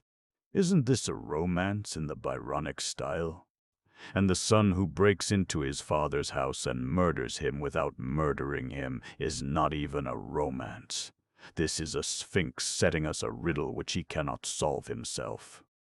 If he murdered him, he murdered him. And what's the meaning of his murdering him without having murdered him? Who can make head or tail of this? Then we are admonished that our tribune is a tribune of true and sound ideas, and from this tribune of sound ideas is heard a solemn declaration that to call the murder of a father parricide is nothing but a prejudice. But if parricide is a prejudice, and if every child is to ask his father why he is to love him, what will become of us? What will become of the foundations of society? What will become of the family? Parricide, it appears, is only a bogey of Moscow merchants' wives. The most precious, the most sacred guarantees for the destiny and future of Russian justice are presented to us in a perverted and frivolous form, simply to attain an object, to obtain the justification of something which cannot be justified. Oh, crush him by mercy, cries the counsel for the defense, but that's all the criminal wants, and tomorrow it will be seen how much he is crushed. And is not the counsel for the defense too modest in asking only for the acquittal of the prisoner? Why not found a charity in the honor of the parricide to commemorate his exploit among future generations? Religion and the gospel are corrected. That's all mysticism, we are told, and ours is the only true Christianity which has been subjected to the analysis of reason and common sense. And so they set up before us a false semblance of Christ. What measure ye mete, so it shall be meted unto you again, cried the counsel for the defense, and instantly deduces that Christ teaches us to measure as it is measured to us, and this from the tribune of truth and sound sense. We peep into the gospel only on the eve of making speeches, in order to dazzle the audience by our acquaintance with what is, anyway, a rather original composition which may be of use to produce a certain effect, all to serve the purpose. But what Christ commands us is something very different. He bids us beware of doing this, because the wicked world does this, but we ought to forgive and to turn the other cheek, and not to measure to our persecutors as they measure to us. This is what our God has taught us, and not that to forbid children to murder their fathers is a prejudice.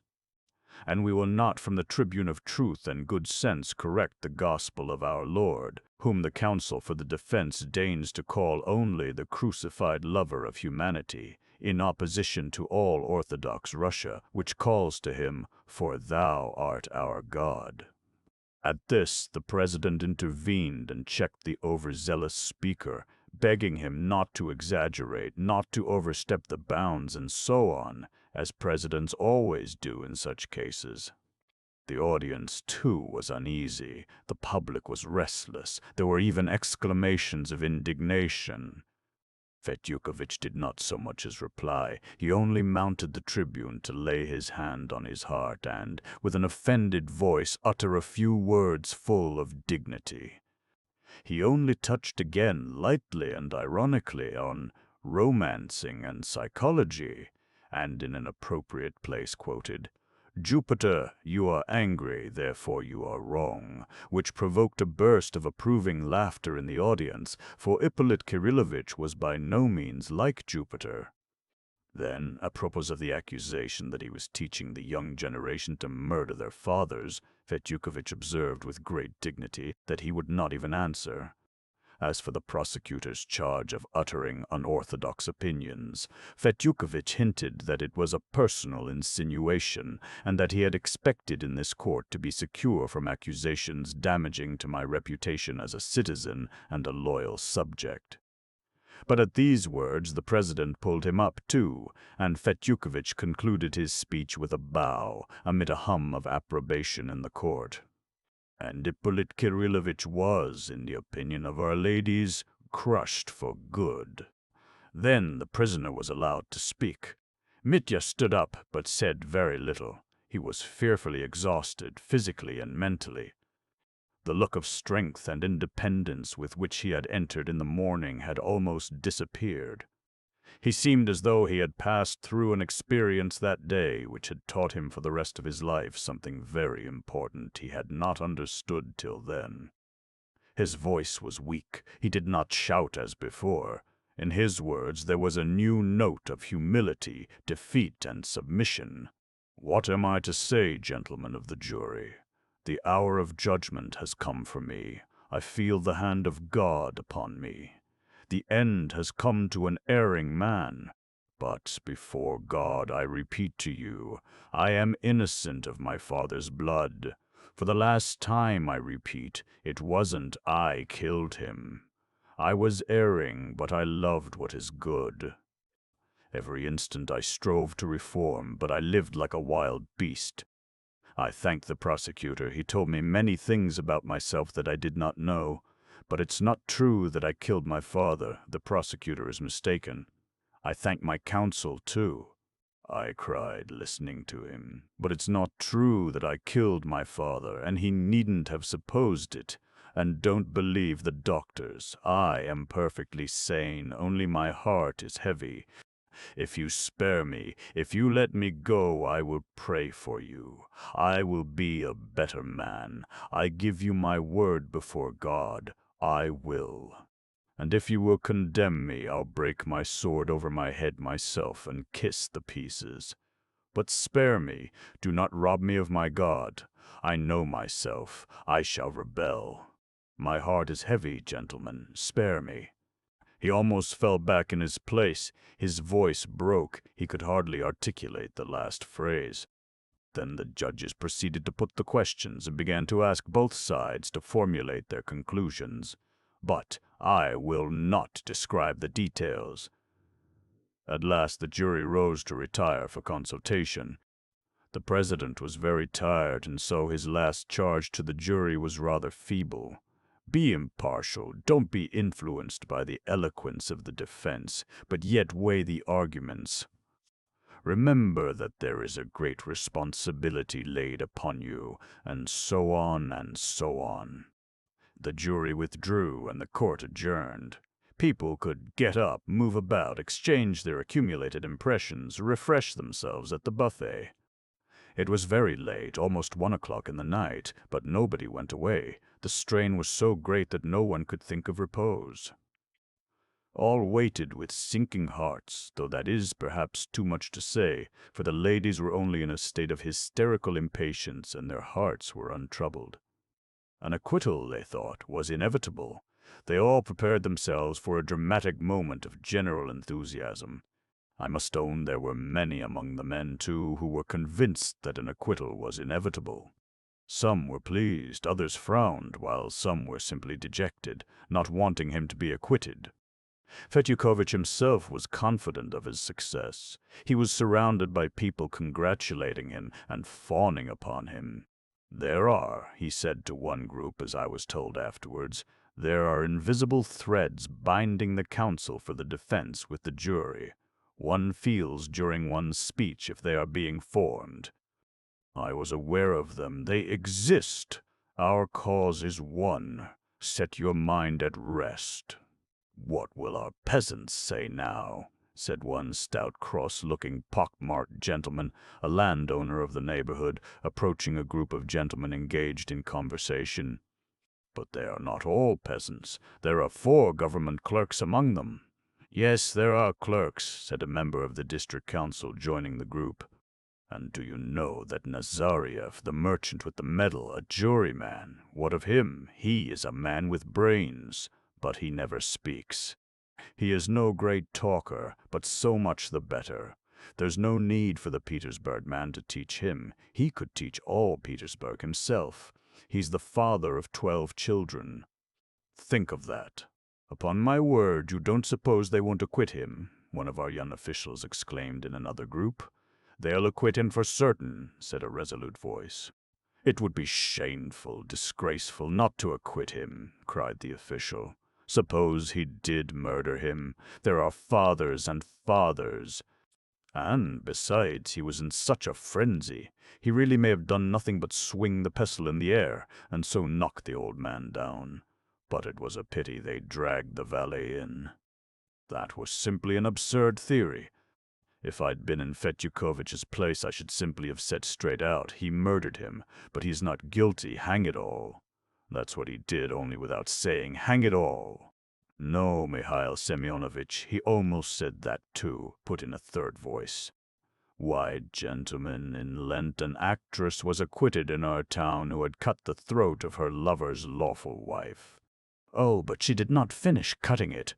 That makes no difference." "She began cutting it. What did you think of what he said about children?" "Splendid, wasn't it? Splendid. And about mysticism, too." "Oh, drop mysticism, do," cried someone else. "Think of Hippolyte and his fate from this day forth. His wife will scratch his eyes out tomorrow for Mitya's sake." "Is she here?" "What an idea! If she'd been here, she'd have scratched them out in court. She is at home with toothache. He. In a third group, I dare say they will acquit Mitenka after all.